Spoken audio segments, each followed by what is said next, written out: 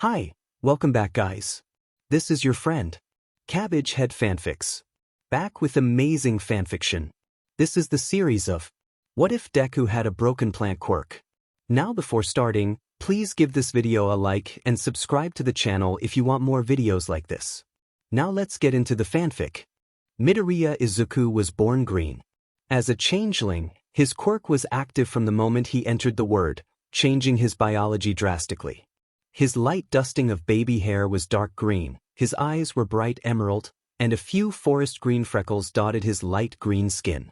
His mother blamed his father's name, Midoriya, for this. Green Valley was such a stupidly prophetic name in her opinion. His father blamed his mother's hair for this.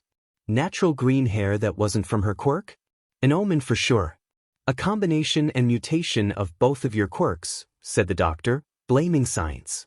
We can only know quite what has happened here once he matures, but we will keep him under observation for a few days just in case. The green baby revealed its quirk within hours, refusing to consume any of the milk or formula provided to it. After a battery of tests, it was revealed that the baby was photosynthesizing, absorbing nutrients from the sun through specialized skin cells and a unique lining in his throat and lungs. The doctors concluded this was a mutated combination of his parents' quirks, attracting small objects, in this case particles of light, into his modified throat, the fire-breathing aspect instead drawing on the fire of the sun and metabolizing it for energy. The family was sent home a few days later with instructions to keep their family doctor updated on any new developments in the child's quirk. A baby that required no BRST feeding PRs was a godsend to Inko, letting her return to work much faster than she would have. Her job as a secretary did not allow enough breaks for regular feeding but had no problem with her merely keeping a baby at her desk. Inko's swift return to work helped her family's finances greatly, and when the opportunity for a promotion to an American branch came around for Hisashi, he was able to confidently turn it down to continue working near his family. Little Izuku was an incredibly energetic child, never seeming to run out of energy during the day. His lack of need for naps made having him at work even easier, and he would pass out almost instantly after sundown without any fuss. The Midoriyas enjoyed some of the most peaceful baby years imaginable, much to the envy of Inko's best friend. Mitsuki's baby was a terror to behold, screaming constantly and thrashing about as though his rage could manifest his will faster. As the two children became toddlers, the women socialized them frequently, more and more as little Katsuki proved to have enough energy to keep up with Izuku most of the time. Katsuki still needed occasional naps though. The boys' childhoods passed swiftly and uneventfully, until preschool when their quirks started to come in. Now, most people thought that Izuku had already gotten his quirk. The boy could eat sunlight after all, it didn't seem reasonable that there would be more to it than that. Just a standard mutation. So, when Katsuki's quirk came in and granted him explosive palms, he lorded it over the green boy. My quirk is so much better than yours, Kaken cackles as his palms crackle, running in circles around Izuku. Can your quirk make you fast like this? Izuku frowned, feeling for the tingling in his chest that had been bothering him for the last few weeks. He takes a deep breath reflexively as Kaken passes him, and suddenly feels strength rushing through his body. For a moment, tiny golden motes of light seem to float in the air and following the inward pull of his breath before vanishing into the boy's throat. Izuku takes a tentative step, then another, then 30 more, running across the park faster than the staccato explosions of the other boy could propel him. Look Kaken, he shouted gleefully, I can go fast like you. I just needed more sunshine. Holy crap. The other boy shouts, that's awesome Aizu. We are going to be the coolest heroes ever. A week later Izuku decided to test his resistance to fire, begging Kaken to hit him with a strong explosion. The explosive boy gives in, blasting him point blank and flinging Izuku across the playpark. Much to their shock, by the time Izuku has hit the ground the burn and scorch marks are gone. Golden motes dance as the plant boy pants heavily, skin already smooth and unblemished. I'm invincible! Izuku screams happily, hit me again Kaken. A few minutes away, in the kitchen of their modest house, Inko Midoriya shivers. For some reason she has a feeling her life is about to get a lot more stressful. The boys enter elementary school as fast friends. Izuku is so high energy none of the other kids want to play with him, unable to keep up with the infinitely energetic teen. It isn't any fun to play tag with someone who can completely revitalize themselves with a few breaths after all. Izuku's only companion is Katsuki, his quirk raising his blood pressure and making him nearly as energetic, body constantly pumping with adrenaline. Explosion does not grant the boy any additional stamina, but what it lacks Katsuki makes up for in pure grit and determination. The boy's parents have resorted to letting them loose for hours at a time in the park beside their house, and recess at elementary school often devolves into the two running near marathon, relative to their age, games of tag around the playground as they scream and throw themselves across play structures. It is during elementary school that the true extent of Izuku's regenerative abilities are revealed. The two boys are playing on a bridge, happily roughhousing and glad to be in a new environment, their mothers following along behind them at a more sedate pace. Izuku hops up onto the wall of the bridge, balancing precariously as he shows off his balance to his mother and pseudo-aunt. "Look, Mom," the small green child calls, "no hands." "Izuku, get down from there this instant." Izuku goes to hop down and trips on a rock.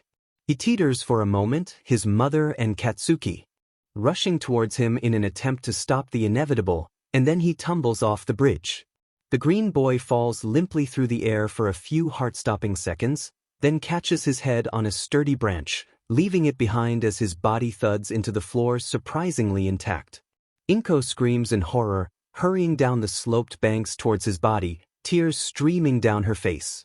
By the time Inko reaches the bottom, Izuku's head has dissolved into brown and crispy plant matter, and his neck is shimmering with golden light as a replacement grows back. Moments later, he sits up looking no worse for wear. "Mom," he says excitedly, "my head popped off. Then it popped back on. That's so cool." Inko just sobs, holding him close and wondering how her life had ended up so strange. When Izuku was 10, his homeroom teacher recommended him to a psychologist. 2 months later he was diagnosed with quirk-induced periodic ADHD, and nobody was surprised. According to the doctor, the energy his quirk constantly fed him was more than he could use, and when he wasn't actively using it, it overcharged his brain and messed with it, producing symptoms similar to hyperactive ADHD. Using the energy helped regulate his symptoms, so it became common to see Izuku working on homework while flat-out sprinting on a small treadmill with his enhanced speed. Eventually, his father rigged a small generator to the treadmill, and when Izuku ran, which was often, he helped offset their power bill. His father also started slipping protein and other extra nutrients they couldn't otherwise convince the stubborn child to eat into the mineral shakes the boy had to drink to supplement his photosynthesis, and Izuku rapidly built muscle as he exercised. He was still a child in a child's body, but fitness was never an issue for the green boy, and his body stayed toned in the stringy way a child's does. Thankfully for his parents, sleep remained a non-issue for the boy. His quirk needed bright sunlight to empower him, and during the night it was drastically reduced inefficiently. The doctors described it as essentially running on a battery, like a solar panel. Izuku had to be extra careful at night, since his regeneration was much slower, and he was possibly killable during these hours. The doctors theorized taking too long to regrow a part would cause permanent damage to his body, but nobody wanted to risk doing any tests. In solidarity with his friend, Katsuki went to a child therapist as well. He was informed he had anger management issues, and started a regimen to learn to control his emotions properly, but they often leaked out at school during these years. Katsuki became a bit of a bully, blowing up at people and then subsequently blowing them up. That is, until Izuku defeated him with the power of extreme violence, showing him the error of his ways. Bakugo stalked towards the sniveling child on the ground, palms sparking menacingly. "I'll show you for challenging me. Extra," the explosive boy promised, taking another step towards him. "Kaken, stop that." Izuku screamed, jumping in front of them, the following explosion scorching his shoulder instead of the crying boy's face. "Heroes don't hurt people. He deserves it," Bakugo says, childlike cruelty shining through in all its splendor. "He was looked down on me, as if this extra could ever stack up to me." Mom says not to take your feelings out on other people. Izuku protested. Stop letting your inferiority complex guide your actions. Bakugo sprung forwards with a scream, slamming twin exploding palms into Izuku's shoulders and blasting him into the fence. Neither of the young boys had had any combat training at all, so the ensuing fight was less an actual fight and more of a brawl. The two rolled around on the ground, hurling insults and punches as they tore into each other in the most hurtful ways they knew how to. 15 minutes later, Bakugo was on the ground covered in bruises and bite marks, his broken arm cradled against his chest as he sobbed. The boy he had been bullying was long gone, and Izuku stood in front of him panting. The plant boy was without a mark on him, but he had tears streaming down his face from the pain that the vanishing injuries had caused and the hurtful things his friend had said. 20 minutes after that, the boys were sitting in the principal's office while their mothers scolded them before bringing them home for yet more scolding. The two were suspended for 3 days, and Bakugo was placed on disciplinary probation for the rest of the school term. The next week, Bakugo was more restrained. His therapist noticed a marked improvement in his efforts during sessions, and he never bullied another student again. Bakugo's abrasive personality didn't fade, but he limited himself to verbal abuse and to attacking Izuku. The boys never told anyone what they had said to each other during their fight, and beating each other to a pulp became their new favorite game and method of conflict resolution. The boys graduated elementary school a little over a year after that, and all their teachers breathed a sigh of relief. Their final year had been nearly uneventful compared to some of the others, except for what was termed the roof-jumping incident. Bakugo had gotten set off at Midoriya during a fight, and in the timelessly cruel manner children have, told him to go take a swan dive off a roof. Midoriya, being a feral demon child, promptly threw himself out of the 4th-story window in front of a class full of, now traumatized, students and their homeroom teacher. To make matters worse, the boy had walked back into the school afterwards, so students looking out the window did not see him fully recovered, but rather not at all. Homeroom and the following few classes had to be cancelled while the teachers desperately calmed the students down and tracked down where Midoriya had gone. The plant child turned out to be in the teacher's lounge, having his 3rd coffee of the day, liquids being the only substance his altered digestive tract could properly consume, while cackling maniacally. He was given a week of detention and a 710 for form from Bakugo, and his classmates were given a week of free counseling sessions to help them process the event. Midoriya retained his habit of leaping off of tall objects and out of taller objects for the rest of his school career and beyond, much to his mother's distress. "Come on, Kaken, we are going to be late." "Well, maybe if you hadn't gotten us lost, we wouldn't be running late." Katsuki tightened his backpack strap as he chased after the jogging plant in front of him, weaving through the crowd on their way to the cafe. "How am I supposed to know they had turned my normal shortcut into a bowling alley?" Izuku called back over his shoulder, "And I'm not the one who picked a fight with that elderly man." "Well, how was I supposed to know he was ex-JSDF?" The two boys ran into their favorite cafe a few minutes later, panting in the entranceway for a moment. The barista waved at them cheerfully from behind the counter. "Hello, boys. Just in time, our lunch special is almost over. Order for 2. "Yes, please." A few minutes later, the two boys are sitting at a small table with steaming cups of green tea in front of them. During the lunch special, the tea at this cafe is made via the owner's quirk and revitalizes you more than a cup of coffee twice its size would. It had been the boys' tradition to always drink one before any test at school, but they only had a small window of time during their lunch. They hurriedly sipped their drinks, chattering away about the upcoming calculus quiz. "Freeze!" a man cried, the door slamming open as he entered. "This is a robbery." The robber was a towering giant of a man, with hair down to his waist that writhed and wiggled around like it was alive. He had a large knife in his hand and started going from table to table with a sack and a request for valuables. Within a few minutes, he had a bulging sack of various jewelry and cash, and he had made his way to the boys' table. "You know the drill, lads. Give me your wallets, phones, anything of the sort," the man said, brandishing his knife. "But sir," Izuku said innocently, "all I have in my wallet is Ligma." "What's Ligma?" "Ligma ball," the boy cackled. shoving his seat back to avoid the man's furious slash. That was a mistake. I can legally fight back now.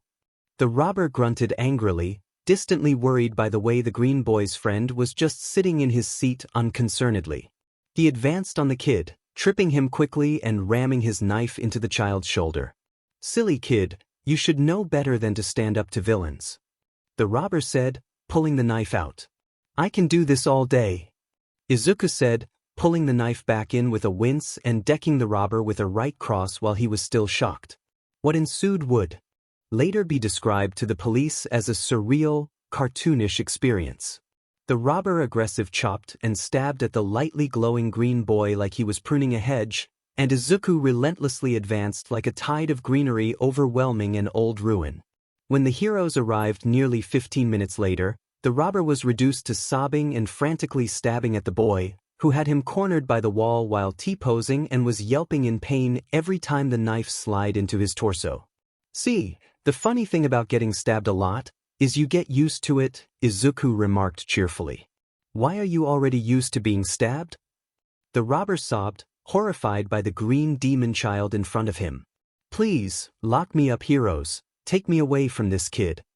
The boys were late to their test, much to Katsuki's chagrin, but at least being stabbed 67 times in the chest is an acceptable excuse for lateness, so they got to make up the test in detention instead of failing it. Inko sighed as she let the local detective in to take her son's statement about an incident of self-defense for the 4th time that month. Izuku had developed a habit of coincidentally being attacked on the scene of a crime, and then fighting back as any reasonable bystander would. It was admirable, and she was glad her son was growing up to be such a compassionate boy, but it sure was going to make her go prematurely gray. He was in his 2nd year of middle school now and had a record for near vigilantism that was longer than some criminals' actual records. Inko couldn't believe she was thinking this, but thank God Katsuki hung out around him so often, so that he could rein Izuku in sometimes. And he still hadn't stopped jumping off buildings, and if she got even one more call about trespassing on rooftops and fatal parkour injuries during her workday, she was going to show the DMN boy a fatal injury. Was it too much to ask to only jump off public buildings? At least the governmental office workers probably deserved the stress of it, DMN bureaucrats. A few minutes later and the detective was on his way out, turning down her offer of tea as usual. He did suggest that she enroll Izuku in some form of martial art or self-defense course, since he couldn't seem to avoid these incidents. That seemed like a good idea, and maybe Katsuki could join him. The boys could work off some of that steam. Yes, now that she thought of it, sessions at the local MMA club 4, maybe 7 or 10 times a week sounded excellent to her. Inko puttered off to call Mitsuki, humming to herself as she did so. The early evening crowd of the illegal fight club roared in excitement as the lithe-masked fighter entered the ring. The Green Goblin refused to fight during the normal nighttime sessions, but he drew in such a massive crowd that the owner of the club had started scheduling dinnertime fights just to showcase the short, curly-haired gremlin. His opponent of the night was a giant of man, towering over the tiny boy. His hands were the size of spades, and he had a heteromorphic mutation that turned his skin ashen gray. They called him the Undertaker, and he was the reigning club champion. The Green Goblin had never fought him before, because he had previously refused to fight during the earlier hours, but the lure of prize money had finally called him forth. The referee backed out of the cage and shut the door, locking it tight before moving to his platform. He nodded to the Goblin's corner coach, a teen of medium height with spiky blonde hair and a permanent scowl. 30 seconds later, he hollered out a greeting and then started the match. The Green Goblin raced forwards in his signature fashion, clawing up the cage wall and gaining height before launching his entire body at the head of his opponent, limbs stretched out to go in for a vicious grapple. The Undertaker pivoted surprisingly smoothly for a man of his size, and neatly slapped the Goblin out of the air with a bone-crunching blow. The small boy bounced limply across the cage floor, coming to rest at the other corner. The crowd gasped in horror dramatically, and then began the signature chant. Rise, Sun God. Rise, Sun God. Rise, Sun God. They whipped into a frenzy as the boy knit back together before their eyes, green skin writhing and twisting as he rose from the floor in a jerky motion. The Undertaker recoiled, not having believed the rumors about this particular fighter. His shock at the immortal goblin being a literal title did him no favors, as the feral child leapt forwards and lashed out with vicious kicks into the sides of his kneecaps. The giant man slowly creaked to the ground, his knees unable to support his great weight any longer.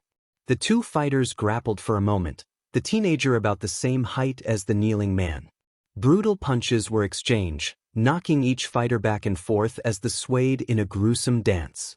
The goblin would not stop coming though, and his punches seemed to speed up, his signature golden aura growing as he prepared for a finishing blow. A little bit of green. The goblin screamed, slamming an empowered fist into the Undertaker's jaw, knocking him flat on his back unconscious in one hit, his jaw distended and broken. The crowd went wild as the cage was unlocked, a massive stack of 1,000-yen notes handed to the triumphant teen. His coach jostled his shoulder as the two walked out of the club, vanishing quickly without mingling as usual. Izuku waved goodbye to Katsuki as he started to make his way home, midway through their final year of middle school. The other teen was a member of the fashion club at his parents' request, much to his embarrassment and Izuku's glee. So, on Tuesdays like this one, Izuku made his way home alone, spending a rare afternoon in solitude before they would meet up after dinner for their MMA lessons. Izuku had been cycling through martial arts to pick up a rounded set of skills for the past year and a half and had recently begun learning capoeira to add some flexibility to his moveset. Katsuki had consistently stuck to taekwondo and aikido, finding that they complemented his quirk quite well. He ducked into the overpass he normally used as a shortcut on his walk home, stuffing his hands in his pockets and whistling. It was a nice, sunny day, and his energy was running high as it usually did this time of year. Suddenly his arms were clamped to his sides as something gross and slimy enveloped part of his body, probing at his mouth and trying to force its way in. "Hold still, kid," the slime villain shouted as it restrained him. "You're green so you won't be a fantastic disguise, but you'll do for a disposable meat suit." Izuku trashed about, starting to power up his quirk to rip free. He opened his mouth to draw in the extra UV particles he needed. Big mistake. The slime flowed into his mouth quickly, choking him and stifling his airflow at every turn. "Huh!" the villain shouted in confusion. "Where is your stomach? What is going on here?" The hesitation cost the villain greatly, as moments later All Might himself came bursting out of the sewers and smashed him away, collecting the gunk into a large soda bottle at insane speeds. Izuku panted for a moment, gasping to recover his breath, and massaging his throat where dark green bruises were swiftly appearing. "Are you okay, young man?" All Might said, picking up a book that had fallen out of his bag and signing it before handing it back to him. "Yes, I'm fine," Izuku said, throat already on the mend as the spring sun lent him its energy. "I can't believe I'm meeting you, sir. I have so many questions. And I would normally love to answer them, but I am late for an appointment and have to go." All Might shouted, crouching, and then leaping off into the distance. 4 kilometers of pseudo-flight later, Izuku realized that grabbing onto his cargo pants was an incredibly foolish idea. Not because of the danger, he would be fine even if he fell, but mostly because he was embarrassing himself in front of his idol. They landed on a rooftop nearby, and All Might scolded him harshly for his reckless behavior. Before he could leave, Izuku grabbed his shirt and shouted out the question that had been on his mind the entire time. "All Might, can I be a hero without a stomach?" The boy gasped out. All Might froze, then rounded on his fan with a dark look on his face. "Who sent you?" The #1 hero shouted, grabbing Izuku by his shirt. "Are you a surviving agent of All for One, come to taunt me?" Izuku gasped, breath rattling again. "And no," he croaked. "I just don't have a stomach and wanted to know. It's my quirk, I am a plant." All Might hastily set him down, stammering out an apology as steam gusted around him. With a pop, the imposing hero was gone, and a gaunt skeleton sat in his place. This time it was Izuku's turn to gasp and grab his collar, accusing the man of being an imposter and a fake All Might. The hero frantically explained, apologizing to the young boy for his harsh treatment again as he elaborated on how a villain had mortally wounded him, and how his comment had brought back all the old memories. All Might, Hespitsti? Izuku mumbled to himself in confusion. Wow, never meet your heroes, I guess. Where'd he go? The number one hero had leapt off the building while the boy was reeling from the revelation and the confirmation that losing one's stomach would not impede hero work at all. Izuku loitered on the building for a moment before the sound and sight of explosions in the distance drew his attention. Figuring he may as well top off this incredible day with some convenient self-defense, Izuku hopped off the skyscraper into a flawless swan dive, cackling madly as the wind rushed through his curly hair. 12.5 seconds later, Izuku is laying on the pavement, every bone in his body shattered as he groans in pain. 4 seconds after that and he is standing again, the only remnant of his fall a dark splotch along the arm where he hit, and even that is fading rapidly. He giggles, shaking himself off and waving at the horrified bystanders, then sets off in the direction of the explosions. Arriving at the scene to find the slime villain from earlier was a surprise. Seeing Kaken trapped inside it was even more shocking. Kaken? Izuku shouts from behind the barrier, "What are you doing here? Don't you have fashion club?" Katsuki, predictably, does not respond. Izuku figures he was just in a mood this afternoon. The rest of the onlookers figure it was because his mouth was currently being filled by large amounts of odious green slime. Izuku, predictably, takes offense to this.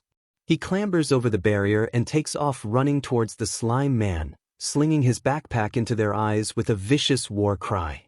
This is not, of course, an attempt to hit the slime man, rather a result of Izuku having particularly poor aim with improvised missiles. All Might arrives suddenly, striding onto the scene with a bold declaration of how inspiring the plant boy is. So bold, in fact, that the heroes present forget they should probably be arresting the green teen for illegal quirk use and vigilantism. The great hero swings a mighty fist and shatters the villain into small pieces again, compacting him into an impossibly small space in a heartbeat. Rain begins to drizzle as he stands triumphantly in front of the rescued boys, holding a full soda bottle. Izuku briefly wonders if All Might was preparing for a new brand deal with Coca-Cola, before returning his attention to the task at hand, chastising his rude friend. "What the F dash?" Kaken says, coughing up a small amount of green slime. "Why the F, are you here, Izuku? I heard explosions." Izuku says, "Why didn't you say hi back, you a-hole? I was currently drowning, dumbass." Izuku takes offense anyway and tackles the blonde. They viciously wrestle, rolling across the singed and battered pavement while hurling an impressive number of obscenities at each other. All Might, in his infinite wisdom and Americanism, decides that this is an excellent display of passion. Combined with the true heroic drive and recklessness determination that the green-haired boy had shown, and the very resilient Quirk, it painted a great picture of a future successor as far as he was concerned. Plus, they could bond over lack of stomachs, vital to any student-mentor relationship. "My boy," the hero called, having followed the fighting children as they rolled out of the alleyway and across several busy streets until they reached a suitably abandoned lot. "Can I talk to you in private for a moment?" "All Might, at that volume you can't talk in private at all," Izuku says, kicking Katsuki in the face as he clambers to his feet. "Besides, anything you tell me I'm telling Kaken. Even if it's a state secret, especially if it's a state secret." All Might considers this for a moment, hearkening back to several wild parties in America where he himself was rather loose with state secrets. Deciding he could live with one extra person being in on his secret, he deflates in front of them. "What the F dash?" Katsuki yells, firing up his quirk to attack the skeletal man. "Kaken, wait!" Izuku cries, grabbing his wrists. "He just doesn't have a stomach." Katsuki freezes, staring at his friend in shock. He puts his hands at his sides as he mulls this over. "Nerd. You know, not having a stomach does not make someone trustworthy, right?" "It doesn't." "What the actual F dash?" "No, it doesn't." "Well then why am I so trustworthy?" "You aren't." "You take that back." Izuku cries, diving onto the blonde again as their fight recommences. "Boys." All Might helpfully reminds them of his presence, breaking up the fight so he can continue his story. "Ahem. As I was saying, I was born without a quirk. My actual quirk can be passed down and has been for generations. And if you'll accept, I want you to be my successor, young Midoriya. Oh. Is this because I can't die? Izuku says pensively, Katsuki nodding along with him sagely. You can't die. Not usually. Oh. That sure is helpful. Yeah, let's go with that. All Might says uncertainly, I had a whole spiel about your heroic qualities impressing me prepared, but it's honestly pretty generic. Immortality is a great reason though, I'm going to steal that one. So, what happens when the nerd inherits your power? Katsuki says, is he going to get super buff like you? Or just be a pipe cleaner still? Well, if he was to accept my power right away, he would likely explode, and I have a business trip for the next 2 weeks, although I guess exploding isn't much of an issue anymore. All Might hesitates, you know what, why don't I just give it to you now? And see what happens in 2 weeks. If you need anything, call Recovery Girl and tell her Yagi sent you. That seems deeply irresponsible, Katsuki says all. The times that Izuku has caused massive collateral damage replaying in his head on loop. It is. All Might says, all the parties he is going to have in Brussels playing through his head on loop. I am All Might though, so it's fine. It will be fine. Izuku says, all the buildings he can jump off, or even over now, playing through his head. I'll go somewhere remote to not draw attention. Yes. Dagoba Beach. All Might cries, remembering his original plan, clean it together, it will be great training. Now eat this. All Might, I don't have a stomach. Oh. Photosynthesize this. Please stop T-posing. Izuku sighs, looking at the looming, steaming hero in front of him. I can drink, give me a little blood. The next morning, Izuku wakes up feeling a little funny. He goes to school, and the feeling persists throughout the day. During gym class, the teacher announces they will be playing their weekly game of dodgeball. The children cheer, as this is the only time during the week that they are allowed to use their quirks. The government needed to provide a place for students to exercise their abilities and learn to control them after all, and quirk counseling really only covered diagnosis and general advice, aside from the extreme cases. Gym class provided an excellent outlet, and public respect for gym teachers soared now that they are required to have extensive certification and training to control quirk teens on a rampage. The gym teacher at Aldra Middle School was very well trained. He had a PhD in quirk sciences, a teaching degree, and had been teaching at various schools for almost 30 years. That meant at least 6 recertification courses throughout his career, so he was up to date on all modern practices.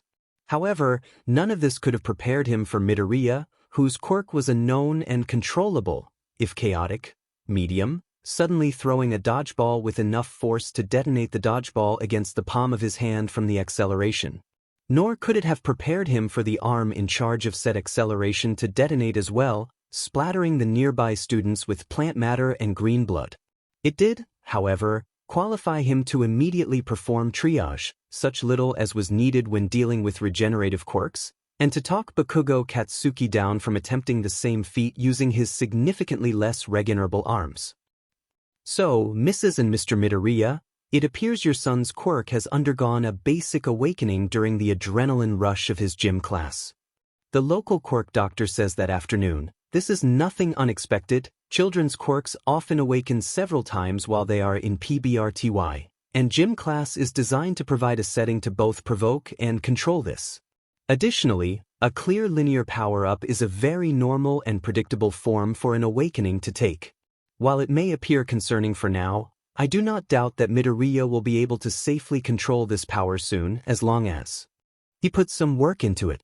I've attached a suggested list of mental exercises that people with powerful quirks often employ to regulate output, and I suggest he avoid going all out until he matures more.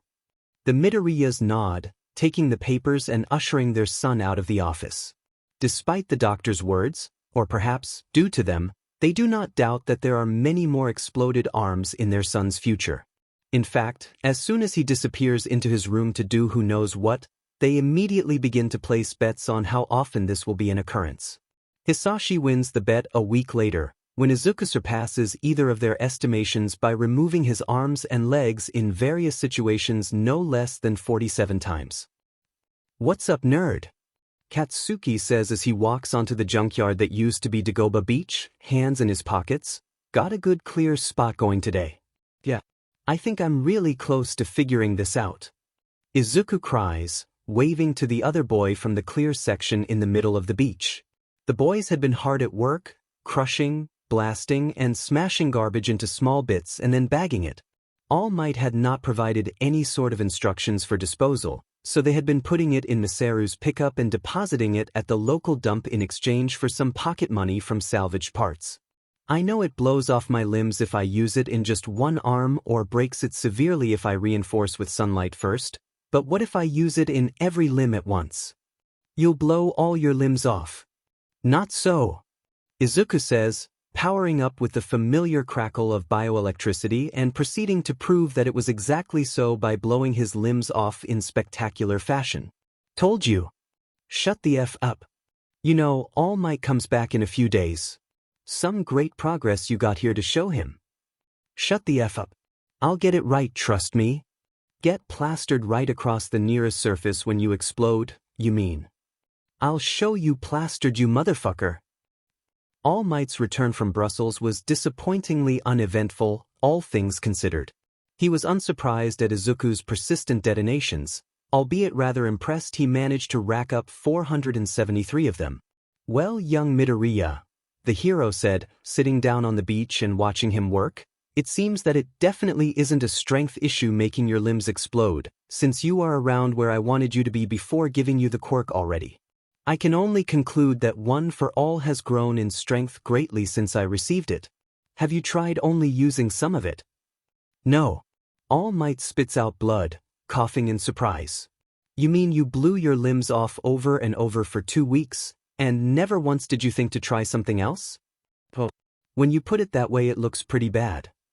Young Midoriya, you never cease to amaze me with your heroic drive," All Might says, complimenting the boy's complete lack of self-preservation or fear. "The pain. Let us try a different approach for the rest of our time before the exam though." Izuku stops his cleanup and walks over to his hero, wiping sweat from his brow. "Like what?" All Might suddenly recalls that he was supposed to be spending the last 2 weeks figuring out how to teach someone about a quirk he had learned intuitively, instead of partying wildly in Brussels. "Like, calling my old mentor. Here's his number, give him a ring. Goodbye, E." Izuku watches as All Might flies off in a burst of steam and blood, speculating on the side effects that must be having on his health. Figuring that being the #1 hero meant a certain immunity to mortal concerns like listening to doctors, he turned his attention to the contact info in his phone. "Bring. Who is this?" "Izuku Midoriya," Toshinori said to call this number. "Toshi? That boy can't even call me himself? Well, what do you want?" "He said you could help train me in the use of One for All." Tell Toshi he can call me himself if he wants help. Goodbye." Izuku listened to the dial tone for a few seconds, contemplating the odds of All Might actually calling whoever was on the other end of the line. Giving it up for a bad job, he turned his attention back to the trash. The next 8 months passed smoothly. Izuku worked literally tirelessly to clear the entirety of Dagoba Beach, Katsuki helping him whenever he had a free moment. Izuku didn't make any more progress with One for All, and All Might didn't make any progress with actually calling his nebulous old mentor. The day of the entrance exam saw him excitedly drinking tea with Katsuki at a cafe, prepared to use his original quirk and his combat training to pass. "I'm going to get the highest score, Kaken, just you wait," Izuku says excitedly. "Idiot, you can't even use a fraction of your power without exploding, they have to take points off for that," Katsuki says angrily, slamming his empty drink onto the table. "And besides, it's you. I'm waiting for news of what ridiculous happenstance goes down, not for whether or not you passed." Izuku lets out a cry of outrage as he finishes his drink, hopping up to leave. The two boys swiftly navigate to UA at a little less than a sprint, Izuku urging Katsuki to greater and greater speed out of excitement. They pull into the school gates a few minutes later, Katsuki panting while the plant boy beside him continues to vibrate with excitement, rambling about what kind of test it might be. And what if there is a rescue portion and they light a building on fire? I'll have trouble then since I can be slightly flammable if I don't hydrate enough. Or what if we have to fight other examens? I hope I don't have to go against you, I want us both to get in. Or what if there is a giant robot like bigger than normal robots and someone gets trapped under it and I have to blow my body to bits to save them, but then I get slapped and kissed? Shut the f up, Izuku. Katsuki growls out, recovering his breath. Literally none of those things could ever happen, you will be fine. What about the fire though? Okay, maybe the fire, you do tend to ignite more than average. I think that's your fault. Okay, back to shutting the f up. Besides, you drank lots of water just in case, your leaves are super green right now. You're probably a mess of moistness inside. Are you not moist inside, Kaken? No, I'm better than that. I'm a desert inside because deserts are effing cool. Izuku stares at him in horror for a moment, thinking about the implications of a sandy stomach before he gets distracted once again. He turns and bounds off towards the entrance, trying to execute a double handspring and failing miserably. Before he can hit the ground, a wave of vines wraps around him and set him smoothly on his feet. It would be a bad omen to fall. The source of the vines, an unremarkable girl aside from the thorny vines making up her hair, remarks, "The Lord above smiles on us today and we should not waste his blessings." You believe in him too? Izuku says in a reverent tone, Katsuki face-palming behind him. Of course I do. He is our savior. May you go in peace. The vine-haired girl clasps her hands in prayer for a moment, then walks off and disappears into the entranceway. You know there is no way that she was also talking about your crackpot sun god cult, right? Katsuki says drily, head emerging from his hand. What? Of course she was. I don't know of any other lord aboves, do you? I don't know. Have you considered like Jesus? Jesus is part of the sun god theology. They mounted him on a cross and burnt him as an offering. They absolutely did not. People still recreate it to this day. They absolutely do not. Then why did they burn down Notre Dame? Checkmate boombox.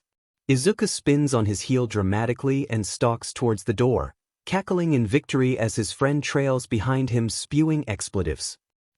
The written exam passes in a blur of foot tapping and pencil chewing.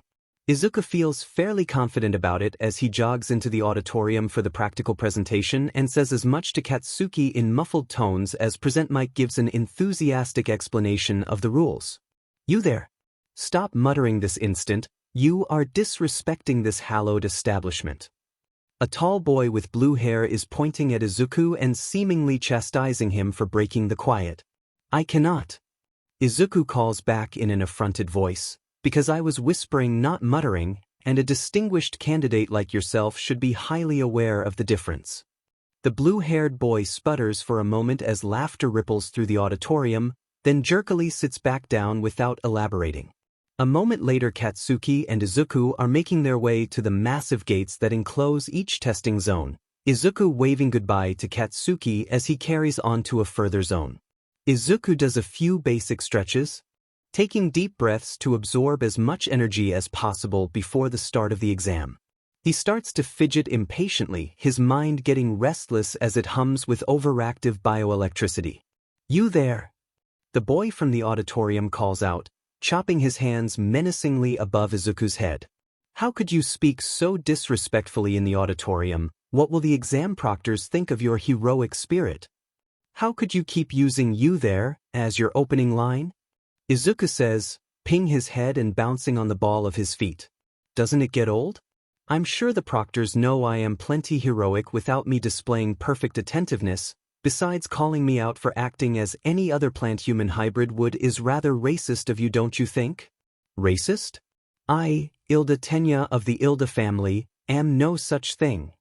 Then why are you persecuting me for being a plant? That doesn't seem like a very tolerant thing. How is muttering a plant-based behavior? Well, am I a plant? I assume so. Did I mutter? Yes. Therefore, muttering is a plant thing. Post hoc ergo proctor hoc? I don't know what that means, so it can't hurt me.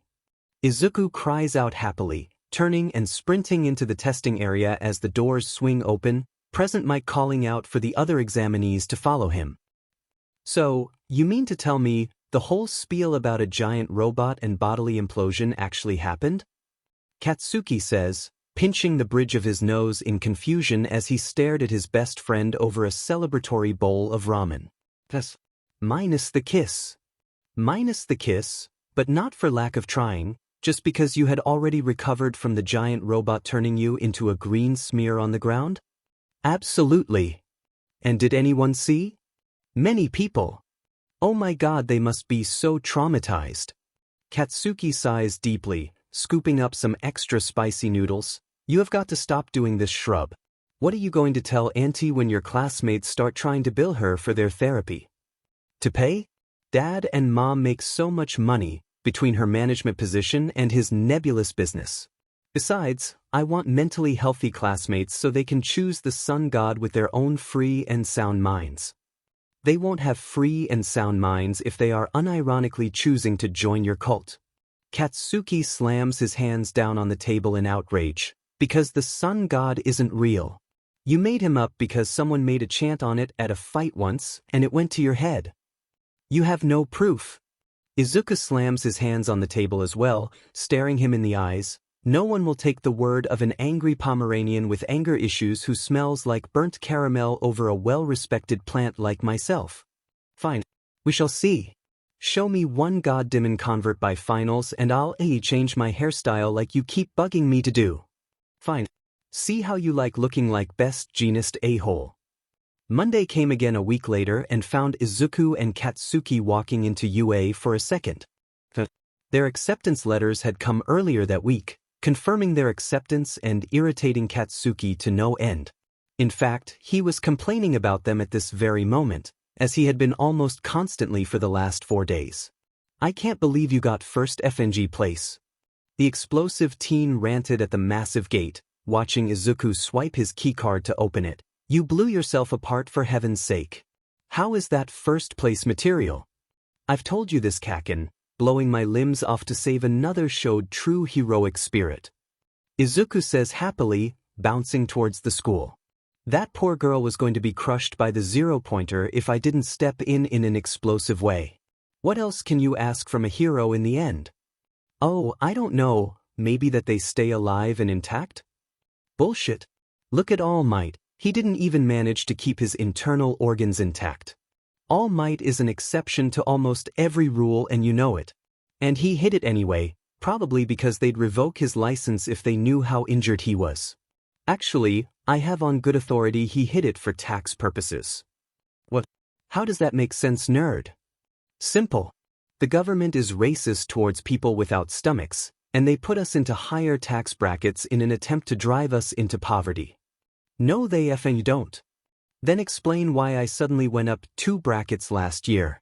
Checkmate, racist. You went up in tax brackets because you made a sheet ton of money at that fight club and decided to claim it on your income taxes because that's the heroic thing to do, whatever that means. And I'm not a racist. The boys' conversation had carried them all the way through the school and to the door of Class 1A, and the massive entrance swung open right as Bakugo finished screaming at his friend. That sounds like what a racist would say. The pink girl in the doorway says cheerfully, "Hi. I'm Mina Ishido." Finally, someone sees him for what he truly is. Izuku bounds forwards and shakes her hand, carrying onwards into the classroom in the same motion. My name is Izuku Midoriya. Not all men are born equal, and Kaken makes it his business to punish those unlucky enough to be a minority. In OIF don't, Katsuki screams, brushing past Mina to storm after Izuku. I'm the most accepting motherfucker you've ever seen. I tolerate you, don't I, shitface? Izuku turns around to face him, the rest of the class staring in shock at the sudden increase in volume and political tensions.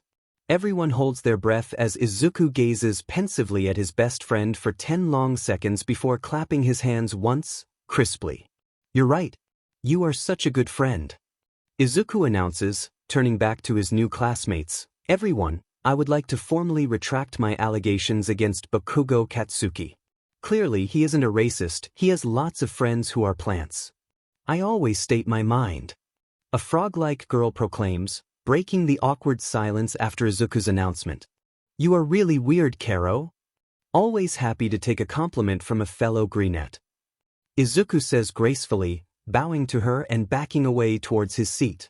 Everyone stares at him in confusion, their earlier attempts to get to know each other abandoned in the face of Izuku's hurricane entrance. Class is starting. If you have time to debate social justice, you have time to take your seats.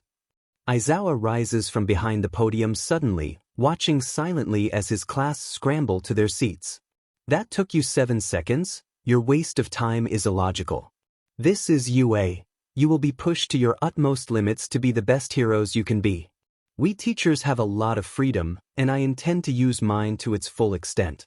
Any questions before we get started? Why the hell was my class placement changed last minute? I was assigned to 1B, and when I got here, they redirected Shiozaki and I to class 1A. A blonde spoke up from the front row, tone colored with indignation. I am outraged at being placed in the inferior class, and demand you send me back. You look like a hobo, how can you even teach us effectively? You were switched last minute because of a filing error, Monoma. Traditionally, I take all the students with powerful quirks that can be volatile, and Vlad King takes the rest. The secretary handling class assignments mistook you two for having controllable quirks, until this morning when I corrected their assumption and their employment status. Aizawa says in a flat voice, glaring daggers into Monoma's eyes, and if you ever disrespect me to my face again, I'll correct your enrollment status to read expelled. Monoma gulped, nodding rapidly and looking at his desk. The blonde seemed quelled for a moment, but something about his glare and hair color was giving Izuku a strong sense of déjà vu. That goes for the rest of you as well. Show me you lack potential at any point, and I will not hesitate to end your hero academia right then and there. The teacher continued, looking up to address the class as a whole. Heroics is serious, dangerous business. I will not send anyone who doesn't hack it into the line of duty just for them to get killed. To that end, we are skipping the orientation ceremony so that I can test you all. You can thank your classmate for that. I'll see you on the sports field in 10 minutes, or I'll see you out the gate. The class scrambled for the pile of gym uniforms their teacher tossed onto Monoma's desk, hurrying down to the changing rooms as fast as possible. That was very disrespectful of you, Monoma. Ilda says as they tug their uniforms on in the changing rooms. UA is a hallowed institution, and you should tread lightly in the halls our respected alumni once walked. The rules are here for a reason. That's rich, coming from a racist. Izuku chimes in from the other side of the room. Don't think I haven't forgotten the entrance exam, Ilda. Excuse me? I am no such thing. The taller boy replies, chopping his arms frantically. I come from a long line of respected heroes, and I would never dishonor their name by stooping so low as to prosecute someone for their immutable qualities. Then stop hating on me because I don't have a stomach. You don't have a stomach? I was unaware of this. Ilda stares at the boy in confusion. We clashed over your disrespectful whispering, not anything to do with stomachs. Oh. Well, you win for now, glasses, but I'll expose you for who you are eventually. Stomach or no stomach, Izuku Midoriya always gets his man. Do you want a stomach? I've got some here. Chimes in the masked boy changing beside Izuku, the organ in question growing at the end of several undulating limbs. Oh my gosh, really? Izuku jumps up and down excitedly. Kakin, I'm going to have a stomach. Somebody call a doctor, we have a transplant to do. That's not how plants work, idiot. You can't just gain a stomach by stuffing one inside. Katsuki storms over to him and grabs his collar. Come on, we're going to be late and I don't want to be expelled. The other boys trail after them, various expressions of bewilderment on their faces. Shoji quietly turns the stomachs back into ears and eyes, not wanting to rub the poor plant boy's predicament in anymore. They bunch up with the rest of the class on the field, staring anxiously at their teacher. All right. That was 9 minutes and 30 seconds. Their teacher announces over a collective sigh of relief, you'll do, I suppose. It's time for some testing. Midoriya, you go first. What was your score for the ball throw in middle school? 70 meters. Throw it again now, but use your quirk. Midoriya takes a few deep breaths, a golden glow enveloping him as he soaked in the midday sun. His skin started to crackle with bioluminosity, the air around him smelling faintly of ozone. He stared at the sky for a moment, taking on last slow breath. Settling into a stance, he pet his arm and prepared to throw. His power settles over the crowd watching him almost like a tangible weight, his fellow students bar Katsuki holding their breath for a moment. Praise the sun god. Izuku shatters the illusion of grandiosity as he screams to the sky, arm rocketing forwards. The special baseball zips out of his hand in a blur, moments before that arm shatters horrifically. Everyone's attention is suddenly torn from the vanishing ball back to Izuku as he screams in pain. His arm has multiple 90-degree bends in it, purpled and spewing dark green blood all over the ground. Izuku is cradling it with his good arm and wailing pathetically, an impressive litany of swear words accompanying his keens. The class panics. Oh my god, is he okay? Mina screams. Most people who destroy their arms are not okay. Todoroki deadpans behind her, seemingly unaffected by his classmates' automutilation. Sacre bleu. Quel horreur. Aoyama gasps something incomprehensible in the back of the crowd. Shut the F up, extras. Katsuki says as he shoves his way past the crowd. The nerds fang fine, it's just a little broken arm. You'd think hero students would be a bit tougher than to panic at the sight of gore.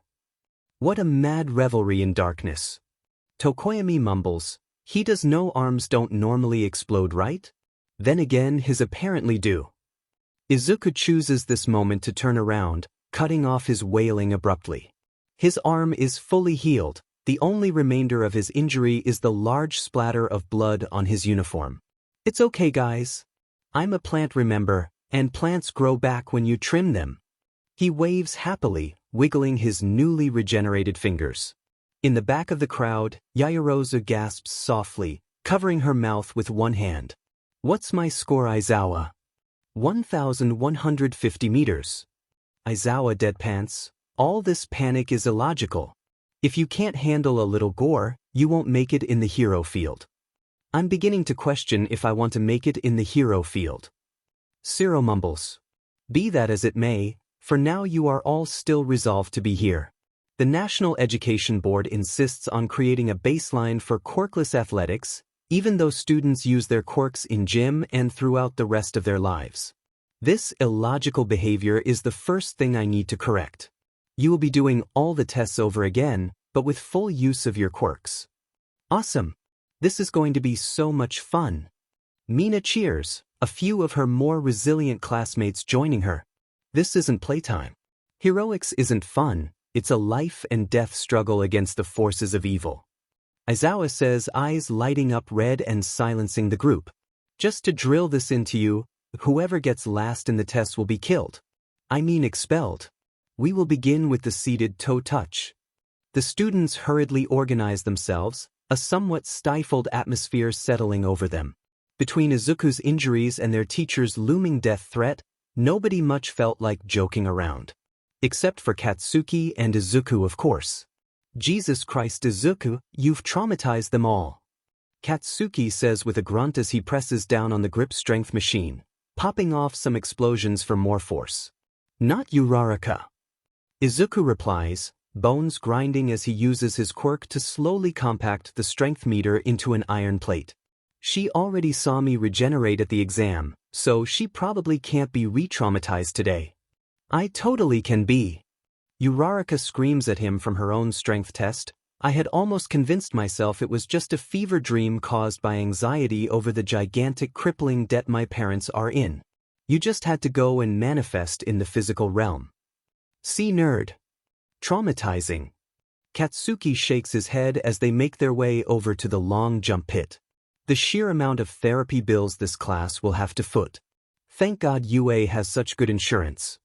Well, I'll have you know trauma is good for the soul.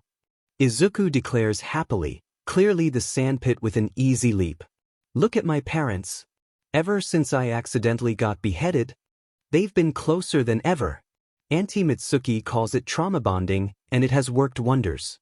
I'm sure, Katsuki says, staring at his friend blankly, that has nothing to do with their refusal to have another child. To the point where after your dad got a VSCTMY, your mother paid for Quirk-induced sterilization. They just don't want anything to dilute their love for me. My mother got sterilized too, but she doesn't love me, Todoroki says, walking over to the boys. I don't think the two are connected. Izuku and Katsuki stares at him in horror for a moment, before collectively deciding to ignore that deeply concerning comment. Besides, the most affected is Yaoyorozu, and she is rich, Izuku declares, pointing at the seemingly naive heiress in question as she creates a pole to vault over the sand pit. What does that have to do with anything? She can afford the therapy. Katsuki facepalms as they walk to the running track for the final few tests of the day, seriously questioning his friendship with the plant boy. This is nothing concerning for Izuku though, since Katsuki seriously questions his friendship on a daily basis and always decides to stay for some unknown reason. The two take their places on the track for the final test of the day, their classmates slowly having warmed up to the two over the course of the exam. As the class collectively breaks into a jog for the long-distance run, Kirishima makes his way over to Izuku. Dude, that was so manly. How can you handle the pain of breaking your arm like that? It's simple. I focus on the deep existential pain of knowing I will never be able to consume a burger, and that distracts me from the pains of the flesh. Dude, that's so manly. Maybe I should get my stomach removed so I can handle more pain. Don't listen to a word he says, Katsuki butts in, jogging up on Kirishima's other side. He ignores the pain because he's bats hit crazy, and stomachs are dead useful. I recommend keeping yours. You're just jealous of my greatness. Izuku fires back, drawing on his quirk and picking up the pace. He pulls away from the two quickly, leaving them happily discussing workout techniques and hyperactive friends with different skin colors. Izuku puts on the gas, weaving in and out of people as he picks up more and more speed. Eventually, he catches up to Yaoyorozu on her bicycle. Hi. Nice bike you have there. My name is Izuku Midoriya. I've heard, several times. I must say, you are a rather improper individual. The heiress replies. I'm only improper if you let yourself be chained by the system. If you ask me, we should all reject it and topple the corporate bourgeoisie. Well, I find myself to be a member of said upper class. So, I dare say I am adverse to such a revolution. Momo pedals a little harder to keep up with the plant boy, who in turn lowers his pace slightly, so she isn't left behind. Besides, there are tons of benefits to a capitalist system. You just need to know how to properly work it. Go on. What were you talking about with Rich Beach? Katsuki hisses at his friend as the students gather in front of their teacher after the run concludes. My spine was tingling the entire time, I could barely focus on my conversation. Oh, she was just enlightening me to the true way the world works. Izuku says ominously. All right, class. Here are the results. Aizawa calls out, displaying the rankings on his screen. Hagakure lets out a sob as she sees herself in last place, a few of the other girls around her reaching out to comfort her. Also, I lied about expelling someone. It was just a logical ruse to bring out your best efforts. The class gasps in indignation as Hagakure falls to the ground in relief. Izuku shoulders his way to the front and points an accusing finger at the underground hero. Was that entire spiel about how gory and awful hero work is just a line to scare us then? No. Hero work is dangerous, and you will all have lost at least one friend in your first few years of work. This is still serious business. Oh, thank God, I was so excited. Izuku says, drawing confused looks from his classmates. Excuse me, sir. Shiozaki says loudly, also pointing a finger at him, unwittingly mirroring her fellow plant. How can you in good conscience lie to us like this? Are you not aware that the Lord above declared lying a cardinal sin? You doom yourself to hell with your very actions. Fire and brimstone will rain down on those who speak falsehoods in the end of days. The first thing you'll learn in hero work is how quickly a rigid moral code will get you killed. Aizawa says, unfazed by the accusations. He was demed to hell long ago for his actions at his UA grad party. Some morals are to be held up. I'm not telling you to be bad people or anything. But lying and deception are merely tools to help you capture villains. Heroics is a utilitarian line of work, and that doctrine could very well end with you missing in action. Shiozaki gasps, retreating back into the crowd with an offended look on her face. She mutters a few prayers under her breath, clasping her hands together as Aizawa dismisses them for the day. You know, from one plant to another I hear your plight. Izuku says, clapping the vine-haired teen on the back as they walk towards the showers. Can I maybe interest you in an alternative interpretation of theology? I have lots of interesting thoughts about the Lord above, blessed as he is. I can't believe she took offense to that. Izuku says, pressing the cold compress recovery girl had given him to his forehead. Take that thing off, you healed hours ago. Katsuki grunts, walking beside him. Of course, she was effing offended. You told her that her god was fake. Well, he is. You can't just tell people that Aizu. They need to be enlightened. It's AF cult, there is no enlightenment. Izuku tosses the cold compress behind him, wincing as a cat's caterwaul sounds. Out from the yard it landed in. He waves his hands in the air dramatically, turning towards their neighborhood. You'll see, Kaken, you'll see. And oh, I won't. Soon the veil of racism will be lifted and you will embrace true light, basking in the glory of our Lord and Savior, he who resides above, King of all he sees, the blazing glorious one, the sun. You need to stop watching so many telepastors. They've been giving you ideas again. The only ideas I have been given are about pharmaceuticals. Now let's jog home. I need time before MMA to diversify my portfolio.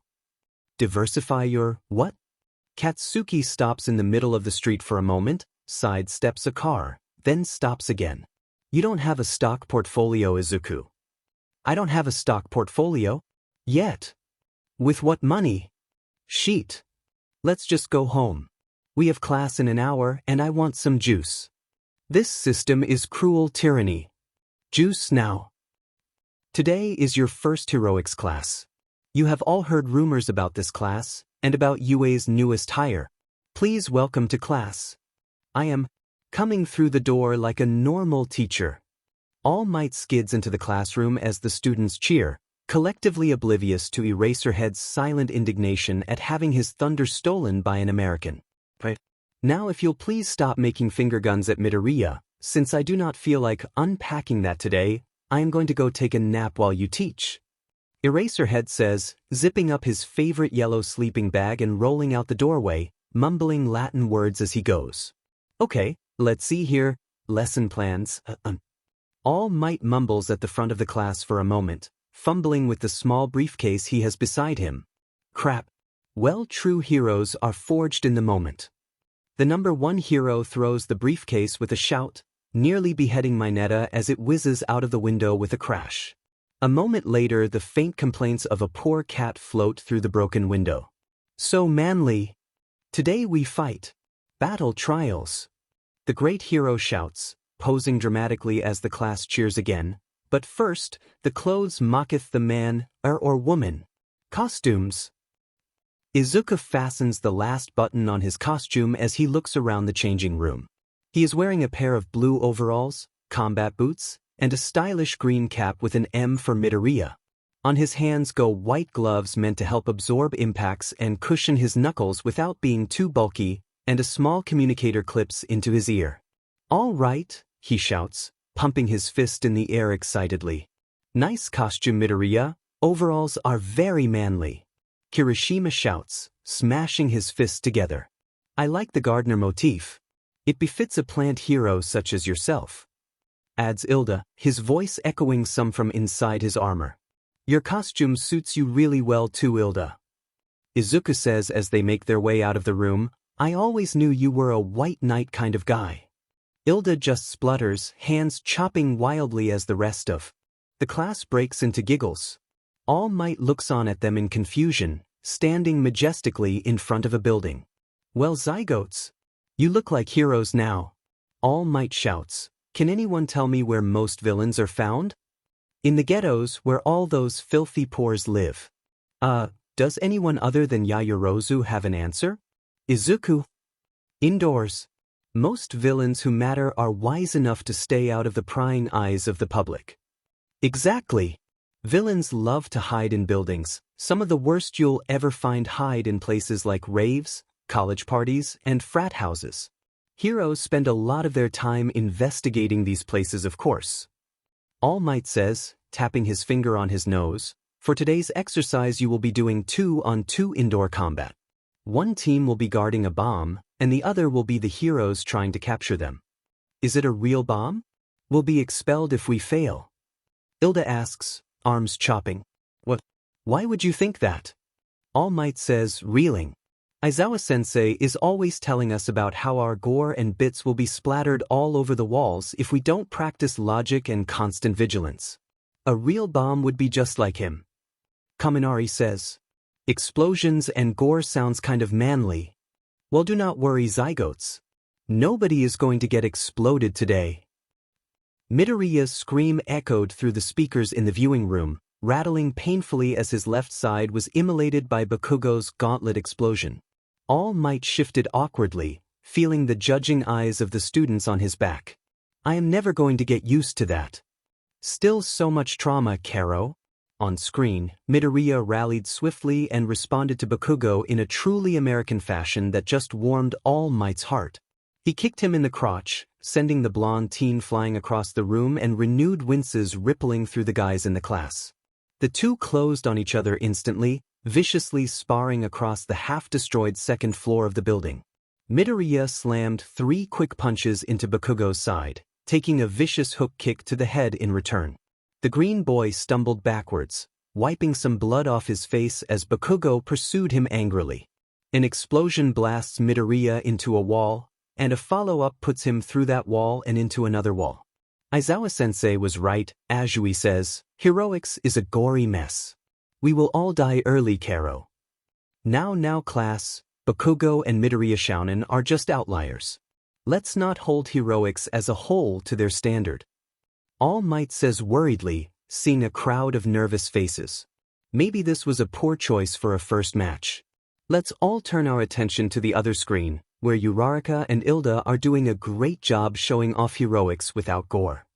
Indeed, Hilda is merely zipping around a clean concrete room while Uraraka fruitlessly dashes after him. The bomb sits in the middle of it, gleaming metal painted black and plastic fins standing out against the plain concrete. Come back here, you speedy bisu. Such language is not appropriate for school, Uraraka. Hilda cries, lifting the bomb and running to the other corner of the room. As a villain, I will not let you heroes by until this bomb has exploded, causing massive civilian casualties. Uraraka screams, charging forwards as something is conveyed to her over her headset. Those in the class paying attention have a split second to look over at the other screen and see Midoriya throw himself into the air and onto Bakugo's lit gauntlet before the floor of the room explodes. Midoriya's body goes flying by, clipping Hilda as the massive hole in its chest rains plant matter and bloody sap all over. Uraraka's scream slowly transforms into a shriek of terror as she continues to charge forwards, grabbing the bomb desperately with her eyes clenched shut. Closed eyes cannot block out the sound of Midoriya's body wetly slapping into the wall though, and she wails as he slowly slides down the wall. Heroes win. Bakugo's curses are the only noise aside from Uraraka's sniffles for a while, as the class quietly contemplates their own mortality. Their classmate's body glows softly as it reforms, the hole in Midoriya's chest sealing up rapidly. In the corner of the observation room, Shiozaki has her head bowed, muttering desperate prayers for God to banish the demon that haunts her. The class moves to another building, and everyone is grateful that the rest of the matches pass mostly without incident. Even the sound of Monoma monologuing as he swiftly dispatches his opponents using Bakugo's copied quirk isn't enough to sully their relief. Alright, today you need to choose a class president. Aizawa says, I don't care how. You have the rest of homeroom to decide. The tired man sinks into his yellow sleeping bag and rolls behind his podium as the class erupts into pandemonium. Everyone wants to put their hat in for the position of leader, and for a few minutes nothing but chaos reigns. Silence! Ilda's voice cuts through the clamor, his arms chopping like never before. We will decide this democratically. Who would like to put their name forwards? There is a brief scuffle as nominations are decided, people arguing with friends and trying to gain enough support to pass Ilda's approval. At the end of it all, half the PRD has elapsed and there are 4 candidates: Yaoyorozu, Ilda, Midoriya, and Shiozaki. The class decides that each candidate should give a speech before they vote, much to Ilda's approval. I would like to thank you all for your dedication to the democratic process and for the opportunity to speak to all of you. He begins, voice level and confident. If I am elected class president, I promise to change things for the better, which I believe will be best achieved by implementing the following systems. The narration of this speech has been cut short, as Izuku fell asleep here and only awoke 10 minutes later when it had concluded. Thank you for your time, I will try to keep this brief. Yaoyorozu says when she finally gets her turn to speak. If I am class president, I will represent you all capably in the student council and advocate for your benefits. I believe I am well suited to this position from my upbringing and previous experience as class president in middle school. That is all, thank you. The class claps wildly, incredibly grateful for a shorter form speech. Kaminari starts pounding his desk, and Jiro Wolf whistles. If I am elected president, I will advocate on your behalf and help guide you forwards into the light.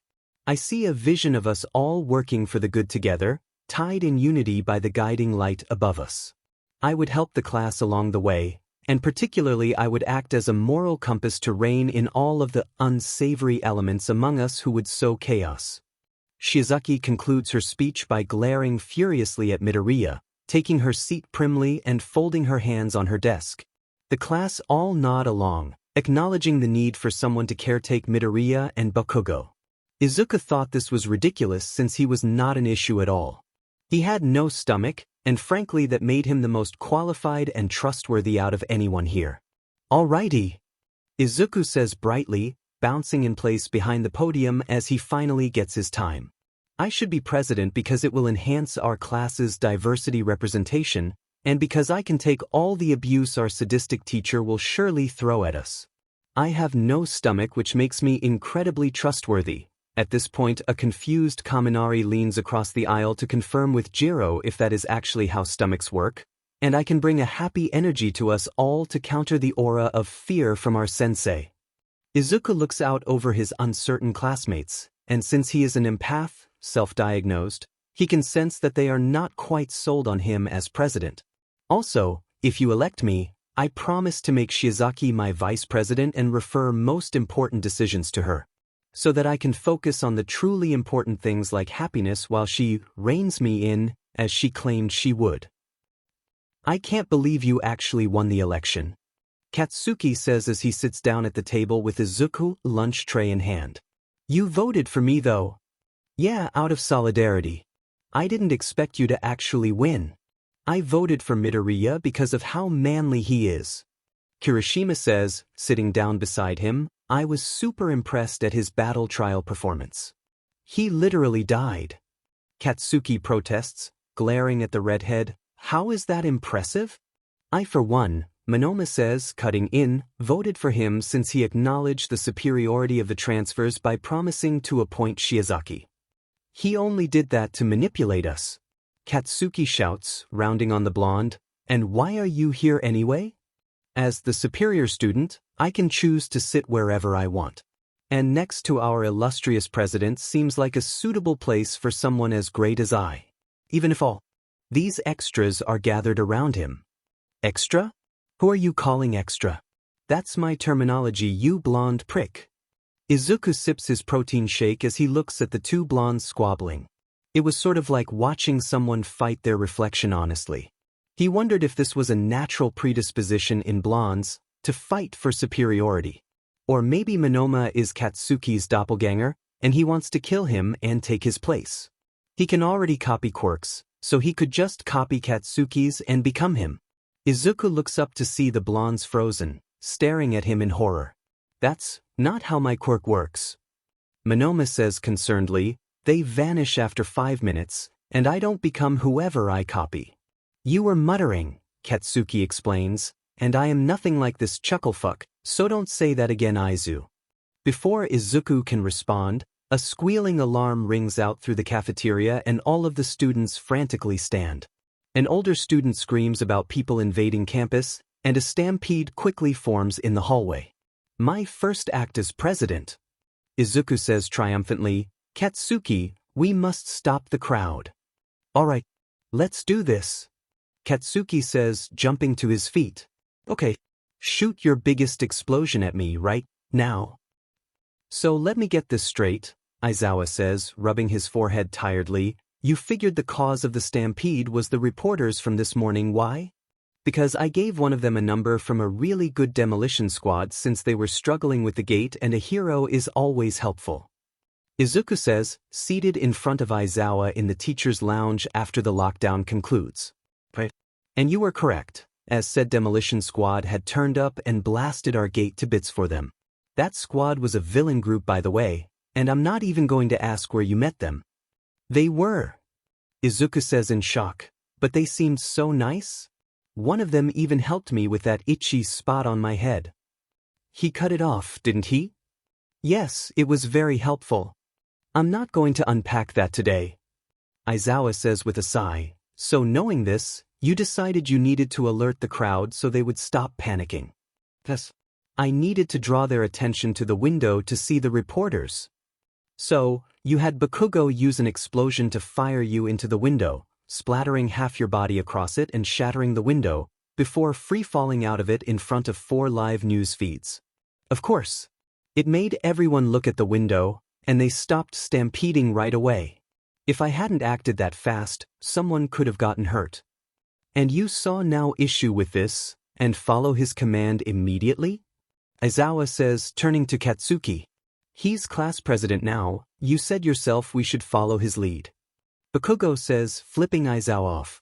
Right. Aizawa stands up with another deep sigh. You both have detention. The underground hero slinks out of the room in search of painkillers for his headache and more hazard pay from Nedzu, praying he can get at least one of the two.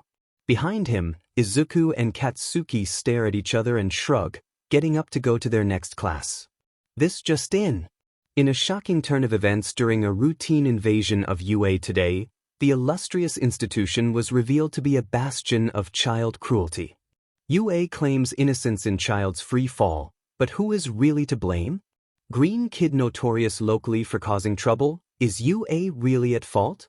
Past teachers of UA victim come forwards. Demon child unmasked. UA, a school run by lizards from space? Tune in at 4 to find out. Nedzu cackled as he finished perusing the headlines that had cropped up in the few hours that had passed since Midoriya's glorious exit via the window. The bad press was mildly concerning since it would directly impact his precious sports festival budget, but it was nothing a mind as great as him could not mitigate. The rodent of indeterminable origin's hands flew across the keyboard as he accessed cached blackmail and dispensed it to several news agencies, watching real-time as frantic retractions and puff pieces replaced the offending articles. While he waiting, his free hand typed up several posts on his anonymous and influential collection of blogs and Reddit accounts, swaying the remaining important sections of the population. Anyone intelligent knew not to listen to either source, but anyone with intelligence was either marginalized by the overwhelming majority that was the public or was Nedzu himself and therefore not a danger to UA. After the disaster had been averted and UA's reputation was once again more or less stable, Nedzu took some free time to pursue some beneficial press for UA via one of his side hobbies. Hello, Rat King? What do you need? A certain plant child caused a lot of issues for UA in the news cycle today. I need his class to experience some beneficial PR and be pushed to a center stage to boost sports festival revenue. PR damage to school security will be acceptable this time. Alright Rat, I can do that. Wire the funds to my normal account, I already have just the group in mind. Thank you Jiren. As always, I find you most amenable. Nedzu placed his landline back on the receiver and indulged in a customary cackle, watching the sharks swirl in their cage, visible via glass floor under his personal desk. Yes, life was great, and this sports festival would be even greater. But first, Alright brats, Aizawa says tiredly as he walks into the classroom the next day. You had a bit of turmoil yesterday, and usually an incident like that would result in some shuffling in the class hierarchy. Izuku drew in a deep and glowing breath, reinforcing his lungs as he prepared to vocally protest the coming injustice. However, Netsu has once again refused by request for either a raise or hazard pay, so I couldn't care less. Midoriya will remain class president, and Shiozaki will remain vice despite her failure to control him. Frankly, mostly blame Shiozaki for this incident, as you were on the other side of the cafeteria instead of watching Midoriya, as is your solemn duty to global safety. Izuku lets out a loud cheer at the news of his continued rulership, and Shiozaki mutters a frantic prayer as she realizes she will be required to spend large swaths of time in contact with her fellow plant. Today we are having a field trip to USJ. Aizawa begins his announcement, but any following words are drowned out by the explosion of cheers from the class. He continues speaking tiredly, his mouth working as all sound is erased by the class nattering. Yes. I love the USJ. Kaminari shouts out excitedly, jumping up in his chair. So many MILFs taking their young children to the park. Mineta joins him on the chair a moment later. Such a glorious bastion of capitalistic waste and expenditure. Momo calls out in an uncharacteristic show of enthusiasm, remaining primly seated in her chair.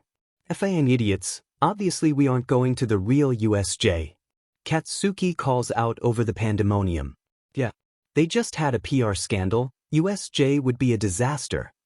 Izuku says, happy his expertise is helpful. Why? Karo. Azui asks, turning to Izuku in confusion. USJ is notorious for child kidnappings. Izuku says patiently, I myself have gotten kidnapped there every single time I went, and I've been 3 entire times. If a child was kidnapped, and even worse if they grabbed one of the non-immortal children and it died instead of recovering from the kidnapping, it would be a PR failure for UA. And the bus we take has had seatbelts removed for ease of escape and will be unconventionally laid out because I want to watch Ilda suffer. Oh, you can hear me again. Well, time to be off. Aizawa's voice fades back into the audible range of the students as their shouts peter off in favor of staring at Izuku in horror. The class president in question just smiles wildly at the chance to be helpful, like a real hero, and hops up. Alright guys. To the bus. Let's go quick so Aizawa-sensei can get to his afternoon nap faster. Was he serious about the kidnappings? Monoma whispers to Katsuki as the class obeys Izuku, filing out of the classroom and towards the bus. Unfortunately, yes, it was a big pain in the butt. Especially the one where they drew and quartered him, and we had to go find all the bits. Class 1A is full of lunatics. Monoma mumbles to himself in shock as they make their way through the hallways. And I thought I was the cur one. Izuku hums to himself and kicks his feet, happily seated on the irregular bus. Across from him Ilda had his head in his hands, still recovering from a minor breakdown over the failure of his seating chart goals. The 2 presidents had just stood aside and let him try to organize the students, only taking over, on Shiozaki's part. Izuku just cackled maniacally, once he had looked inside the bus and been devastated. So, Mineta, Izuku begins, looking at the grape boy sitting near him, why are you here? You got transferred to 1B right away in the term, but then you just kind of kept showing up to class. Yes. Mineta cries, standing up on his seat. I could not let a simple class transfer prevent my quest for big-bursted women. And 1B simply does not have the correct pickings I need to fuel my epic journey. Shiozaki leaps out of her seat with religious fervor, pulling a Bible out of what seemed like the ether but was actually a fold in her gym uniform. It was a pleasantly compact Bible. She never went anywhere without one, and slamming it over Mineta's head aggressively. You filthy heathenistic grape! She screams, keep your godforsaken thoughts away from the pure women of this class. Oh, you can never stop me, you freaky nun. Mineta cries, sitting back in his seat again and glaring at the vice president from across the aisle. Anyways, I just wandered back over to 1A, and I don't think Aizawa actually cares. Vlad King probably wonders where I am, but he's so tall I'm sure he just thinks he's missing me. I've been listed as present on attendance almost every day so far. I might go back to 1B though, People keep nearly beheading me here despite my stature, and my viney nemesis transferred to 1A with me. Izuku nods sagely, the situation making perfect sense to him despite the bewilderment of several nearby classmates. If Mineta had a personal goal, it was only correct to help him out like a real hero. Accomplishing one's aspirations was admirable indeed. Izuku wouldn't stoop so low as to indulge in Mineta's methods though. He was an exalted religious figure with a reputation to uphold. Well, Mineta, I know harassment isn't appreciated, but have you considered other, perfectly religiously permissible methods of wooing? Like what? Marriage? Mineta says, the word dropping out of his mouth like a curse and making Shiozaki hiss in response. That's one way to go about it, but I was actually thinking of something much simpler, being actually attractive.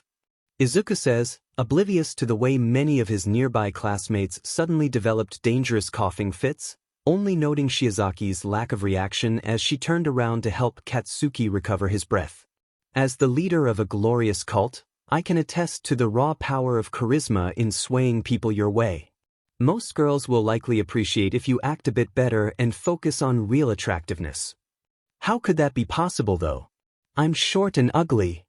Mineta protests, tears welling in his eyes. Nobody noticed these tears since they are such a normal occurrence for someone like Mineta. Izuku attributed his overactive tear ducts and lacrimal glands to the underuse of other, lower, ducts and glands. Well, there are quirks to change your appearance if you really care. Katsuki and I used a temporary one to sneak into an illegal fight club once. At this point, Katsuki stopped choking and borrowed Shiozaki's Bible to wallop Izuku-san. Mean I've heard they can be super useful. Also, permanent ones exist. Izuku claps his hands together suddenly, a stoke of genius coming to him, but even without a changed appearance, you could still succeed since everyone is beautiful at heart. What you really need is a deeply charismatic teacher to help out. Can you teach me the ways? Mineta says, still crying from the emotional damage of Izuku's unwieldy pep talk. No, he effing can't.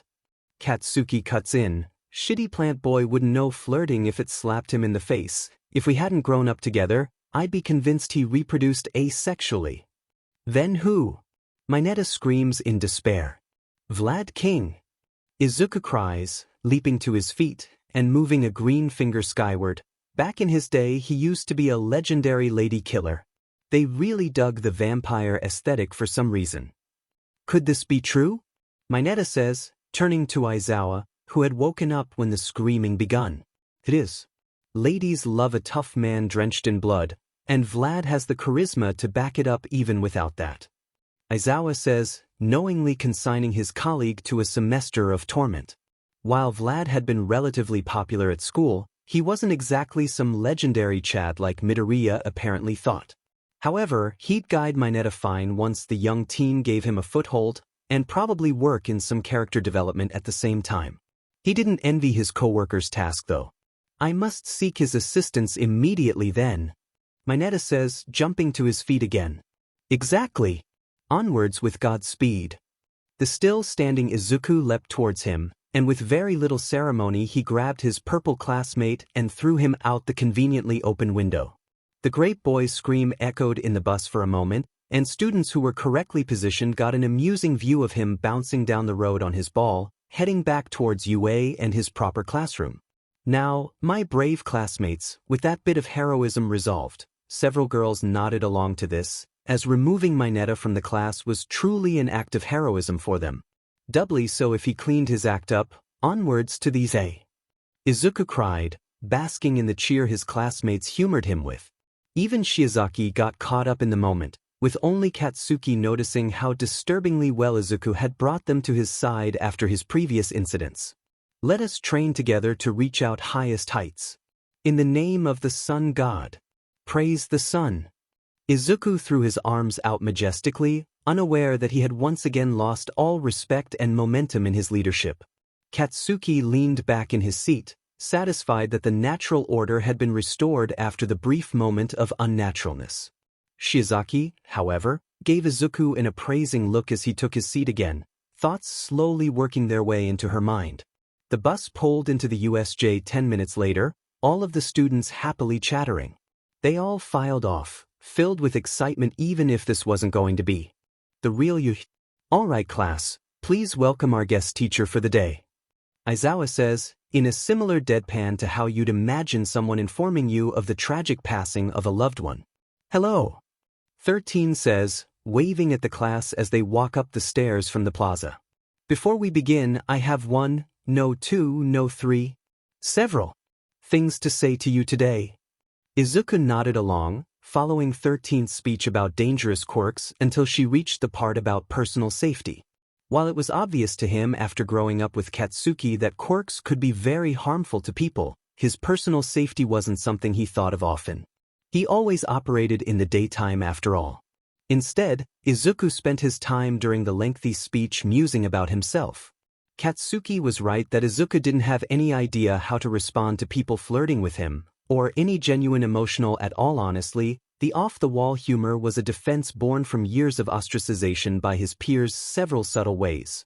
But Izuku certainly did have an interest in companionship of that type. Normally he neglected it, but Mineta's ravings had brought his own teenage hormones directly to the forefront. He surveyed his classmates, thinking if any one of them were interesting. What he really wanted was a challenging pursuit, not someone who would fall to the same natural charisma that drove his cult without any effort. Someone who would disagree with him constantly at first, and consistently later. Speaking of Mineta, the plaza looked awful purple right now. Was it supposed to do that? Sensei? The plaza is turning purple.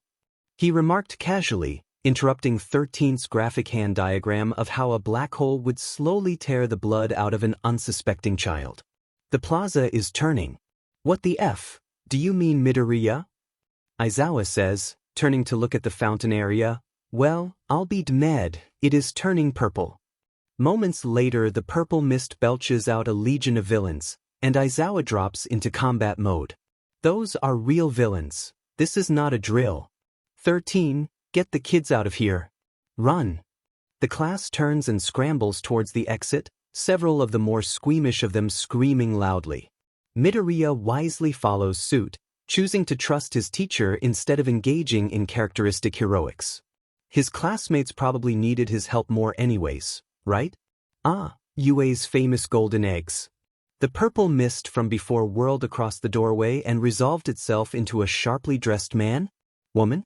Izuku did not want to assume its pronouns.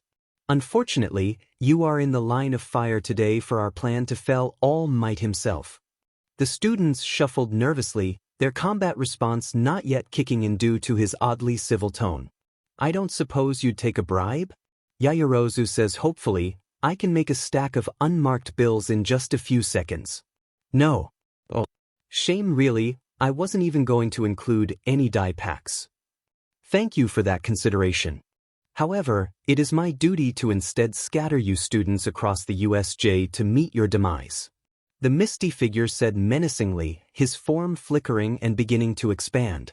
None of you shall escape me, Kurogyari from the League of Villains. What are your pronouns? Izuku says, absent-mindedly walking towards the villain. What? What are your pronouns? I don't want to misgender you when I cuss you out, you see, this is 20XX after all. As Kurogyari considered this odd courtesy from the green boy, he neglected to notice Katsuki harshly shoving Ilda off to the side and giving him a serious pep talk. Well, since you asked so nicely, I identify as he they, but he him is fine as well. Kurogyari says pleasantly. Well, I have only several things to say to you then. Izuku says, stepping forwards and boldly moving a hand into the air as engines suddenly roar off the side, carrying Ilda through the still cracked doorway. Get absolutely FNG rolled, you child of a parent of indeterminate gender. Son of a beach!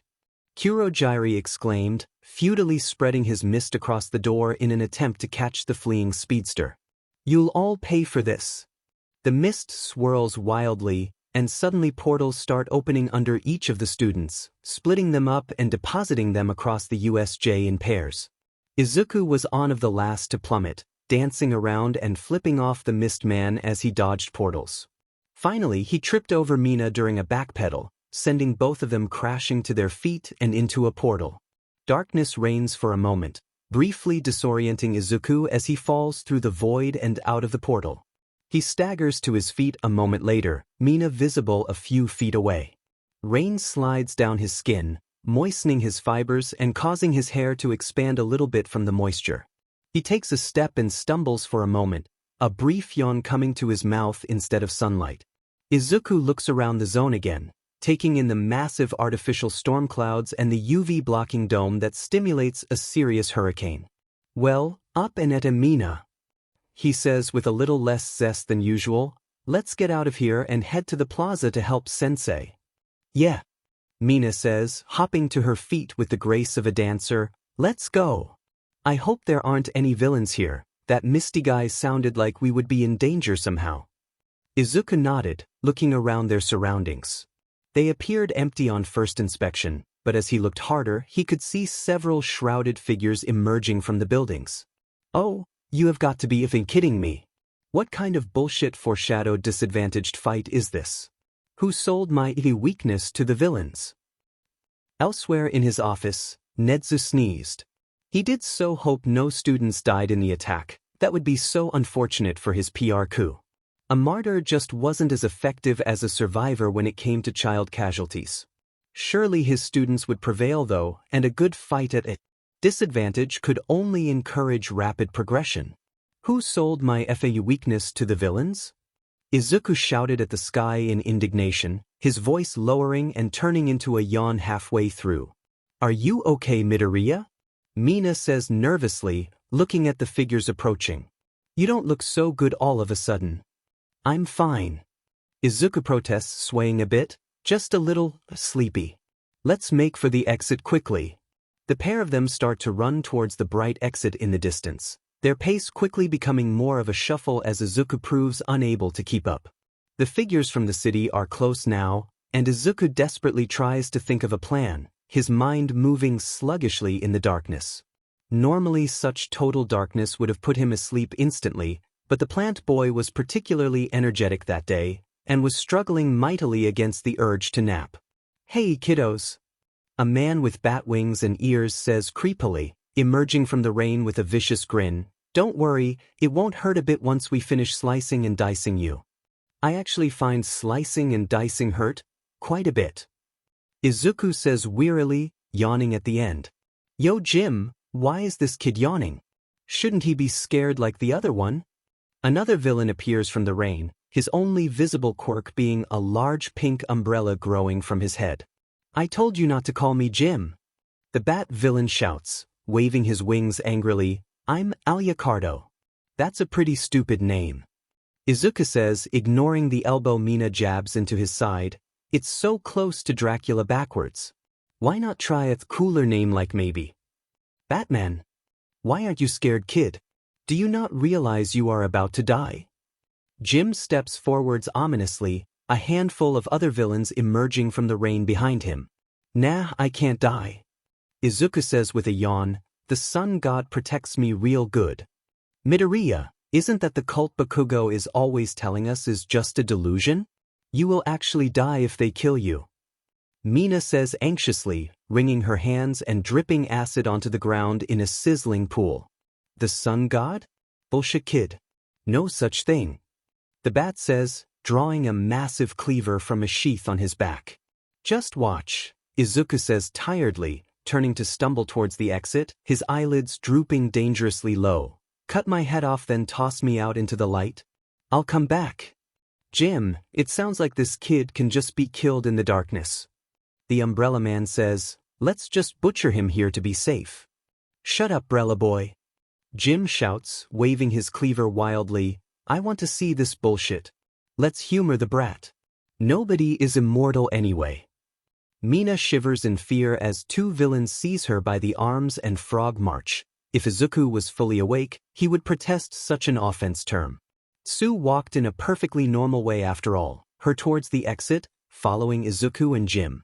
When they arrive, Jim takes his cleaver in hand and severs Izuku's head with a mighty chop. The head thuds to the ground in a spray of gore and twigs, and Jim cackles wildly as he watches it turn gray and crumble into dead plants and dust. "Foolish child. No one is immortal. All will fall before Alucardo and his mighty chop. The Batman moves the graying body out into the light, pointing his bloody cleaver at Mina's terrified form. You're next, girl. Prepare to be chopped. The villains in front of Jim watched nervously as Izuku's body tumbles into the light behind him, where it immediately glows in a brilliant gold halo. Jim? What is it now, Brella boy? That kid's coming back? The kid is what? No way, kids don't just revive. They do when vested with the power of the sun god himself. Izuku cries mightily, leaping to his feet fully revitalized by the sunlight streaming through the glass dome above. Now face the wrath of his might. Izuku PPS a arm as it glows a brilliant acidic green, then dashes forwards into the dome and blasts Jim away in a brilliant golden explosion. When the steam from vaporized rain clears, Izuku is once again standing in the doorway, smoke coming off his right arm as it knits itself back together before the remaining villain's eyes. Now, who wants a piece of this, and who wants to return my classmate? As the thugs consider their options, several of them glancing over at Jim's prone form 100 meters away, Mina seizes her chance and sprays her captors with acid. While they scream and thrash, burns and welts appearing on their faces in the seconds before the rain washes the acid off, she skates away to the safety of sunlight and Midoriya. Well, I guess that solves that. Izuku says happily, praise the sun god for strong independent women. Have a good day, my friends. He grabs Mina by the hand and turns to run, leaving the villains wisely not pursuing and re-evaluating their career choices. Alright, let's make our way to the plaza. Aizawa-sensei probably needs help not dying, and I bet that is where Katsuki is. Izuku says, dragging his pink friend along as he sprints towards the central zone. Why is Bakugo at the plaza? Mina calls from behind him, frantically spraying acid on the ground so she can slide along behind Midoriya like a plant-based dog sled. Because that's where all the good people to murder will be. Katsuki turns his head and sneezes into his elbow, then returns his attention to his crushed teacher and the three men before him. Alright, you chuckleus, there's a plant on the way who will totally steal my thunder, so I need to get this out of the way quickly. Get what out of the way? Dying to bring All Might running here? The villain covered in hands says, throwing his body back into a dramatic evil laugh. No HNDJB, whooping your but so hard your face resembles tomato soup. If I don't get done before Izuku shows up, he'll upstage me by making some fantastic stew of the lot of you.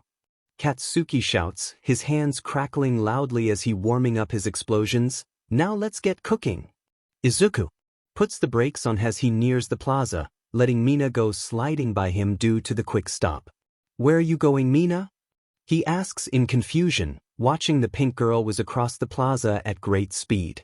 She whips past the hulking purple creature, seemingly still unmoved from where it left the portal, but now with hands that dripped with blood.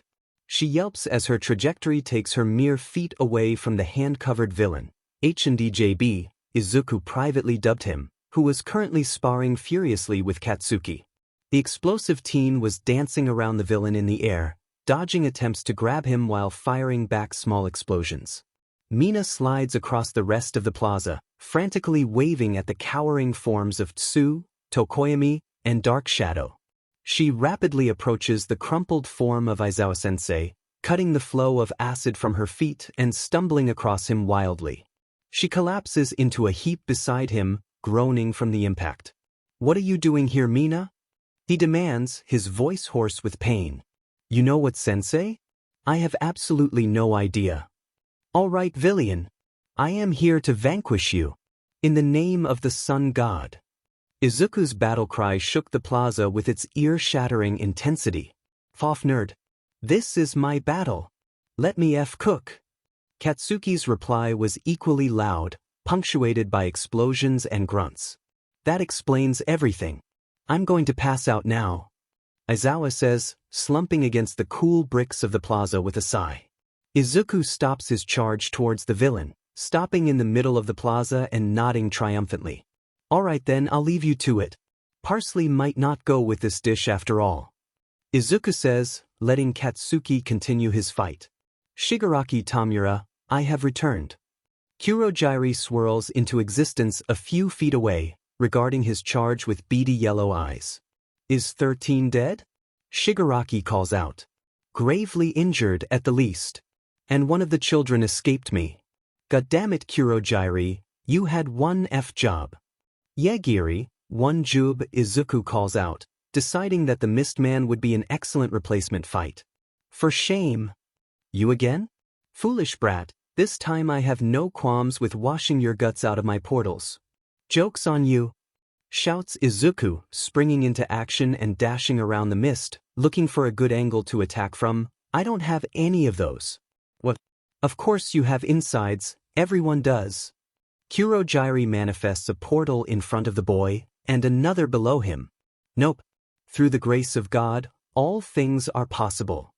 Izuku cries, hopping one portal and landing in a slide to bypass the one in front of him. More like through the grace of being a hiffing freak. Katsuki chimes in, landing a searing blow on Shigaraki's shoulder. Well then, I suppose I'll clean your, plant matter? Out of my portals today. Kurogiri says uncertainly. That would be fine, it is biodegradable. Izuku shouts, jumping towards the Mistman and winding up for a smash. But today. You're vegan. What? That doesn't make any sense. Kurogiri, distracted in his confusion, is cut off as a high-powered smash drives into his neck brace, laying him out across the floor. Alright, move and I'll shatter this metal thingy. Izuku says triumphantly, sitting on top of Kurogiri. Kill that green kid. Shigaraki screams, pushing Katsuki backwards with a flurry of swipes. The Nomu charges across the plaza in an instant, not even giving Izuku time to prepare a quip before it splatters him across the plaza, the street beyond it, the wall of several buildings in the ruins zone, and Kirishima. Ah man, this is so not manly at all. The hardened teen says with an oddly detached tone of voice, looking at the viscera and leaves hanging off him. My poor die jobs. I am here. All Might triumphantly smashes through the door of the USJ, landing in the plaza with a heroic pose. Don't worry, everything will be. Oh my god, is that a student? It's just Izuku. Katsuki grunts out, showing remarkable restraint given that his best friend had just been annihilated. All Might. Shigaraki cackles, carefully disengaging from Katsuki and shunting him through one of Kurogiri's portals. Come to die? We brought a super weapon to end you, just like it already ended your poor green student. Oh thank God, it's just Midoriya. All Might cracks his knuckles menacingly, preparing to engage the Nomu. Prepared, I'll meet your end, villain. A super weapon is nothing to me. All Might dashes forwards, clashing mightily with the Nomu. They exchange a series of vicious blows, the shock waves reverberating around the plaza and blowing bits of Izuku into the air. When the cloud of viscera clears, the Nomu is completely unaffected, standing ominously in front of a panting All Might. Ah, you don't have the stats to beat this bioweapon, All Might. Shigaraki cries. Nomu has shock absorption. No number of blunt impacts can put it down. Foolish villain. You forget, oh hi Midoriya, good to have you back, that I have American citizenship. All Might bellows triumphantly, waving at the newly reformed Izuku before pulling a fully formed AR-15 from the previously unnoticed holster on his back. I always stay strapped. All Might levels the gun at the Nomu and rapidly squeezes the trigger, unloading a series of military-grade imported armor-piercing rounds, made of his favorite all-American threaded steel. The Nomu collapses to the ground in a spray of blood, its chest a ruin of holes as the bullets penetrate right through it and ping off of the pavement on the other side. A gun? That's cheating. No modding, All Might. Shigaraki says, stomping a foot on the ground. Thankfully it doesn't matter, because the Nomu has hyper-regenera-ok. Shigaraki cuts off abruptly as Izuku slams a fist into his throat with the kind of zest only a recently revived person can achieve. Almost as though then are connected, the Nomu rises to its feet as Shigaraki crumples from his. All Might re-engages the Nomu, spouting vaguely heroic slogans about plus ultra while he blasts away with fists and firearm. Izuku, meanwhile, has better plans. Alright H&DJB. Time to spill some beans. Beans? What the F is with you UA kids and your culinary references? Get some culture, loser. Izuku stops down on his shin, feeling a satisfying crack. Oh, okay geez. Shigaraki raises his hands desperately, shifting away from Izuku a little. We are the League of Villains, and we came to kill All Might. Where'd you get the weapon from? Sensei. He made it. It cannot be stopped. This is a moot discussion because soon my raid boss will finish off your modder and then the rest of you. Izuku nods sagely, kicking Shigaraki viciously, then going to help All Might. All Might. Combo attack. All right, young Midoriya. Pluius Ultra. The two impacts slam into the Nomu simultaneously, and while Izuku's arm is detonated, so is the skylight when the Nomu slams through it and off into the sky. Shigaraki whines in the background, dragging himself into a feeble, flickering warp gate right as Katsuki comes trudging out of the lake, dripping wet and fit to kill. You? Are you kidding me? Come back here, UF dash. He screams, charging into the plaza with loud sloshing noises. Let me see. Okay. A young Bakugo never change. All Might says, holstering his gun and brushing off his uniform.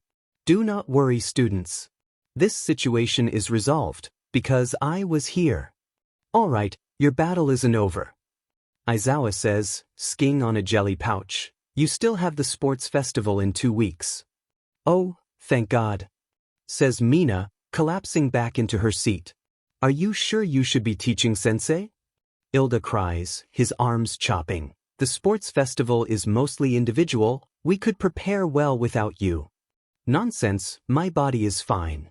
Aizawa gestures to his entirely mummified body. The only real injury was the Nomu's gut punch, which damaged my stomach lining.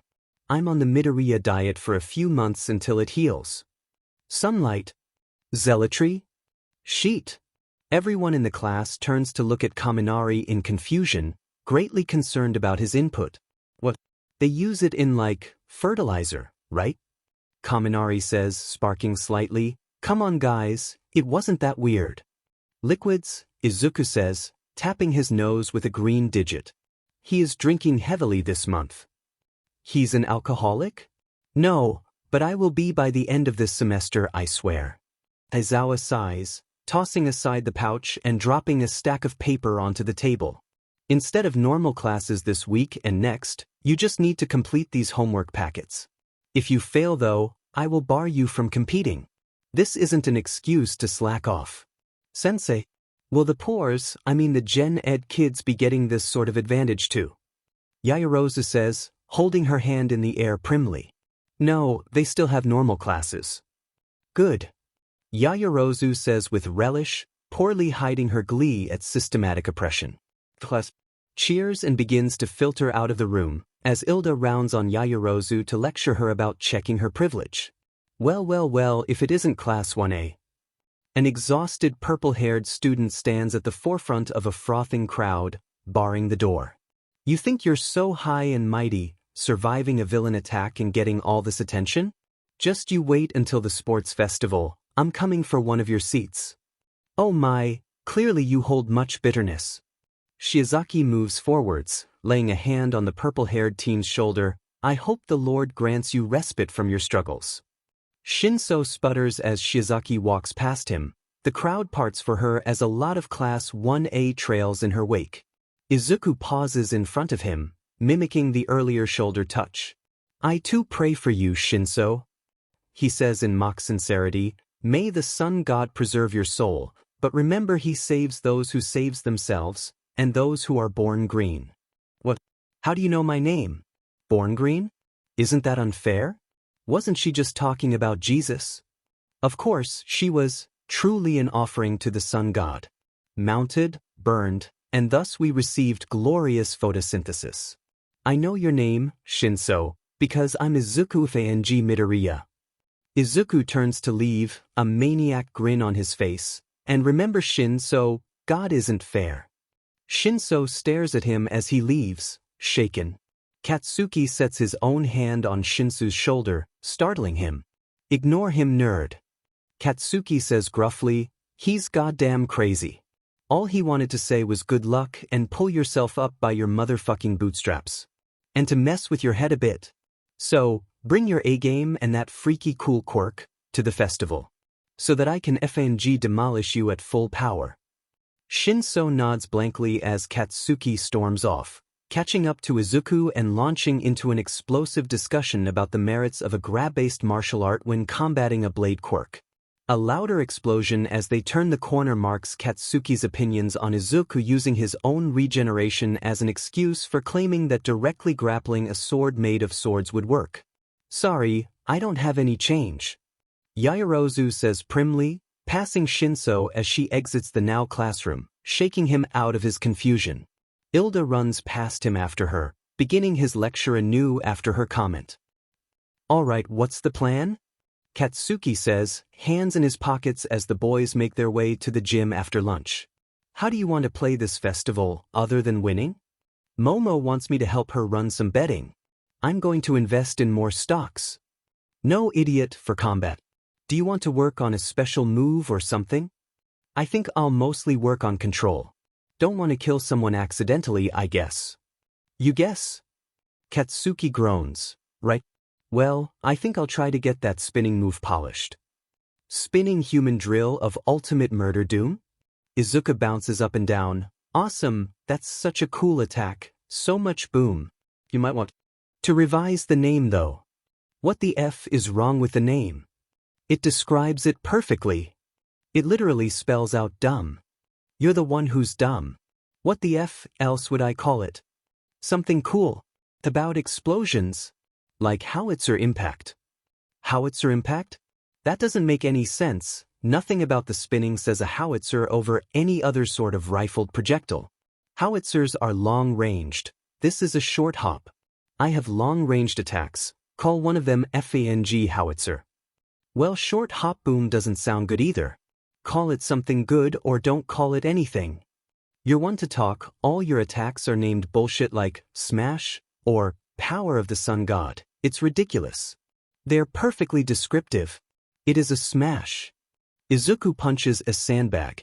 It ruptures and spills its guts all over the floor. So, Ibra, can I call you Ibra? How do you feel about the sun? You may not. Shiozaki says tersely, working on stretching her vines farther a few feet away. And I think it is heretical. Why? I asked my pastor and he said so. Why? Izuku punches a sandbag. It ruptures and spills its guts all over the floor. It runs against the teachings of God and Jesus. Why? What? Izuku punches a sandbag. It ruptures and spills its guts all over the floor. Name one way it contradicts anything in the Bible. Well, I myself cannot think of anything at the moment, but I'm sure my pastor has many. I'd ruminate on that if I were you. Seems suspicious. Izuku punches a fourth sandbag, and it stays intact. He cheers excitedly and punches it again, accidentally blasting it open and painting over 100 meters of wall with impact sand. Fuck. Midoriya. Language. Izuku's body goes flying across the gym, gore and limbs spinning in all directions. Katsuki lands and dusts his palms off, regarding his friend in mild frustration. Yeah, can't FING use that sheet on normal people. Kirishima could take it, I bet. Says Izuku, cheerfully regenerating and sliding down the back wall of Gym Delta. But yeah, maybe rotational force was not the answer. F-. What the F am I going to do to get a FING edge on all those shitty extras? Maybe pinpoint force? So, you're saying if I invest all my money into Quirkle, smaller businesses will benefit? Absolutely. Yaoyorozu says triumphantly, your investment will trickle down, just trust me. Sweet. Izuku says, jogging along the track beside the wealthy girl, that eliminates so much effort in investing.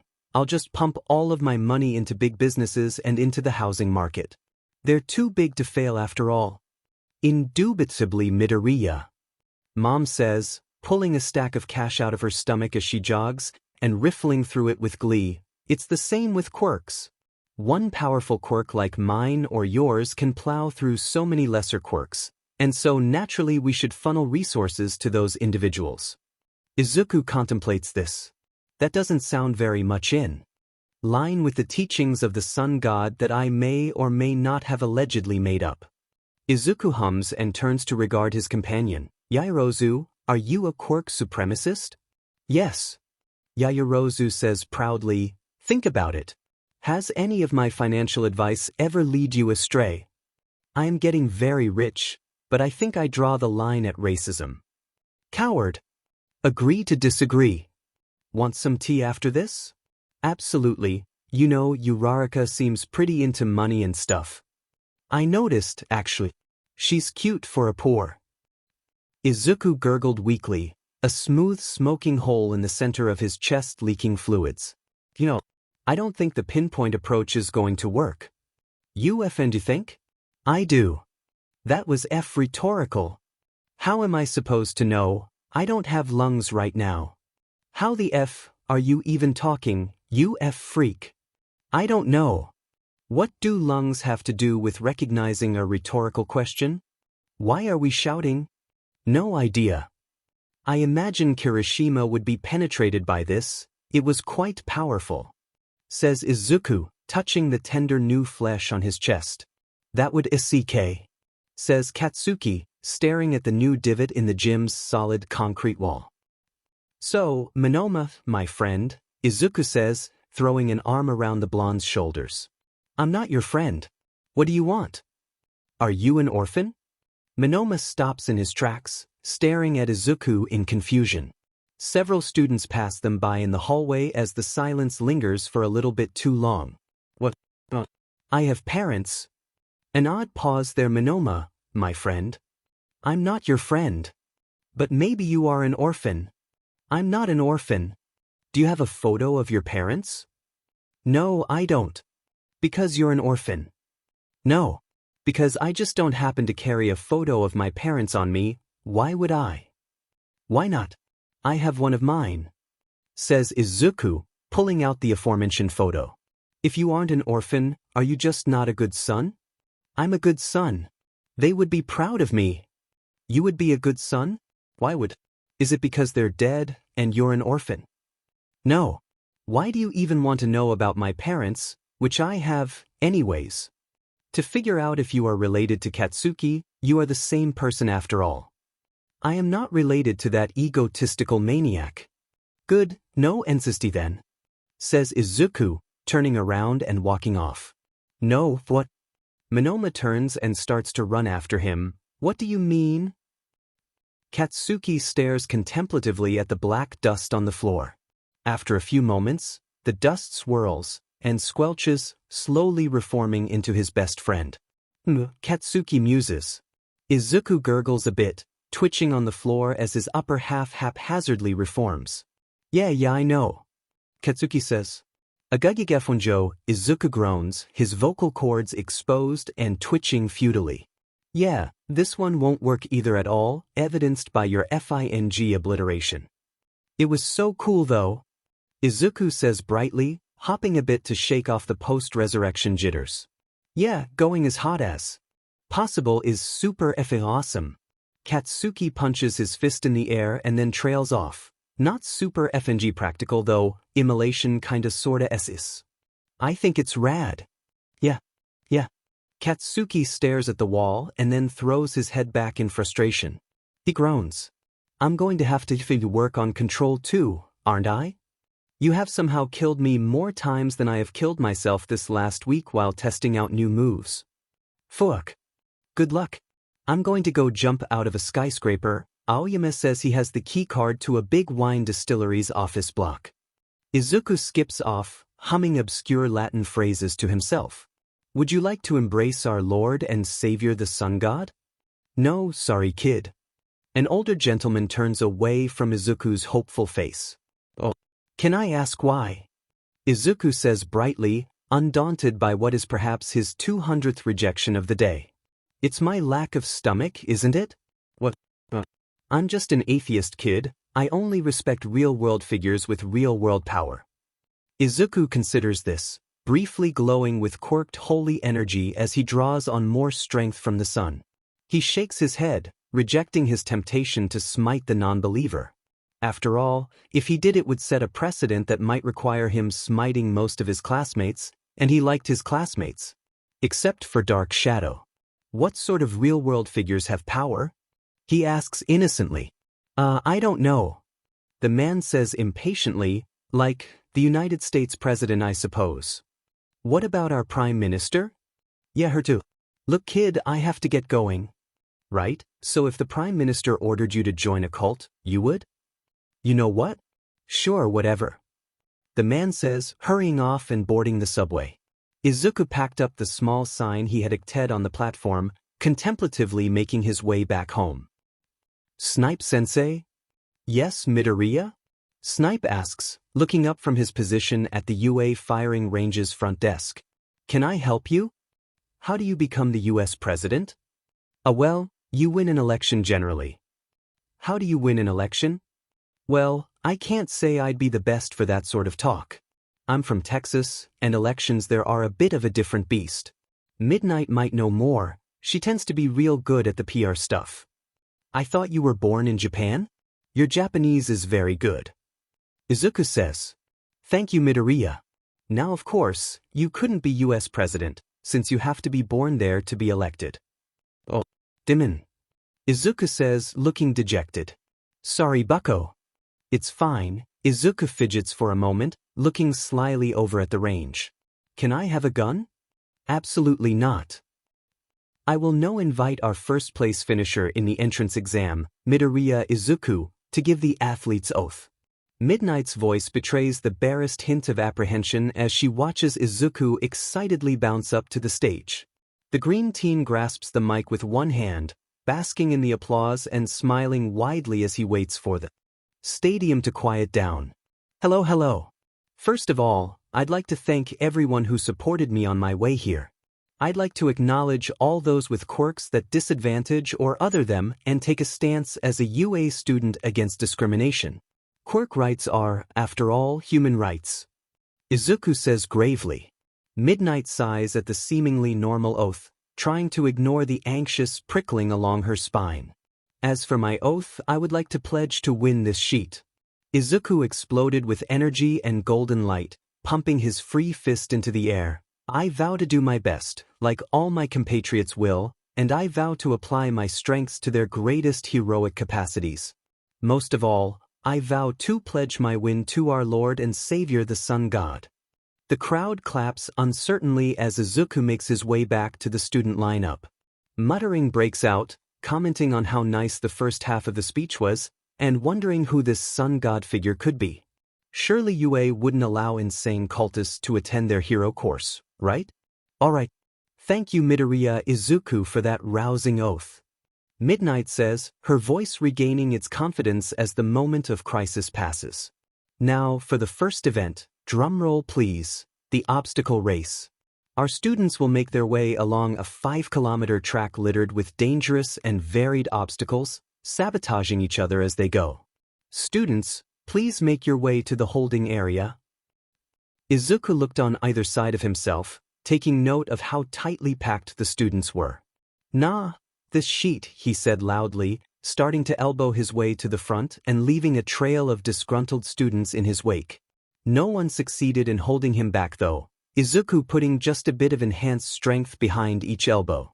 3, 2, go! Present Mick's voice rang out across the stadium as the gates swung open. Izuku says in an aborted breath, glowing brilliantly as he dashes forwards. Behind him, he hears the crackle of ice as Todoroki presumably acts to eliminate some of the competition. By the time most of his classmates have cleared the starting crushing, Izuku is rapidly coming up on the first obstacle. And Izuku Midoriya pulls ahead of the pack with his quick start. The first place finisher is really showing off why he deserves that top spot. And he's coming up on the first obstacle too, Death Robot Hell Fury. That name is illogical. There is neither death nor fury in the robots, as they are programmed not to excessively harm students and lack the capacity for emotion. Ignore my spoilsport coworker, these robots are absolutely furious. Izuku looked up at the towering forms of the zero-pointers, now retrofitted with spinning buzzsaws and decidedly lethal-looking lasers, and concludes that they are, in fact, furious. Wow. Those robots sure are furious.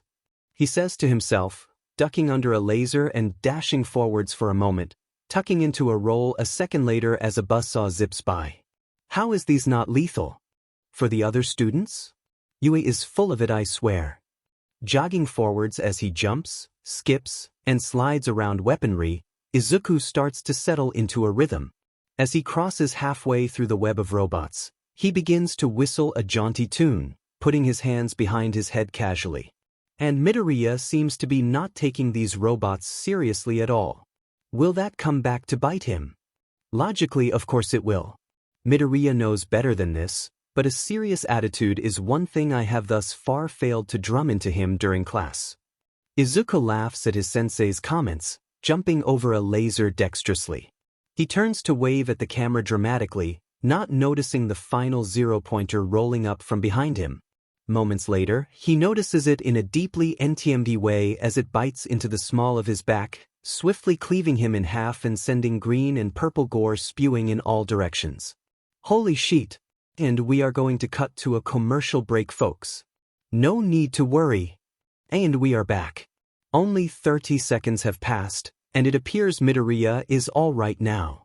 That's right, folks, the green bean can regenerate. Anyone wishing to bill UA for trauma or horror at that site, please check the viewing waivers you signed. You'll notice the sports festival is rated for this sort of violence even if it rarely happens. Not to worry, the robots are programmed not to aim to kill for students that can't handle it. Unfortunately for all of us, Midoriya appears to be very resilient.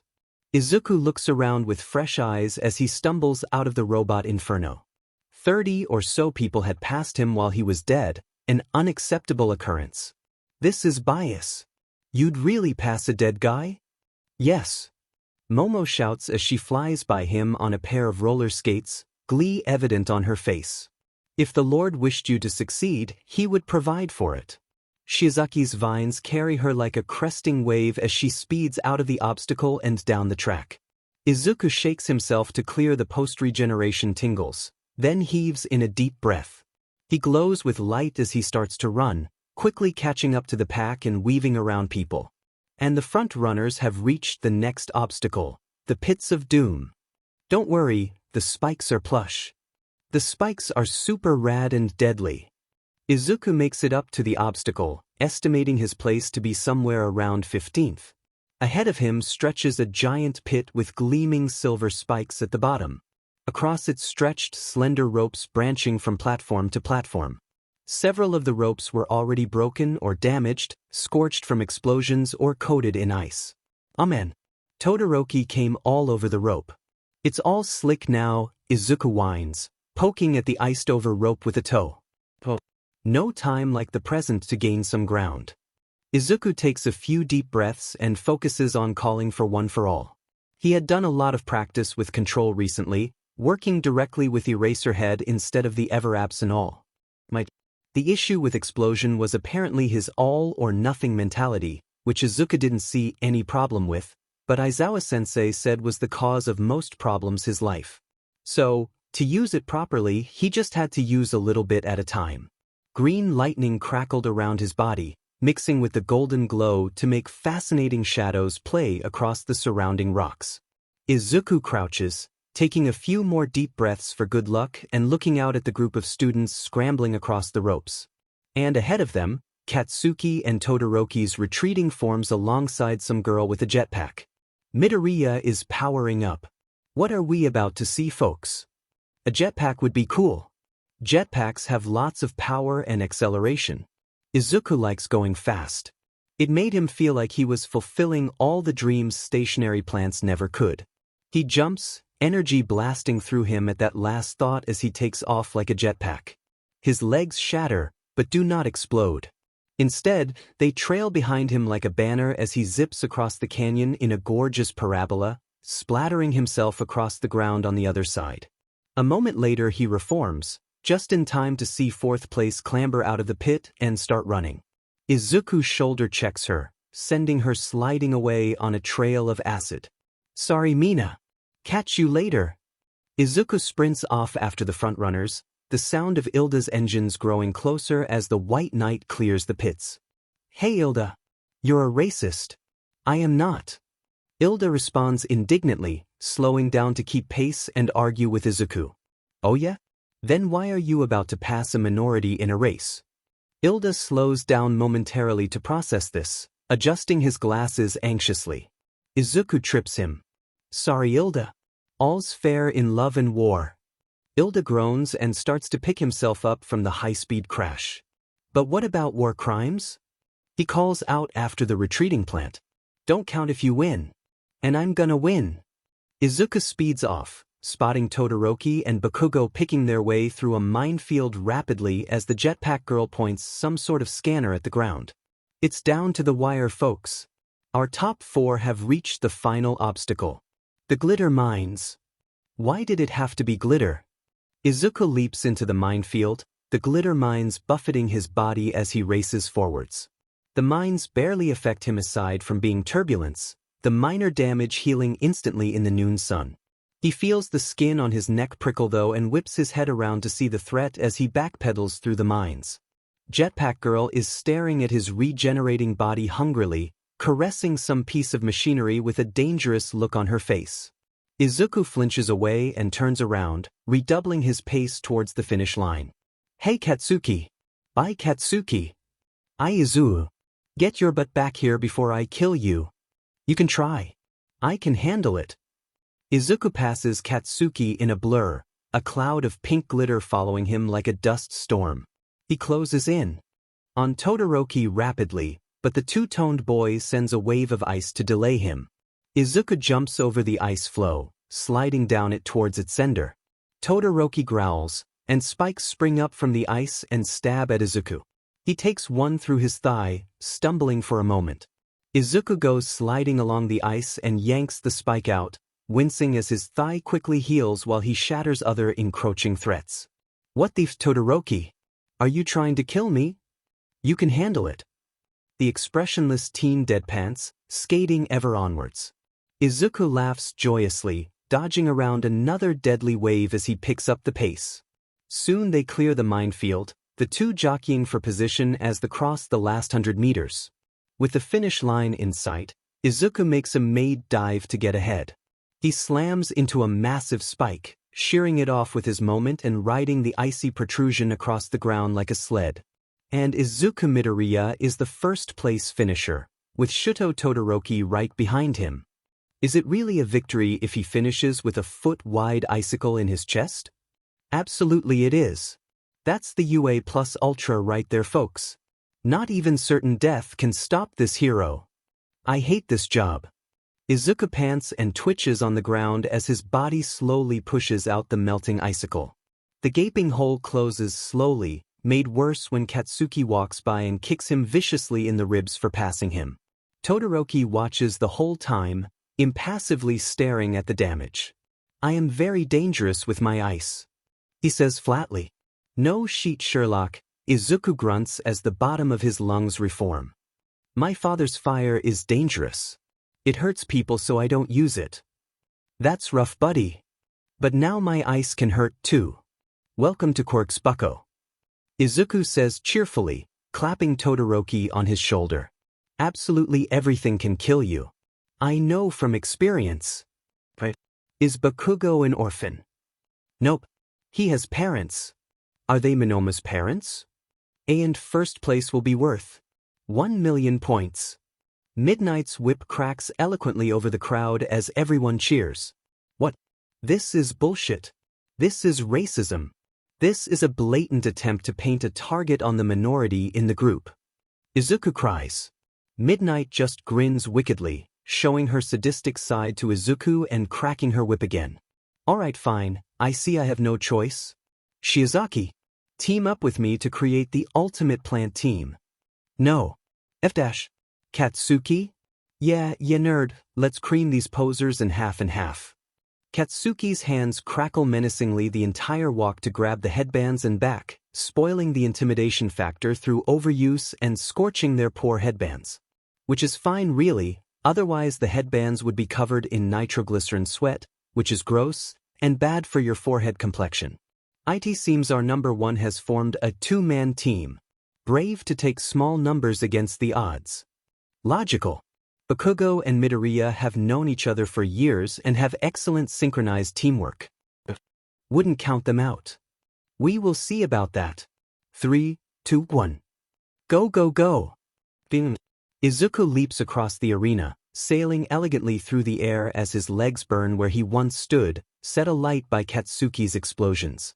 The same Katsuki who was screaming out a war cry on his shoulders, singed bandana on his head. Get F fuckers. F smoke F screen. Do you know any other words? What? You said F, like 4 times. Pick a new one. We are literally in the middle of AF tournament. Shut the F up about my F word choice and let me blast some guys. There it is again. Izuku says, shaking his head in disappointment as he lands on his new legs. Around them, 1B students stare in shock, struggling to compute the previous events. His legs. A shaky voice from a mushroom-themed student conveys the group's general thought process. In the background, a massive glacier envelopes Izuku's old legs, freezing the smoking leaves. Yeah, I'm a freak. Izuku says cheerfully, charging at the nearest team. Donate your headbands for quirk removal surgery? Stupid nerd, if your quirk was removed, you'd die in days, no self-preservation. The 1B teams shake their shock off admirably quickly, bracing themselves for impact. It proves futile as Katsuki leaps off of Izuku's shoulders and rains down explosions. Moments later, Izuku charges through them like a linebacker, shattering their group. Katsuki swoops down for headbands and lands roughly on Izuku's shoulders. F-. I just slammed a guy made of steel with that shoulder, land gentler. Oh, I'm effing sorry my Finji explosion-powered flight isn't gentle enough. Katsuki ties more headbands around his neck, and the two begin to slowly clean up 1B. Come here, Ri. Izuku cackles, jogging nimbly after a team of 4, struggling to coordinate their movement enough to get away. And there you have it, folks. Midoriya and Bakugo turn their teamizais into a mobility advantage. No, get away, PE. Kurioro screams as an explosion blasts him out of his team's clothing and sends him tumbling across the ground. Get Fed goth emo grunge beach. Can you even be all of those things at once? Izuku pauses, holding a teen with a comic book bubble for a head, his wrist where the teen's neck shoulder be, his hand cupping the orb. Manga chokes, scrabbling at the green arm. I don't FING know, but I want to cover my bases. Proper aesthetic identification is important, just like pronouns. I'm goth. Kurioro groans from the floor. Get F goth beach. Stay down. Very progressive of you, Katsuki, admitting the goths exist. What? Tokoyami is literally in our class. I'm feuding with Dark Shadow, not acknowledging him right now. But also, you should let the comic fucker go, I think he's unconscious. Oh, right. Izuku drops the teen, collecting his headbands. Anyways, Dark Shadow is clearly the antithesis of light and the sun. And therefore, my arch-nemesis. No, I am your arch-nemesis Midoriya. Todoroki declares, a flourish of ice rushing their way. Things are really not heating up.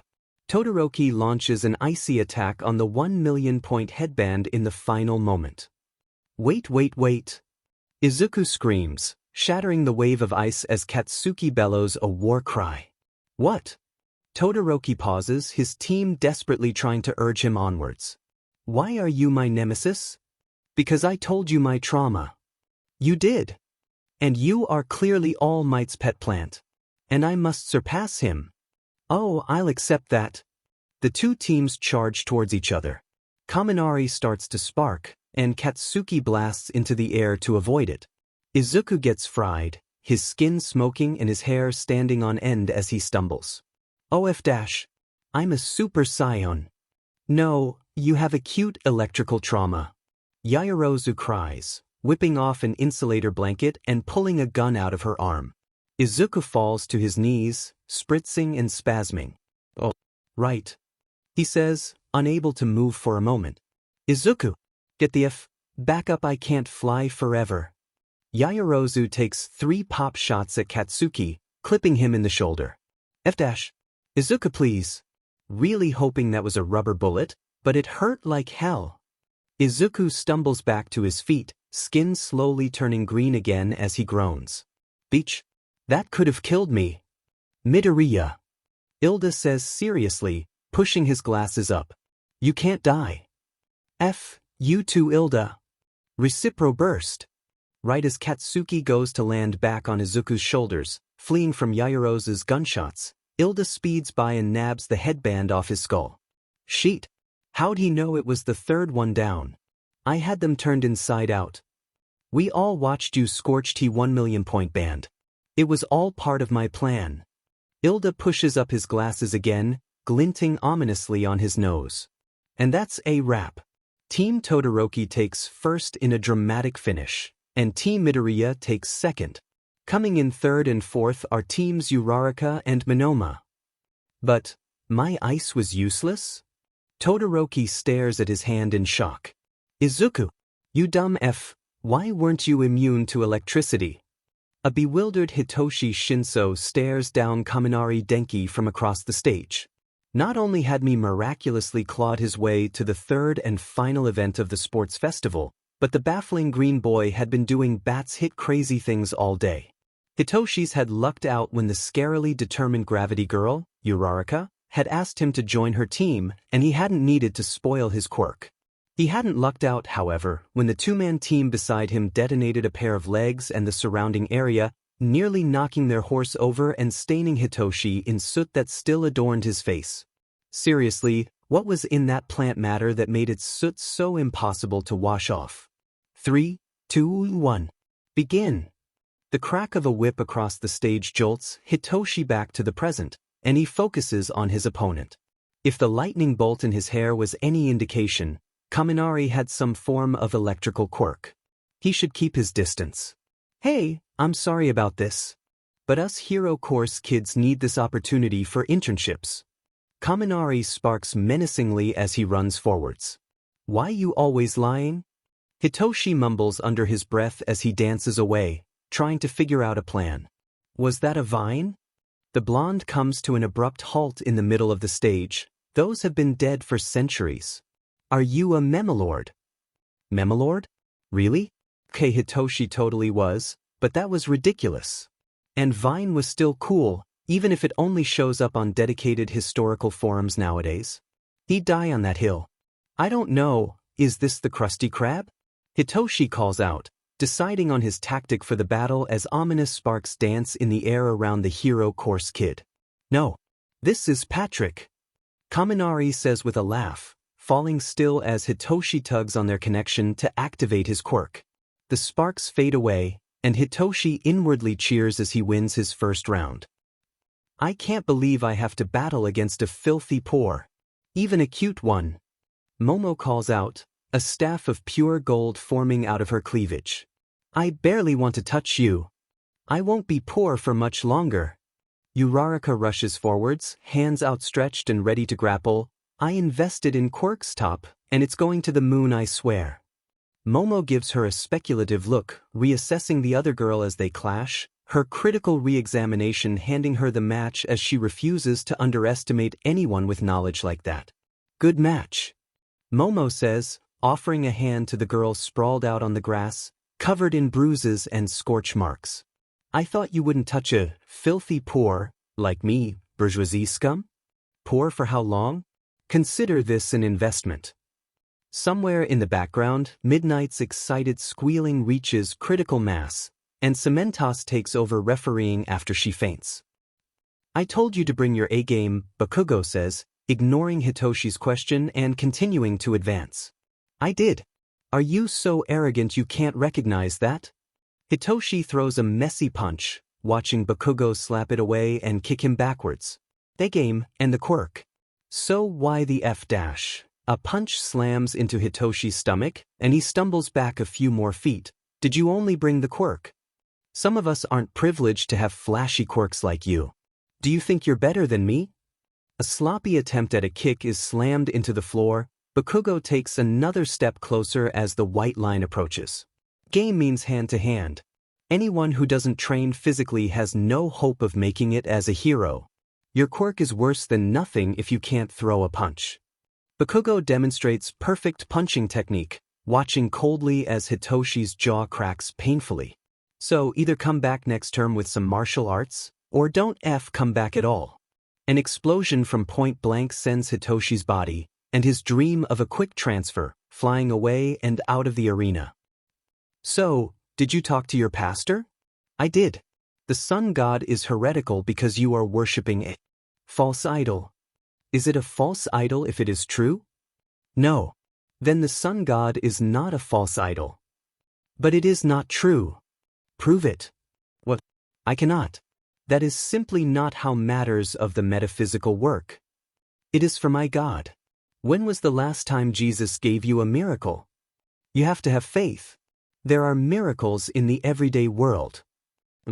My God gives me power directly. Why have faith in a God you cannot see, whose church has a storied history of issues and contradictions, when you could have faith in the God who directly powers us, and whose church has a spotless history of heroes? You are the only member of your church. Not so. All Might never explicitly denied membership. All right, I concede. I've been questioning my faith for too long. I'll give this sun god a try. I suppose it makes sense to worship the source of my power, as much as I claimed Jesus nurtured my vines. The audience stares in silence as Izuku and Shizuki finish their conversation, the vine-haired girl walking off of the stage to contemplate her turn of faith as Izuku celebrates his win. In a staging room, Katsuki shivers in fear for some reason, reflexively grabbing his carefully spiked hair. Todoroki stares down Izuku solemnly, his left hand twitching subtly. Cementos lets a pillar crumble, signaling the start of the match. The plant boy lunges forwards, a golden glow enveloping him as he dashes across the stage. The roar of the stadium grows, fans' anticipation mounting and mounting as the two titans near a mighty clash. A wash of fire fills the stage, obscuring everyone's view for a moment. When it fades, Todoroki stands alone on the stage, a pile of ash before him. Are you happy now, father? He screams, apparently in agony, I have become like you. Fire. Death, the destroyer of worlds. Shutu, the returning cry screams, the emotions contained in it indiscernible. The crowd breaks into horrified murmurs, no words from the announcer booth for a long 10 seconds. Cementos looks at the stage uncertainly, his stone face not betraying if he was horrified or not. Oh God, he killed him. A terrified audience member breaks the silence, unleashing a cacophony. Holy shit, the son of the number 2 hero is a murderer. What kind of death games are they running? What the F, kid? You burnt the plant guy? I thought he was immortal, but of course, fire kills plants. In the midst of the chaos, the two-toned teen slowly raises a hand. The crowd doesn't quiet down, so he reaches into his pocket and pulls out a hacked microphone a pink-haired girl had shoved into his hands during prep time. He taps it, an unholy screech echoing across the arena and silencing the crowd as the peppermint boy raises the mic to his mouth. I believe the saying is, "Get trolled." His voice reverberates out of the sound system, bass boosted by the mic. A moment later, the dust on the stage rustles. I knew I could delay my regeneration if I focused, Izuku says, springing back to life as he allows his quirk to move at full speed. If any audience members had been looking closely, they would have noticed the dust slowly turning green and shifting the entire time it had been visible, but they were of course distracted by the brutal murder. Katsuki would later claim he was not distracted by murder at all. It was commonplace for him, and he of course saw right through the trick. He is immortal. Sorry, father, I'm not a vicious killer yet. Todoroki says, dropping the mic and readying himself for combat. Izuku lets out a primal war cry and launches himself at Todoroki once more. This time when the fire comes out, he is already sliding under it, throwing himself at Todoroki. The other teen responds with a wave of ice that Izuku smashes through, then another wave of fire. The fire dissipates, leaving Izuku rolling in the water with a look of glee. Then the plant stands, advancing menacingly towards Todoroki. A gush of fire washes over Izuku again, But this time instead of ashes the boy is only slightly signed. Surprise Todoroki, I'm moist now. That is an unholy word. Burn. Another wash of fire and another. Moist. Moist. The plant boy chants as he takes step after step, his leaves slowly drying out as he approaches. A final burst of fire gutters out, and the blackened Grionet slams a punch into his opponent's chest, driving him off the stage and into a wall. Moist! The triumphant call rings out, the audience stunned after their roller coaster of emotions.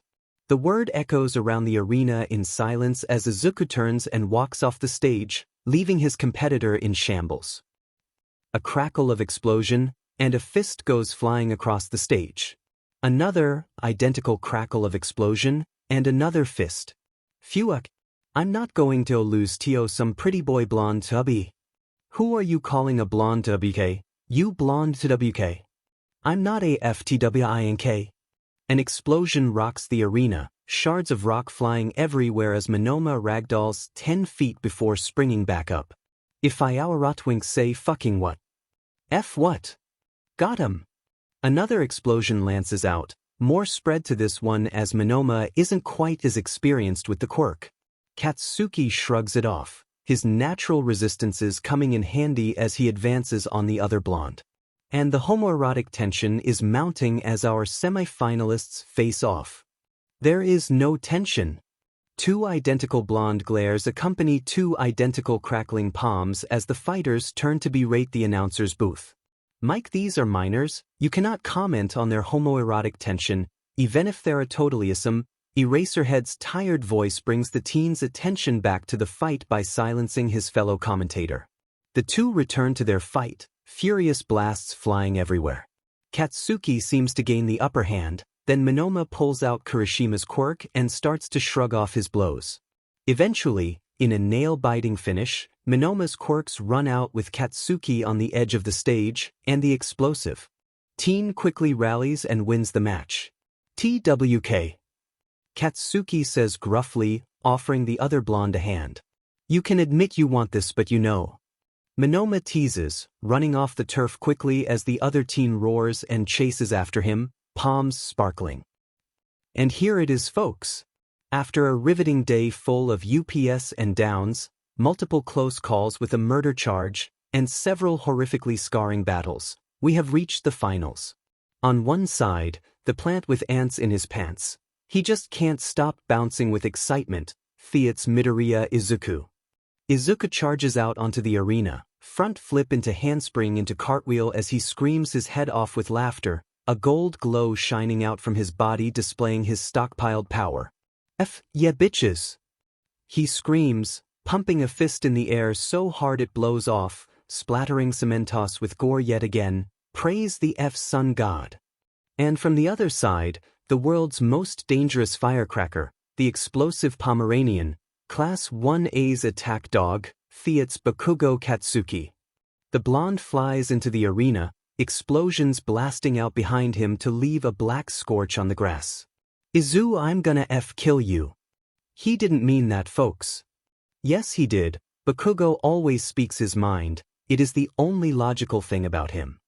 Is this because I converted Shiozaki? You converted the plant beach? Yes. Phew-uck. I hope Genus sends you an offer so you can get your new due from the best. 3, 2, 1. Go, go, go. The two teens leap towards each other, plant matter flying everywhere as attacks from both sides utterly annihilate it. After years of friendship and sparring, each teen knows the other's moves like the back of their hand. What follows then is a whirring dance of death and mutilation, on Izuku's part, and bone-bruising impacts and reeds, for poor Katsuki. And that's death, number 4 for Midoriya. While this plant run out of energy anytime soon? I hope not. He needs that to revive. Jay. A green fist slams into Katsuki's face, breaking his noise. F-. An explosion fires out, concentrated to a pinprick as it burns a clean hole through Izuku's abdomen. I don't have a stomach to blast. Another punch, breaking Katsuki's left arm. F-. You shitty F-. have less stamina. Nonsense. You lesser metabolizers are all weakness. Another blow, driving the blonde back at the cost of Izuku's right arm, right shoulder, and most of his chest, his head dangling from a string and flopping into the gory cavity. After another 10 minutes of the already lengthy fight, Katsuki falls unconscious on his feet, a rictus etched onto his face. Cementos forcibly stops Izuku from continuing the fight, declaring him the winner, and ushering them both off the stage to the med bay. Behind him, a few sad janitor bots clean up the carcasses and dust left behind by Izuku. Shiozaki, what are you wearing? Aizawa sighs in exasperation, staring at the vine-haired teen. Shiozaki had a white robe over her uniform, a bright sunburst emblazoned on the front. My robe. UA policies respect freedom of religion in uniform modifications. Right. Well, do you have confirmation from your pastor, since you know the regulations so well? Yes, sir. Aizawa scowls at a scrap of paper, eyes narrow, then looks back up at the class. This is Midoriya's handwriting. He is the leader of the Holy Order of the Sun. Shiozaki says matter-of-factly. Nope. Not today, take it off. Aizawa says, voice growing in volume to drown out the plant students' protests about hate crimes. Somewhere in the classroom, two blonde heads slam into their desks simultaneously before rising and turning to glare at the other copycat. Alright, before anything else goes wrong. Internships. You need one, here's lists, if you don't have offers UA will provide. You have all day. A thick stack of papers land on Ilda's desk as the teacher vanishes into his sleeping bag. A moment later, the sound of a strong drink being poured echoes from behind the desk. Ilda opens his mouth to protest for a moment, then thinks otherwise and begins to pass out the forms. Midoriya, he says as he reaches the green boy's desk. Does your cult ever carry out violent attacks on heroes? Not that I can think of. Why do you ask? Stain slinks along a rooftop, watching as his prey went about their shift. When his accomplice, a reporter who claimed to have personally met the prophet, had asked Ingenium if he supported the Holy Order of the Sun, the speedster had just laughed. Such an indignity against All Might's chosen religion could not go unanswered, which lead him to today. A tossed can clatters against the wall of the alley, and Ingenium makes his way into it to investigate. Stain tenses, hovering above the hero for a moment as they make their way deeper into the alleyway, towards the clothes he had conveniently arranged to look like a body. Hello? Sir, are you okay? Ingenium calls out, crouching down. Stain falls from the rooftop, landing heavily on the hero's back. To his credit, Ingenium reacts quickly. The speedster flares his engines, leveraging their force to blast to his feet, throwing Stain across the alleyway. Stain lands on his feet, drawing a serrated katana and a knife as he regards the hero menacingly. Hero killer Stain. Ingenium's voice is cold. Why are you here? I am no corrupt hero. It is your evil that will be sought by me. With every breath, I shall hunt you down. Each day, I will spill your blood till it rains down from the skies. Boondock Saints? Stain growls, lunging forwards. The speedster parries his katana, blade clanging off the shining white armor, and drives an engage-powered fist into the serial killer's side. Stain's eyes bulge out, his face comical as he is slammed away from the hero even as Ingenium feels a small twinge on the side of his face. Got you. The killer's voice is rough, his breathing heavy as he lifts his knife to his mouth and licks the tiny drop of blood on its tip. Ingenium puts a hand to his face, feeling the minuscule scratch at the edge of his visor a moment before his muscle lock up and he tumbles to the floor. So, this is how you keep beating heroes. Ingenium's voice is strained from the effort of speaking. Yes. False heroes always forget to watch for my quirk in their arrogance, even though I wear evidence of it on every inch of my outfit. Stain sets his katana against the speedster, beginning to press it through the armor. Now you shall perish. How dare you disrespect the Holy Order of the Sun? May the Sun God bear witness to your shame. The Sun God? You mean that cult my brother's plant friend is always talking about? You dash, Stain's blade slips, slicing along the speedster's spine and narrowly missing anything vital in his shock. Your brother is a friend of the prophet? I apologize, I was not aware. The serial killer leaps away, ingenium's paralysis wearing off a moment later. He fumbles for his phone, calling an ambulance. What the F is Tenya's friend into? I have to ask him if he visits me at the hospital. And that's why I am here, Midoriya. You must answer for this injustice. My brother will need a month to recover. Stain? I've never met him before in my life. Plant's honor. This does explain what Detective Tsukachi wanted with me though. If the police have already questioned you, then I will take their word for it. Ilda sets a single sheet of paper on the table, then walks away. Your internship offers. Let's see here, only 80? Stupid nerd, I've got 86. You both were far too violent for the heroes to recruit you. If you better embodied the sun god's holy mercy, like I did, you would have a similarly large amount of offers as myself. Oh yeah? How many offers do you have, you dumb impressionable grapevine? 497. F-. Shiozaki. How could my own disciple do this to me? The sun god helps those who help themselves, and you may call me Ibara. Who are you going to go with, Katsuki? Shut the F up. Is it best jeanist? It's best jeanist, isn't it? You know damn well it is, you shitty nerd. I can't wait. You're going to look so pretty with your new hair. I'm going to look like F Nito. And does Monoma look so bad? Izuku teases, watching his friend blush and grumble. You're calling him Nito now, after all. He earned some respect. That's all. Shut the F up. Izuku giggles, turning back to his food and kicking his legs. Who are you going with, Izuku? Why are you even here, Vinehair?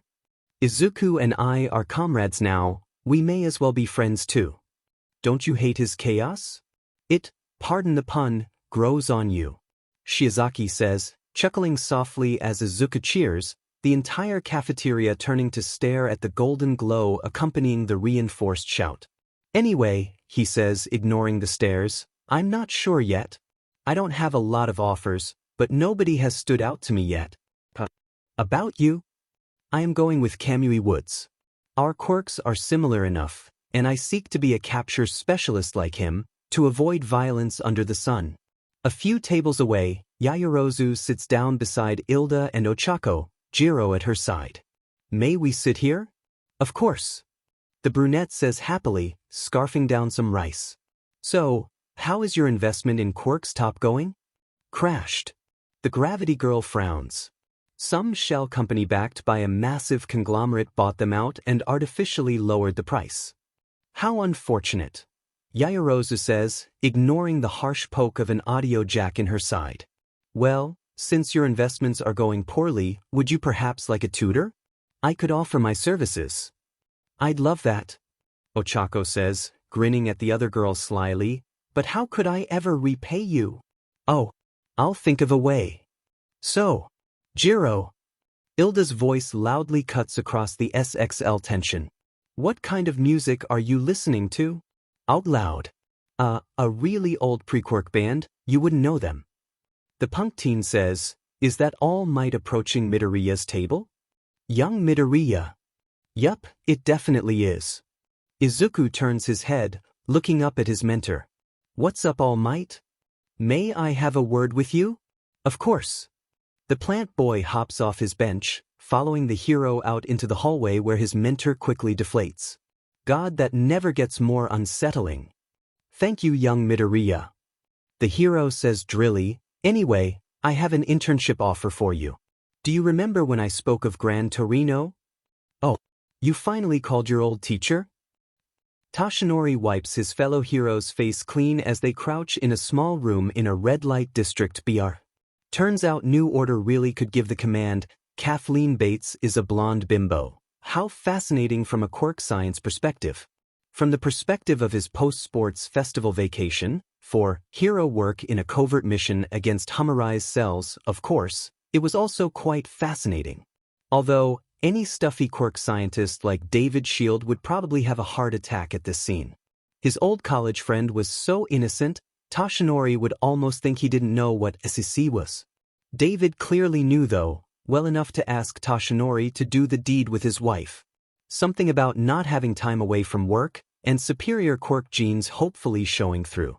It really was too bad David didn't know Toshinori's secret, or young Melissa might have been born with a quirk instead. A rustling on the other side of the wall signals their next customer arriving, and the superheroine gets ready. Toshi, a scraggly voice comes from the wall, and a rolled-up paper pushes through the hole instead of another D-dash. Toshi, you pathetic son of a beach. Toshinori squeals in shock, his Urkin vanishing as his head slams against the wall. The skinny man scrambles backwards, looking at the paper like a plague. Kathleen takes it and sets it on the bench in confusion and bends over to look into the hole. A bloodshot eye stares back, Gran Torino regarding the heroine. Toshi? No, you can't be him, far too much cleavage. Sorry ma'am, wrong glory hole. A gush of air signals the old hero speeding off, and Toshinori shakily unfolds the paper to reveal an internship off for young Midoriya. How did he even know? I did call him. All Might says awkwardly, rubbing the back of his neck. Anyway, here is the offer. I highly suggest you take it. Gran Torino can teach you better than I ever could. Can instructing me to blow my limbs off in the name of self-discovery really be called teaching? Young Midoriya, of course it can. I was nurturing that same heroic spirit I chose you for. And teaching you to go beyond. Plus ultra. The buff All Might speeds off, leaving Izuku in the hallway holding the internship offer, his hair ruffled from the backdraft. Gran Torino? Katsuki says, walking up behind him. Yeah, I guess. Maybe he can teach me to properly use all for one. God, I hope not. The last thing you need is more power. Nonsense, Katsuki. I can be trusted implicitly with power. That's why my many followers trust me so much. You have one follower, and she barely trusts you to get food, much less wield the power to level a city block. Well, maybe. But at least my one follower is cute. Do you have any cute followers? No, I'm not a weirdo. I didn't think so. That isn't a victory. Is to. Is not. Is to. I'm going to kill you. Catch me if you can. Izuku screams, throwing himself out the window and plummeting 6 stories towards the ground. Tell him he has detention when you catch him. Aizawa says, dropping from the ceiling as Katsuki is climbing out the window to blast off after him. Yes, sensei. Katsuki leaps from the window, explosions propelling him off towards his friend and causing untold property damage. I hate my job so much. Aizawa says in the ringing silence, taking a swig of his flask. At least Nedzu provided a drink budget finally. Izuku knocks on the door of the old townhouse with a bright grin, bag holstered over his shoulder. Upon not getting an answer, he shrugs and walks into the house anyway, pausing to politely leave his shoes at the door. He was a pastor now, it wouldn't do to be seen as disrespectful. Or maybe it would. The sun cult was kind of weird. For good measure, he turns his shoes upside down, spilling a bit of dirt from the soles around them. There, a compromise. He really was a brilliant leader. Hello? Old man who scares All Might? The call echoes hollowly in the house, and Izuku makes his way towards the kitchen. May as well get something to drink.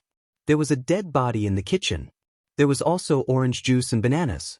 Izuku hums to himself as he fixes a smoothie. OJ, bananas, some yogurt from the fridge, and some convenient protein powder. Seriously, why hadn't he thought of storing protein powder on the counter? He wasn't that short, but it was. Definitely more convenient than top-shelf powder. Izuku dances to silent music as the blender whirs, his hands banging on invisible drums.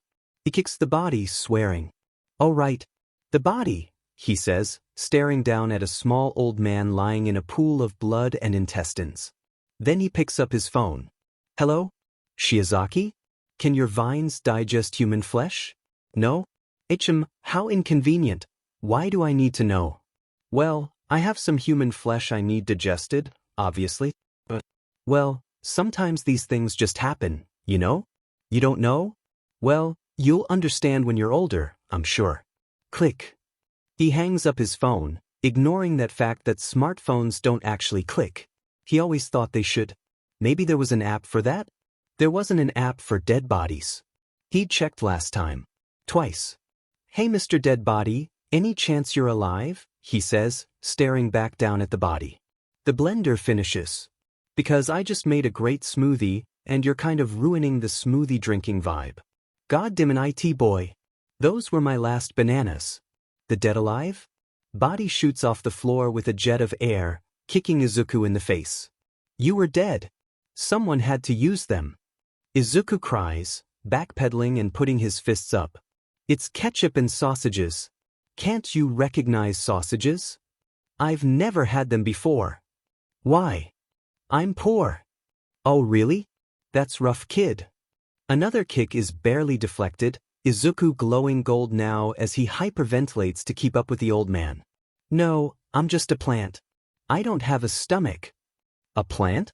For what villain group?" The old man redoubles his attack, Izuku shrinking back before a hail of blows.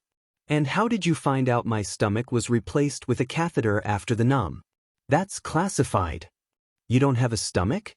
You're just like All Might and me." "You know All Might?" The blows pause for a brief second. "I'm his successor. You are the old man who harasses him, right?" "Well, I guess." "Wait, you're not a villain plant." "No. I'm a hero plant." "I see. Have at thee." 2 hours later, both heroes are panting in the kitchen. Gran Torino looks terribly disappointed that Izuku did not acquire even a single bruise, and Izuku looks terribly disappointed that he never had a chance to drink his smoothie.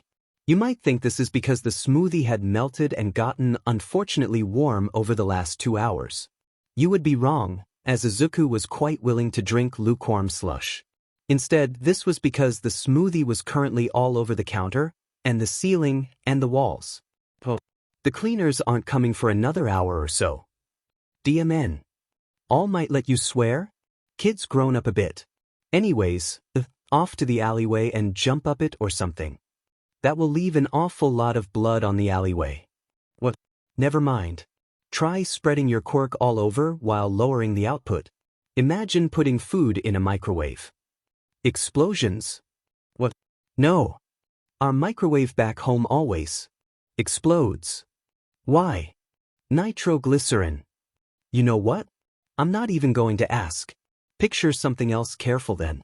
Like balancing a full glass of water with a leaf in it, or something equally corny and zen. In there. A perfect coif. Voila. Best Jeanist steps away from his grumbling subject, staring at the gorgeous blonde hairdo he hath wrought. Katsuki screams into the mirror as he saw Nito staring back. Just because the guy was kind of cute, didn't mean he wanted him to actually steal his soul with his copy powers. He liked his soul, goddammit. Motherfucker. Katsuki. Language. Sheet of dash. Donde esta la biblioteca? The library? 3 or 4 blocks down and on the left. Why? You wouldn't FING get it. At least the nerd won't see this. What's next? Patrol? Sparring? A photo shoot for my national fashion magazine. Aizawa frowns, staring at his email. Why the f... had the Genist agency just sent UA a bill for every single window on the top 8 floors of their skyscraper? And why hadn't he gotten a similar bill for Midoriya yet? He was suspiciously silent. His email pings. He takes a sip of his coffee before opening it. Shiozaki was concerned about plant digestion of human flesh? Oh, this was the Midoriya email.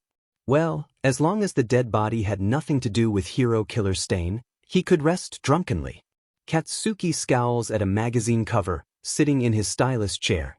Best Jeanist had eventually caved and trained him, and he unfortunately must admit that the number 4 hero does know his stuff. Sparring had been hellish but fun. Patrol, however, was awful. The first magazine shoot had gone live the same day, along with social media coverage. His blonde Westerner look that his parents had always told him was appealing turned out to be an instant hit with what seemed like all of Japan. Who knew 2 fashion designers would know what model quality appearance was? As a result, Katsuki was blindingly and suddenly famous, and he could not stop getting FNG recognized and swarmed by extras on patrol. Best Jeanist took it in stride, converting patrols into how to manage his fame and deal with fan crowds outside. Personally, Katsuki thought the hero was being so good-natured about it all because he was absolutely raking in the cash. He owned the initial magazine that had discovered him, and most of the modeling agencies gave him a juicy cut. Katsuki would probably be better-natured too, if his DMNUA contract didn't forbid students from being compensated in any way during their internships. Something bribery, which was bullshit, simply because some DMN bribery would go down real DMN. Well, right about FNG now. Nito shakily puts down the magazine cover, blushing as he picks up his phone to snap a picture of it.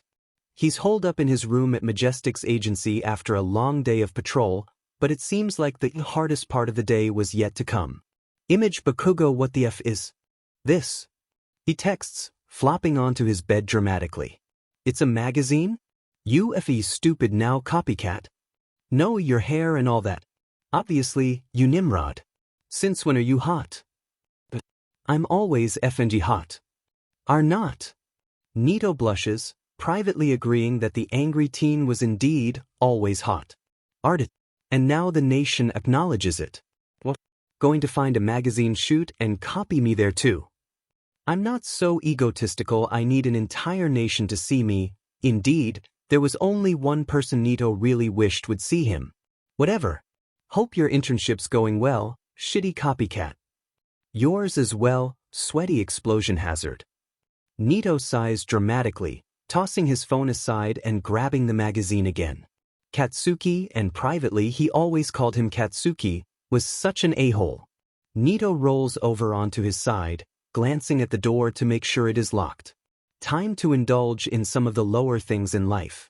You can't be perfect all the time after all. Izuku jolts as the train crashes, slamming him against the wall.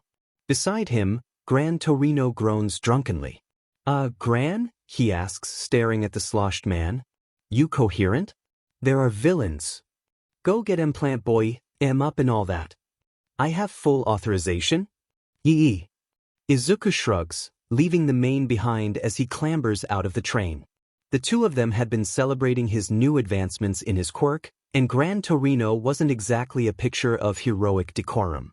He knew how to fight and how to have a good time, but apparently he didn't know that Izuku's plant metabolism didn't let the teen get drunk before he challenged Izuku to a drinking contest. Honestly, did he think Izuku would make a religion where you drink wine with communion if he thought it could impair his judgment while preaching? Nonsense. Preaching was serious stuff for son's sake. Outside the train, the city is in chaos. Fire blooms over the rooftops, and Izuku spots a couple Nomu rampaging. Obviously, there was only one thing to do in this situation: find Stain and kick his teeth in. Oh, and probably stop a couple Nomu on the way. If it was convenient, or something like that. Izuku powers up both his quirks, letting one for all suffuse his cells like a massive jolt of sunlight. He shivers, a terrifying rictus of a grin spreading across his face as power floods through him. This was the key all along. What was one for all but his own personal sun? The enemy is attacking at night? Who cares? For I am the sun. Izuku leaps off the pavement, cracking it under his feet as he flights through a Nomu. The creature explodes, showering an unfortunate passerby with gore as a glowing projectile passes through the street. He leaps up over the rooftops, scanning the area as he hangs in the air. This was All Might's true power. Now he has become Sun, unstoppable avatar of God. A moment later, Izuku's fragile grasp on his new ability expires, and he explodes, coating the city block in a fine mist of bloody vegetation. 5 minutes after that, he gasps for air as he pulls himself together, shaking his head to dispel the drunken feeling of using his new one-for-all style. Chronophilic overdrive was powerful, but clearly his divine form was not fully suited for this mortal plane. Izuku zips over the rooftops at a much more restrained, still superhuman speed. A few minutes later he drops into an alleyway, pavement cracking under him. Stain. Step away from native, you know what? I feel like something's missing here. Izuku says, standing between the serial killer and his hero victim. Missing? Stain says, bewildered at the sudden turn of events. Yeah, maybe. Ilda? Should Ilda Tensei be here? Why the F would he be here? I unironically barely scratched his brother. Then why is he in the hospital for a month? Checkmate liberal. I'm not a liberal? Does Japan even have liberals? Answer the question. Deep state psyop. A likely story. Admittedly, that does sound like something the deep state would do. Vilifying you to reinforce the images of the heroes. Exactly. Join me and we can topple them. No. No. No. Besides, don't you literally worship me? No. I fact-checked that all might thing. You're totally lying, and I'm going to kill you for that. DMN. For real. For real. Now, IT is your evil that I shall seek with dash. Oh. Hi Shiozaki. Midoriya. Why is Stain here? Izuku's fellow plant stands at the entrance of the alleyway, staring at the scene in confusion. You know, I'm not sure. Stain, why are you in a random alley that I somehow instantly found? And why native? Plot convenience. And native does cultural appropriation. So true. Izuku kicks native, who wheezes weakly. A moment later, a vine snakes around him and carefully drags him out of kicking range. Shiozaki begins to apply first aid. All right, Stain. It is time you meet your doom. Then, the sun dawned upon Hosu at midnight. You know, after all the buildup, Stain was pretty anticlimactic to fight. Izuku says, sitting in a hospital bed, uninjured. Shiozaki stares at him, unable to reply with the bandages covering her face. Sorry again about your hair.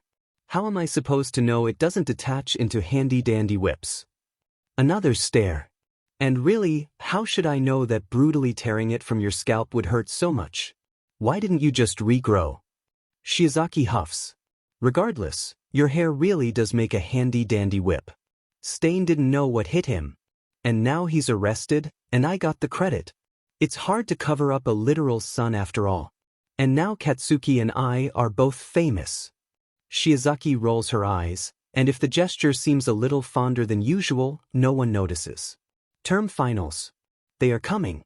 If you fail, no summer camp. Aizawa says, stepping around his podium. Sensei, what challenge can we expect from the finals? Ilda shouts, arms chopping wildly. Secret. Aizawa takes a few steps across the classroom. Is it a deep state? Psyop? I knew it. Stain was right. Izuku shouts, leaping from his seat in a blur of greenery. Nope, nope, Aizawa says, unlatching the window. Sit down, nerd. I'm trying to get my beauty sleep. Katsuki punctuates his exclamation with an explosion, smoking swirling through the classroom. You don't need it, Monoma mutters from the front of the class. The sheet, I'm out. Aizawa says, tipping himself backwards out the window, capture scarf fluttering wildly. Guys? Kaminari says, peering out the window, did our sensei just fly away like some sort of demented Spider-Man? It appears so, says Shoji, one tentacle eyeball out the window. Alright, everyone remain calm. Do not violate decorum. Ilda says, if the hobo tyrant is gone, does that make me leader? Izuku says excitedly, running towards the front of the class. The sun preserve us, Shiozaki mutters. For my first order as plant president dash. Why not just normal president? Because we aren't all racist, that's why Katsuki. Izuku says, looking suitably offended at the hate crimes being committed in his very class. Anyways, for my first order, prepare for the end of term exams. Break into groups and self-study. And for my second order, we should aspire to boldly follow in our predecessors' footsteps. Before Ilda can finish commending Izuku for his responsible declaration, the plant boy is squealing with glee as he pitches himself headfirst out the window. Hey guys, I just wanted to offer you a hint on the exam, from one hero to another. Kendo says, bowing sincerely as she approaches Izuku's lunch table. The upper years claim their exam last year was more robots. Thanks. But why him? Katsuki says, sticking his thumb at Izuku. He is class president? I reiterate. Well, he did have a hand in getting my boyfriend to shape up. So I have to thank him at least a little for that. Kendo says, standing up. I did? I mean, of course I did. He must have been touched by my religious fervor. Tell me, which denomination does he attend? Denominations? Katsuki asks. We had a schism. You and who? Shiozaki. When? Just now, when she stole my last pudding cup. Izuku says, pointing dramatically at the vine-haired teen, who paused sheepishly with a spoonful of pudding in her mouth. Oh my god, he's corrupting you. Katsuki says, slamming his head down onto the table. Anyways, not exactly. Kendo says, staring at the trio in concern. You just gave him some sage advice. Hey Midoriya, how's it going? Mineta says, slinging an arm around Kendo's shoulder and giving her a kiss on the cheek. The great boy was taller now, easily an inch higher than Izuku and Katsuki, who were, to their eternal chagrin, exactly the same height. His arms had filled out with muscles, and his grapes formed a stylish braid down his back. Mineta?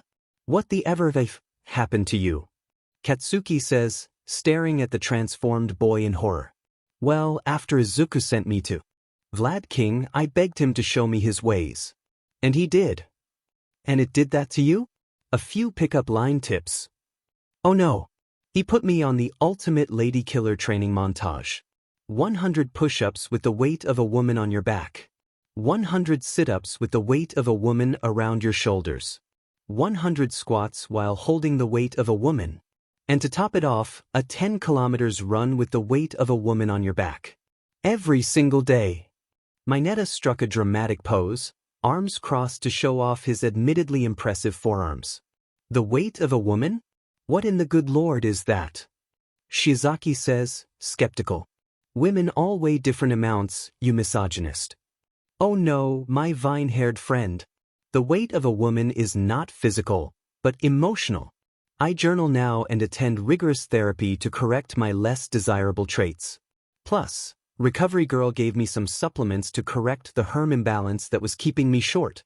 Thanks to this all-new revolutionary healthy routine, I can carry the weight of several women. Mineta says with a winning smile. That's why Itsuka, along with Yui, Setsuna, Kinoko, agreed to enter a relationship with me. Is that everyone in Class 1B? No. Tsudanori, of course, is an American. And I'm fairly certain Yanagi has some sort of thing going with Tokoyami. Anyways, good to see you guys again. I'll always be thankful for you pointing me in the right direction, Midoriya. Mineta says, walking off with Kendo. What the F dash? Katsuki says after a long, shell-shocked pause. What the actual F dash? I heard you abandoned your class today, Aizawa. That isn't very responsible of you. Nedzu says, staring at the truant teacher. Aizawa was currently swinging from chains wrapped around his body, hanging above the shark pit. The rodent chuckled as Nemo leapt up, nearly grabbing the teacher in his jaws. The shark had a minor quirk, and his teeth gleamed gold because of it. Golden goose? Nedzu preferred a steady supply of golden shark teeth. It was the logical choice. Aizawa insists. Contractually, you must return to teaching. You must give me a bigger drink budget. And a nap room. No. Nap room. And no teaching till after exams. Fine.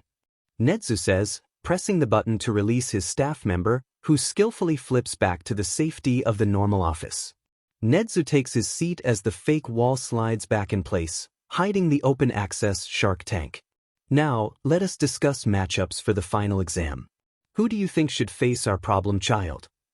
Which one? Aizawa's, face down on the desk. Izuku screams as a threaded steel bullet rips through his shoulder, sending green gore splattering all over the sidewalk. What the F dash? Have you forgotten so soon, young Z? All Might's voice booms out from his position in front of the entrance. Yes. But I can't hear you. La la la la, Izuku screams, sprinting down an alleyway. He was alone for his final exam after the tragic death of Sato. Once again, he cursed the stuck nature of stomachs. Who knew the teen actually had a quirk that gave him super strength from diabetic seizures, and that was why his brain power seemed to be reduced during that. You'd think a doctor would have caught that. Then again, doctors had written off one for all as a manifestation of photosynthesis, despite it multiplying his power by deranged amounts. The power of assuming you know everything thanks to a medical degree was truly not to be understated. Izuku ducked into a building, briefly contemplating the difference between his classmates' mortality and his own. Could plants die? Obviously. But what about immortal plants? Did they die of old age? Trees don't die of old age. But Izuku wasn't really a tree. He didn't have any bark. Although he could bark. At least he couldn't get diabetes. Right? He was fairly certain you needed a stomach for that. Or was that a pancreas? Did he have a pancreas? Do plants have pancreases? Pancreae? Pancreasis? Pancreas uses? Was that All Might? Why could he see him? Wasn't he inside? The building around Izuku blows away as All Might punches down half the block, appearing beside the plant boy in an instant. The number 1 hero leans down, gun held to the side. If you can't hear, the hero whispers, then I'll tell you from very, very close. All Might presses the barrel of the gun to Izuku's chest, the head depressing with an ominous click. I always stay motherfucking strapped. Izuku contemplates the XPLCT nature of this catchphrase as he flies through the air, courtesy of the recoil. You'd think there wouldn't be much momentum, since the bullet cleanly pierced him. But nope, recoil. Or was that front coil? Forward coil? Pre-coil? He lands in a crouch, sliding across the ground in a golden glow. Then he exhales in a deep breath, powering up one for all. Chlorophyllic overdrive. He screams, blasting across the testing zone and driving a punch into All Might's weak spot. Hey!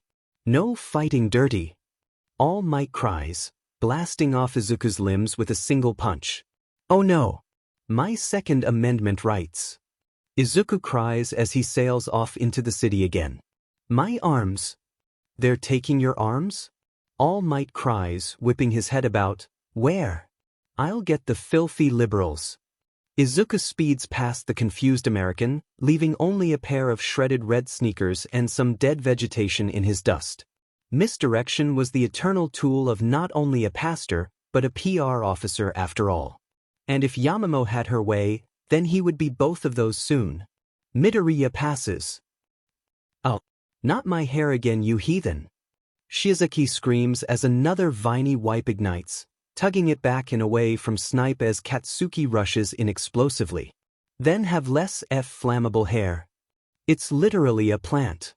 So is Izu. He's a freak. But you love him. He's a cute freak. Partners, you know this is an exam, right? Snipe drawls, spinning his 6-shooter. If your Texan say what? What? I say what? Katsuki chops down on Snipe's arm in a disarming technique, snagging his gun and blowing it to pieces. Nice try, partner. Snipe calls, pulling out a second gun and shooting a full revolution of rubber bullets into Katsuki's stomach. A second later a vine wraps around his arm, stealing that gun as well. That one was already empty. A true Texan doesn't just stay strapped, they prep for revolution. Snipe says, whipping out 2 more pistols and making Shizuki dance as bullets strike the floor by her feet. You made a critical error. I am already accustomed to bullets. Katsuki cries out, leaping from the floor behind the cowboy. Snipe makes a mental note to investigate why this is the case, a second before the HNDCFFS click around his shooting arm. Uraraka. I need you to let go. Yaoyorozu calls as 13 attempts to SCK both of them in with her black hole. What? I'll literally die. Ochako. Will you marry me? The gravity girl squeaks, blushing and letting go to cover her face. She falls towards 13, and the pro hero shuts off her quirk to avoid a second death from Class 1A in only a week. A second later Yaoyorozu slams down a pair of HHVs onto 13's puffy space suit, pulling a gold-plated Desert Eagle and aiming it at her face for good measure. Don't worry. The bullets are gold. And it's a soft metal. She says menacingly. But are you willing to find out if it's soft enough? Stay down. Yaoyorozu and Uraraka pass. Yamamo, what was that about? Uraraka says, scrambling to her feet. The gun? Simply an effective deterrent. The safety was on, don't worry. Know about, Oh, marriage? Well, perhaps I jumped the gun a little. But I intend to launch a prime ministerial campaign shortly, and being part of a relationship is necessary in a country as conservative as Japan. The taller girl says, turning to Urark. So, would you go out with me? But wouldn't a heteroromantic relationship be better to appease the voting masses? She says, I'm kind of, a woman? Oh, trust me, I noticed. Yaoyorozu says cheerfully, and it wouldn't do to appear too traditional or miserable. I am a lesbian with plans of world domination and soft revolution after all. Don't cry, Ilda, it's just a bus. Ciro says, patting the speedster on his shoulder. Just a bus. Ilda cries, his hands chopping wildly, it's concave. Ciro looks around the bus, noting how sections of the interior have been blocked off or rearranged to create a curved seating area with irregular rows of seats. 3 here, 1 there, 5 across the back. It truly was Ilda's worst nightmare. Up front, Aizawa sighs contentedly and slides lower into his sleeping bag as the sweet sounds of problematic children's sobbing wash over him. Now if only Midoriya was even half as distraught, his day would be perfect. Alas, that would have to wait until the summer camp. Surely some 4 a.m. to 2 a.m. training would eventually break the plant. I can't believe your campaign launch went so well. Yamamo. Mina says, gushing over her classmate in the back of the bus. Who knew Japan was so ready for an underaged candidate? When did that even become legal, Karo? As soon as the proper bribes paperwork was delivered, of course. Yaoyorozu says primly, sitting beside her new girlfriend. Did you just verbally strike through a word, Karo? I don't know, did you just say, Karo, instead of just rib-biting? The heiress shoots back, browsing her newly active Quirk social feed. Popularity ratings started well. We'll see if things keep up. Izuku says, scrolling through his own feed. I thought the conservative crowd would react a bit more to Uraraka, but your villain fight mid-rally really carried the campaign launch. That sure was effing convenient, wasn't it, Rich Beach? Katsuki calls from a few seats along the curve. Whatever do you mean, Bakugo? How could I possibly have predicted that the USJ villain would show up to that specific mall on the same day I launch my campaign, fight me, and retreat, thus cementing me as both the target of a vendetta and a capable hero? That would be ridiculous. Right? Ridiculous. Katsuki huffs, and I'm sure HNDJB didn't get any deposits into his Steam account from a Swiss bank. Obviously not. Yaoyorozu says, no one banks with the Swiss anymore. That's so passé. Right. Yeah, Katsuki.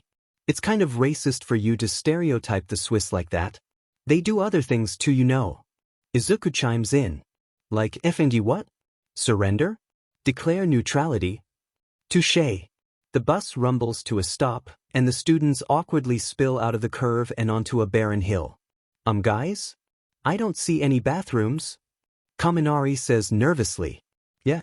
He didn't say it was a bathroom stop. Jiro says, I really need to go. Gross. The punk says, rolling her eyes as the electricity user bounces side to side. We've come to lend a paw and help. Coming out of nowhere. Stingingly cute and cat-like. Wild pussycats. The pussycats spring out of hiding, posing dramatically in front of the students. Oh my gosh, hi. Izuku says, bouncing forwards, you're the famous rescue hero team. I love how you've weaponized your image to make rescues easier. It's the PR coup of our generation. You have so much vigor. Pixie Bob says, running forwards to inspect him. I call dibs on this one. He's taken. Shizaki says coldly. I am. Izuku says, looking back at her in confusion. Yes. Oh. Izuku looks back at the heroine. Sorry, I'm taken. Yes. Wait, since when? Like 3 weeks ago, idiot. Katsuki calls out. Oh. Izuku says, deeply confused. Go figure. Also, you're a peffly weird cat lady. Katsuki says, popping off an explosion. I am not. Why are you ogling a child? I'm admiring his youthful vigor. There is no effing way you just said that with a straight effing face. Well, I did. So what? Pixie Bob, please stop arguing with the child. Mandalay says, placing a hand on her shoulder and guiding her away. I'm sorry, we'll rein her in. She's just worried about how old she's getting. I'm 18 at heart. And I'm sure you think I'm very effing immature for my age and all that. Katsuki rolls his eyes, shoving his hands into his pocket. Alright. Well, the summer camp begins now. Aizawa says, shuffling off the bus. If you don't make it to the camp by noon, you won't get lunch. Where's the camp? Shoji asks, 8 eyes swiveling around wildly. Oh, over there. Aizawa says with a wide grin, using his bottle of vodka to gesture vaguely off into the woods, where a small plume of smoke was rising from the camp miles away. Before any of 1A can react, the mountain rumbles and a wave of earth sends them tumbling off the edge. And if the wave of earth happens to form fists and sucker punch Katsuki in the kidneys a couple times on the way down, well, everyone chalks up the extra swearing to his normal explosive personality. Well, sheet. I guess we're walking. Jiro says, kicking at the ground. Oh, mon Dieu, my manicure. Aoyama says, his hands covered in dirt. Hey guys? What the F is that? Kaminari says, still vibrating. A gigantic monster, clods of dirt shifting and falling off it as it moves, bursts out of the woods. The class bursts into action, taking down the monster and beginning to move through the forest towards the camp. Ugh, kill me, Uraraka mumbles as she drags herself into the campsite, face green from Quirk overuse. I have to pee so bad. Kaminari whines. Why didn't you go in the woods? Jiro chimes in. I didn't think of that. You're an idiot, jamming way. Wow, that was so fun, wasn't it, guys? Izuku says, bouncing along completely fresh, wasn't that legion of dirt creatures so cool? Die. Katsuki pants, his normal threat falling limply out of his mouth. Wow, you guys made it in record time. Just hang out for a bit, we'll have curry ready for you in about an hour. Mandalay says, watching the group filter in. Class B won't be here for another few hours at least. Hi. Who are you? I'm Izuku Midoriya. Izuku says, introducing himself to the small child standing by the pussycats. You're all trash. The child says, delivering an unceremonious kick to Izuku's crotch. Izuku winces, clenching his legs together and glowing gold for a moment. Then he swiftly delivers a kick back, sending the young boy to the floor in pain. Midoriya, what the F dash? Zero says, the normally stoic teen outraged. What? You just kicked a child, Karo? I'm communicating. Trust me, I'm great with children. You just have to meet them on their level. Izuku says. A moment later, the child picks himself back up and shakes Izuku's hand. I'm Koda. He says, I guess you're alright. Not a spineless coward like the rest of them. Izuku beams, flipping the bird at his class as he cheerfully makes his way into the lodge, leaving the rest of them groaning on the ground. The world is a blur as Izuku stumbles out of bed, sluggishly dragging his arms. After a few steps, he slams into the wall, crumpling. He lets out a low, pained groan, no glow manifesting to heal him. A moment later, gray fabric snakes around him, dragging him out of the sleeping area, his face smearing along the concrete. Get up. Aizawa says, staring down at the plant. What time is it? Izuku mumbles from the floor. 3 a.m., I generously allowed you to sleep for an entire hour longer than I originally planned. That means I only slept for 2 hours? It's not my fault you stayed up past midnight gossiping, knowing you had early training. Aizawa says, hauling the teen to his feet, twice, after he crumples immediately the first time. We weren't gossiping. We were plotting national domination. Izuku says, waking up a little. I don't even want to know. Don't tell me. Understood. You're too vulnerable without light. It's irrational to allow yourself to have such a critical weakness. So, you're going to be training in the dark until you figure out a solution. Aizawa says, push your quirk to its limits, generate new energy somehow. Is that a vibrating pile of pulp? Katsuki asks, rubbing the sleep out of his eyes as the other members of his class emerge from the temporary dorms at 4 a.m. No. Then what is it? Because it sure as hell looks like a vibrating pile of pulp. That's Midoriya. Din girl, you're dating that? Kaminari laughs, drawing a glare from the concerned Shizuki. Aizawa-sensei. What happened to Izuku? He must give a sermon when we return, he can't be a vibrating pile of pulp. Shizuki asks, her hands clasped together. He's training his quirk. And so will all of you. Over the last few months, you've honed your bodies and techniques, but you haven't improved your quirks nearly at all. Aizawa says, holding out a softball to Yaoyorozu, repeat the ball throw from the start of term. Momo laughs, a gleaming carbon fiber construct emerging from her arm and stomach. She quickly assembles the weapon, a surface-to-air missile launcher, attaching the ball to it.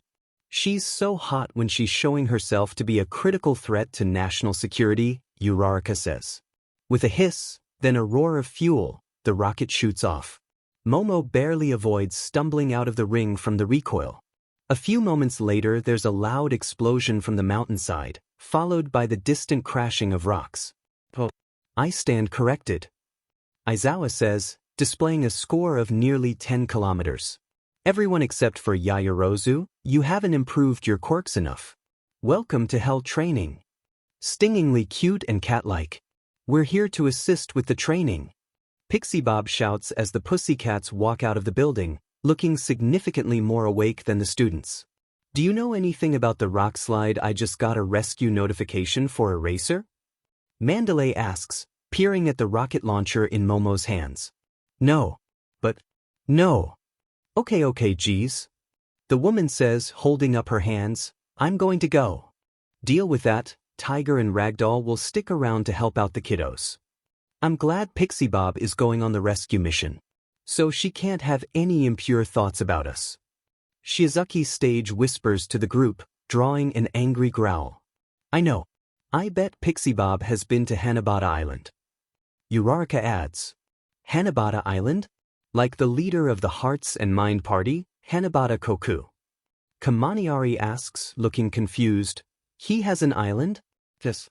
Famed financier and leader of the Hearts and Mind Party, Hanabata Koku, has a secret island where he ships quirkless children.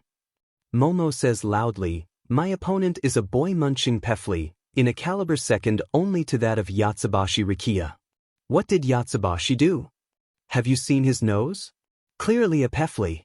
When I become supreme leader, Prime Minister, I will arrest this sort of scum immediately. Momo says, punctuating her statement with a series of fireworks in the shape of a sun. From the ground, the Izuku pile groans in a vaguely triumphant manner. A few hours later Shota is enjoying his favorite activity, listening to the agonized screams of his students. This had not always been his favorite activity. Naps used to take the top spot, followed by coffee drinking and jelly packets. But ever since he had been assigned as the home run teacher for Class 1A, agonized screams had rocketed into first place, with binge drinking as a distant second. These particular melodic screams were from his students' experience Hell Week. Midoriya had moved from outside to a small concrete bunker, where he continued to vibrate weakly in an attempt to exorcise his inner son. That hadn't been what Shota had had in mind when he suggested training to be able to operate at night, but halfway through the morning Midoriya had leapt into the air drunkenly and proclaimed he could sense the sun. Ever since, Haz was convinced he could find an internal power source. Bakugo was repeatedly firing blasts into a barrel of boiling water.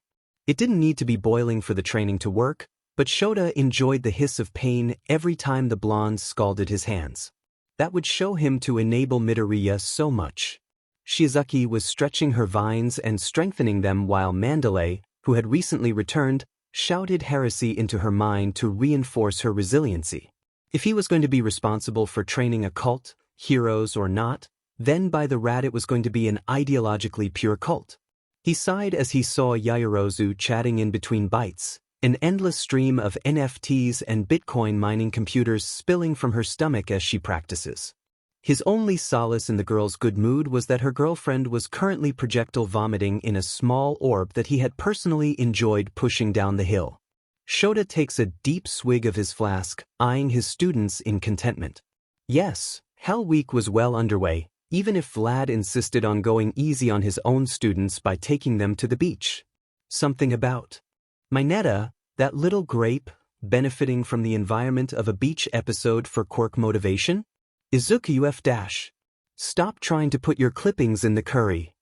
Katsuki screams at the freshly reconstituted Midoriya as the plant boy holds a handful of his own leaves, left behind from a recent death. You don't know I don't taste like basil. Midoriya shouts, lunging past him towards the simmering pot. You literally smell like dead bodies when you die. Dead body-scented basil. Shiozaki grabs Midoriya's arm, stopping his assault on dinner in its tracks as she starts to drag him outside. The plant boy splutters, his cheeks red as the other teen takes no excuses. Whipped.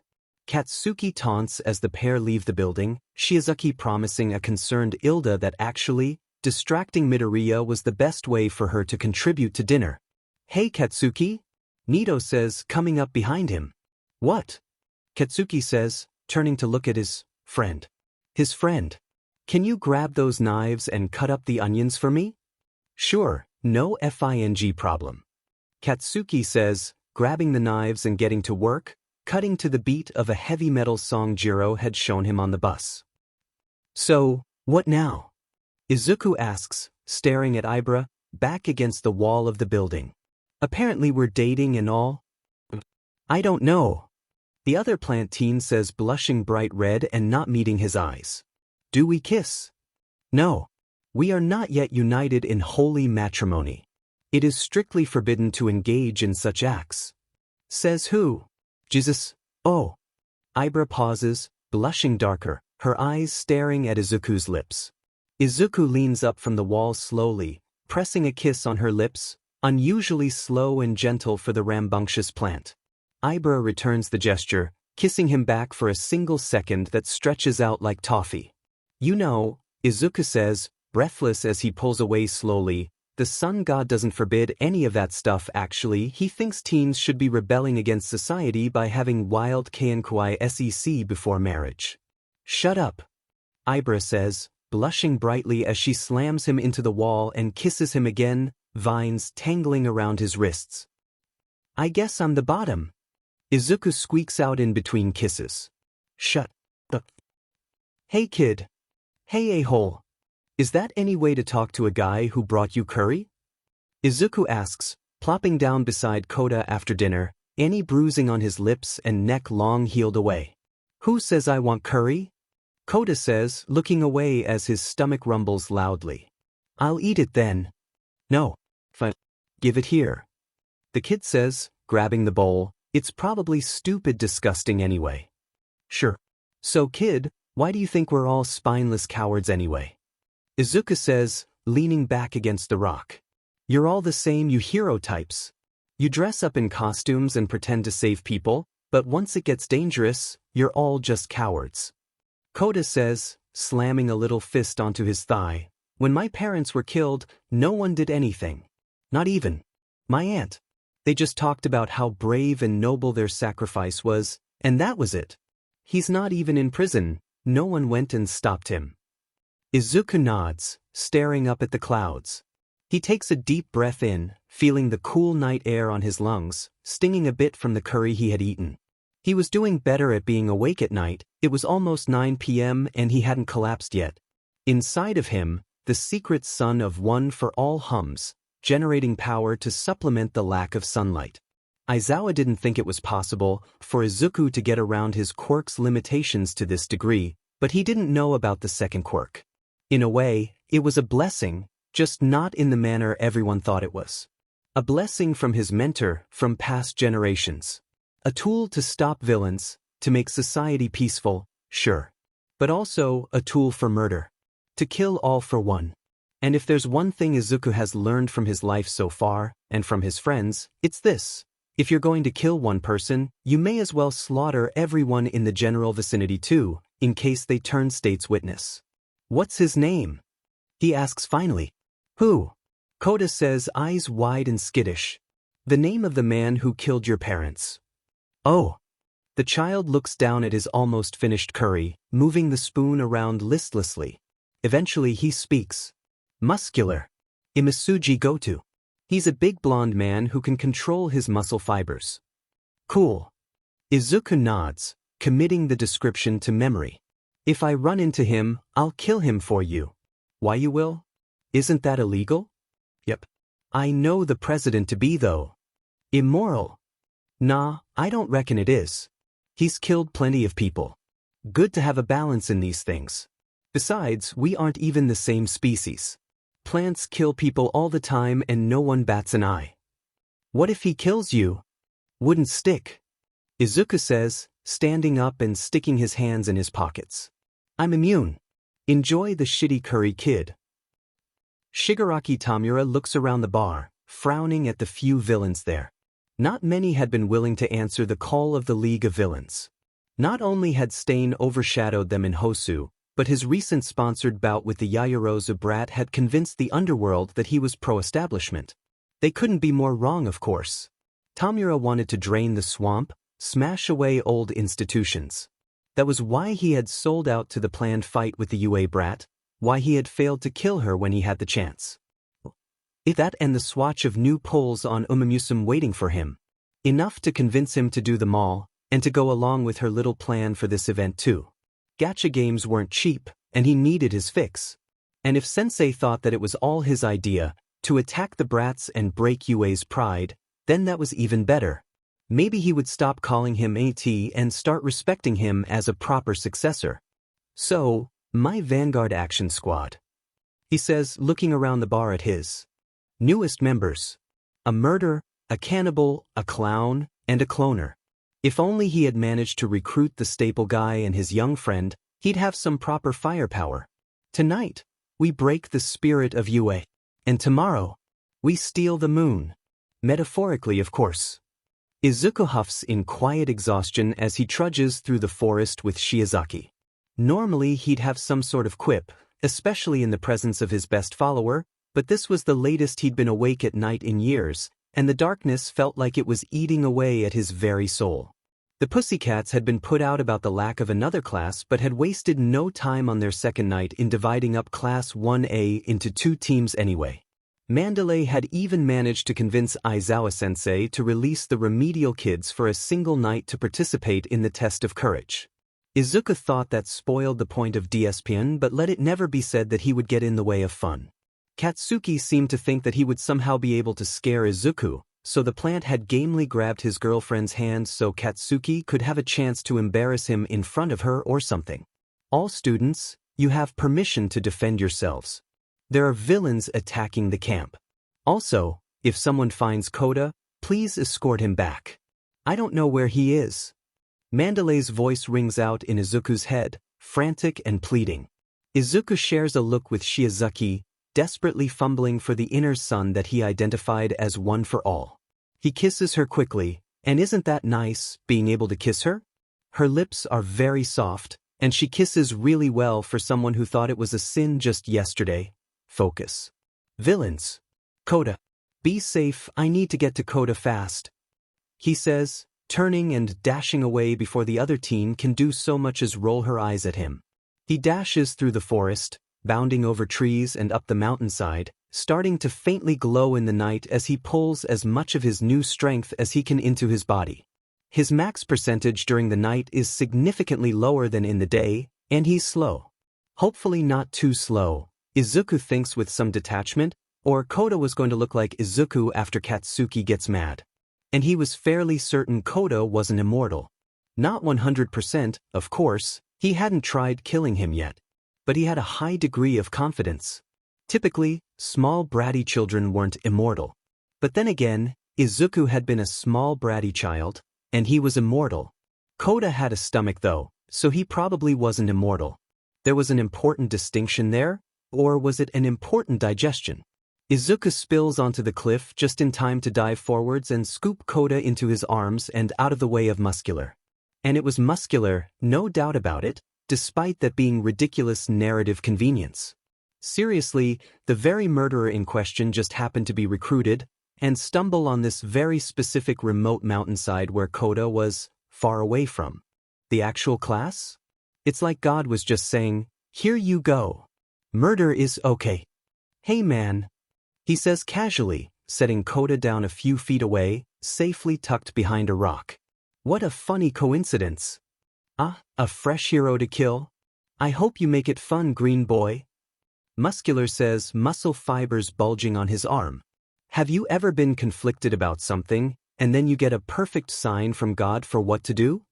Izuku asks as he pulls on one for all, powering up his natural quirk and dashing forwards. "Never. I do what I want, and what I want is splattering heroes after a good fight. I was thinking about killing you, you know. I promised Kota after all." Izuku remarks as he peppers punches into Muscular, frowning slightly as the blonde man shrugs them off easily. "But then I thought to myself, is that the heroic way? Should I kill someone? Why bother thinking it over?" Muscular taunts, slamming a massive fist into the ground as Izuku rolls away, sending chips of rock flying everywhere. "Just kill who you want and be done with it. That's what I did when I killed the brat's parents." Well, I was musing on it. Quite conflicted actually, and I'm not known for my moral quandaries. Izuku pounds another punch into Muscular at max percentage, groaning internally when it does nothing again, the larger man taunting him. And I figured I would ruminate on it. Good word, that ruminate. Momo taught me it. It makes me sound superior. I thought I wouldn't get a chance to kill you for ages anyway, so I'd make a decision if you showed up. Izuku draws on the full power of his quirk, diving in the way of a punch that Muscular aims for Kota's rock. His body explodes, dampening the impact as the inherited power blows him apart. He regenerates a moment later, on his knees in front of Muscular, who has paused to taunt Kota after apparently killing Izuku. Unlike the night in Hosu though, this time feels different. Izuku feels hollow, a yawning pit deep in the space that doctors had assured him a stomach would normally go. And as he finishes regenerating, something settles into that space, humming with energy and almost painfully warm. Not a stomach, but something that fuels his body all the same, spreading nutrition, power, along his veins like they were roots. Izuku is full, for the first time ever, like he ate a pleasant meal. Not a smoothie, something with real weight to it. A good steak maybe, with potatoes and gravy and the kind of shortbread your grandmother makes that sticks in your mouth but is delicious anyway. A good all-American meal, caloric and artery clogging, like All Might always recommended. The energy spreads as he stands up, Muscular staring down at him in shock. It suffuses his entire body, filling him with the incomparable warmth of the sun. The top surface of his skin turns to leaves, crackles, and falls away to reveal a fresh layer of skin, over and over until it appears as though he is a tree in the fall, constantly shedding leaves. As he moves, verdant greenery covering every inch of his skin. And then, just like magic, you showed up at the training camp. And you tried to kill Kota. He's just a kid, you know. And I can't very well go back on my promise right in front of him. That would be terribly rude. Izuku cracks his knuckles, the sound punctuated by the crinkling of leaves. Muscular starts to laugh, muscle fibers swelling around him, wrapping over and over as he grows to his full size. Ecstatic over the development, a kid he can kill multiple times, the murderer charges at Izuku. It's almost a shame. I was hoping for an enjoyable fight. Izuku says sadly a moment later, one clean punch having laid Imasuji Goto flat on his back. He places a foot on the blonde's now bare chest, the leaves which are shedding from his skin giving the move the appearance of enveloping the man in his greenery. But I guess you aren't that muscular in the end. Did you really not expect the story to get this dark? Izuku asks with a laugh, his head up to the sky, eyes on something far away, as Kota creeps out from the rock. I've been a borderline sociopath ever since I lost my head on the bridge. Izuku presses his foot down and keeps his promise. Momo cackles madly as the Tommy gun in her hand vibrates with every shot, spraying the Nomu with bullets. She clutches the fedora on her head as she dives to the side, thoroughly enjoying the mobster cosplay. "Sick imp girl!" She cries out, Ochako dashing forwards and removing the disoriented creature's gravity. Normally, a Tommy gun would be a very ineffective weapon against a creature with skin tough enough to shrug off blows from All Might himself. It was, after all, a small-caliber gun mostly used for gang violence. Momo loads a second round into the drum, creating the bullets directly from her hand into the chambers. She runs forward, getting under the Nomu and aiming upwards, firing into center mass. The rapid-fire impacts, high velocity but unable to pierce, throw the Nomu into the air at great speed. If you're rug-pulling crypto and you know it, clap your hands, the heiress says to her girlfriend, pressing a kiss to her lips as the shorter girl puts her hands together. Release, Ochako mumbles against her mouth, still making out with her when the Nomu splatters into the ground a moment later. Dead, if it can even have been called alive in the first place. I think Izuku is a bad influence on you, babe. Balderdash. No aspiring prime minister is ever afraid of putting down a bioweapon. Momo says with a laugh, cheeks flushed with adrenaline as Mandalay's voice echoes in their mind to let them know Koda is safe. Now, go get kidnapped like a good girl. Nito is having a very, very bad night. Not only did Katsuki turn down partnering with him, claiming that he needed Shoji for his plan to scare Midoriya, but now Dark Shadow was chasing him through the woods. Tender flesh. Come to me, flesh. Moonfish cackles from above, teeth. Stabbing down near Nito. Also, the cannibal. That SCKD pretty bad too. And the lack of quirks. No quirks meant he really was just tender flesh. Nito was having a record-breaking bad night. Tag me in, Nito. Katsuki cries as he single-handedly turns the knight around, a nitroglycerin-coated palm slamming into Nito's hand. He laughs with glee, explosion filling his body with power as he sets a few off in his palms. You take the tooth fairy, I'm going to calm down Dark Shadow. He calls out, blasting away. After so much time spent training together, he could use Katsuki's quirk almost as well as his own. Keep that tight but safe. Katsuki calls back, and Nito is very much not thinking about that as he sets off light-producing firecrackers around the shadow beast. Not at all. He's very focused. A claw slams him into a tree, driving the wind out of him and forcing him to stop thinking about Katsuki and focus up. He snarls, wondering if it's a blessing or not that he can't copy Tokoyami's quirk. Probably a blessing. Copying Dark Shadow would feel too much like killing a person when his copy ran out. He dives back in, hands sparking with borrowed power. Ochako hums happily as Twice leads her to Kurogiri's portal, the masked man rambling to himself as they walk. We're totally going to take good care of you. He says, you're going to be brutally tortured. Wow, I hope so. Ochako says with a laugh. Momo had assured her that the villain group wouldn't hurt her, and she trusted her girlfriend with her life. She wasn't sure that this was really heroic, but it would definitely be profitable. And money was her motivation for being a hero anyway. Plus, if her gorgeous rich girlfriend became prime minister, she could reform all sorts of things. And that would save way more people and put money in their pockets. Really, this was for the greater good. Oh, hi Midoriya. Ochako says, waving cheerfully at the plant as he dashes into the clearing. Uraraka. Mandalay said you'd been kidnapped when I dropped Code off. Are you okay? He says, crackling with energy, leaves sloughing off him. I have been. Are you okay? Of course. You seem awfully calm for a kidnapping victim. She's very calm. Twice interjects. She's shaking in abject terror. Of course I'm calm. I'm just taking a brief PR tour. Ochako hums, waving as the other members of the League of Villains filter into the clearing. Oh, I get it now. Izuku says, powering down, the final leaves falling off him and revealing fresh green skin and a manic grin. That's a shame. I was going to kill them all. Ohoho, a bonus hero.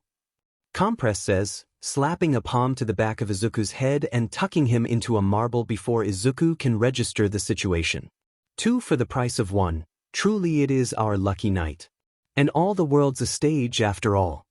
Ochako briefly considers mentioning that kidnapping Midoriya was definitely not the plan, and that he would probably be very annoyed when he woke up, and that tended to annoy everyone else. He might even kill himself over it, the melodramatic plant. And that was only the worst of it, because Bakugo and Shiozaki would surely show up soon afterwards. Bakugo had that weird Midoriya sense of his that came in handy whenever the plant wandered off, after all. She muses in addition that perhaps this would be easier if more of the class were in on Momo's grand plans for Japan. Then she discards that thought. Momo only told Ochako because Ochako was hers, and Ochako was a very possessive girlfriend. Everyone else could bumble around while she kept making safe stock bets on all the companies Momo owns, while shorting Detronet. It was very bad for their business that their CEO had been photographed so many times with his good friend, the famous financier and island owner Hanabata Koku, after all. Regardless of the veracity of said island. Shigaraki hadn't had any qualms attacking her class at Nedzu's request a few months ago though, and that had ruined her favorite gym shirt.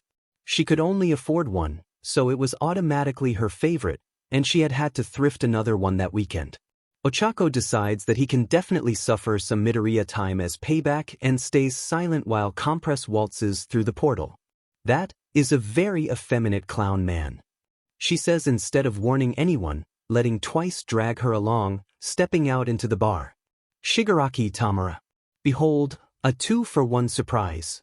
Compress shouts, flourishing his hand and letting Midoriya out with a shower of sparkles. Somehow, through the grace of magic, the plant boy is already bound and in a chair. Shigaraki says, staring at Midoriya in abject horror. What's cooking H&D, Midoriya says, his smile all teeth. Yue loses 2 students, is Nedzu to blame? By Kriya-shan. A horrifying tragedy struck last night, as the League of Villains attacked a UA training camp.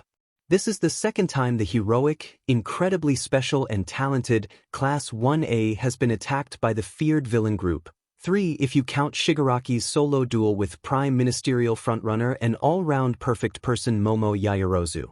Many are asking, has UA lost its touch? Is Principal Nedzu senile due to aging faster than humans? And worse, is he actually a marmoset and not a rat?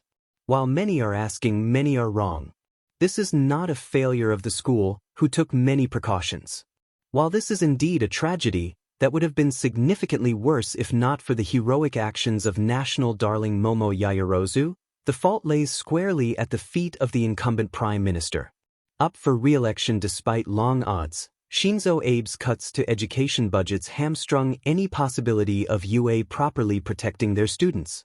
Worse, his insistence on prioritizing government-controlled police over the more independent heroes has led to worse career outcomes and further stigmatization of minorities. And thus more villains. Perhaps, if Minister Abe had allowed there to be a hero there for a young Mr. Compress, we would not have a former GGL turned murderous clown on our national hands? Maybe we would instead have more upstanding citizens like Momo Yaoyorozu, who will be on your local ballot this coming election. Her incredibly brave face despite the kidnapping of her girlfriend, hero in training and noted critic of candidate Hanabata Koku, the famed financier with an alleged trafficking scheme, is an inspiration for us all. More updates will come as UA releases more information, or when the Prime Minister gets up and does something for the first time in his career. Don't you think this is a bit heavy-handed? Asks Jiro, looking at the article over Momo's shoulder. Nonsense, this is downright subtle. Momo says, smiling at her best friend. One couldn't keep plots from the girl with super hearing after all. In fact, I might add another reference to Hanabata's pedophilia, just to make sure the sheep notice it. It's terrible, the things he does to quirkless children. You remember that you made that rumor up, right? HM? I would never slander. Momo laughs, making some quick changes then sending the article off to her editor to publish. Now, do you want to help me, and by me I mean 100 bot accounts, make some inflammatory tweets? Yeah, that's punk as hell. Jiro says, grabbing a burner phone and flopping down on Momo's hospital bed. Shinzo Abe? More like Shinzo Abe. 400 retweets. Shinzo Abe? More like a sod. 350 retweets. Shinzo Abe? More like Shinzo Abe. 500 retweets. Why is the Prime Minister not doing anything? Is he stupid? 3,000 upvotes. Hashtag the sun. They locked our glorious prophet away. 5 upvotes. UA to blame? No way. An analysis, 7,050 upvotes. Where's All Might? Doesn't he know the kidnapped kid? 17,001 retweets. Why I think Hanabata's island is totally real, and the League of Villains are on it 15800 retweets. Why bother looking for the plant kid? He'll have 2,000 retweets. Serving, disappointed in our institutions, hashtag Yuzo 30,000 likes. If you were going to kill Shinzo Abe, would a quirk that let you 3D print stuff help you? Deleted 410 upvotes.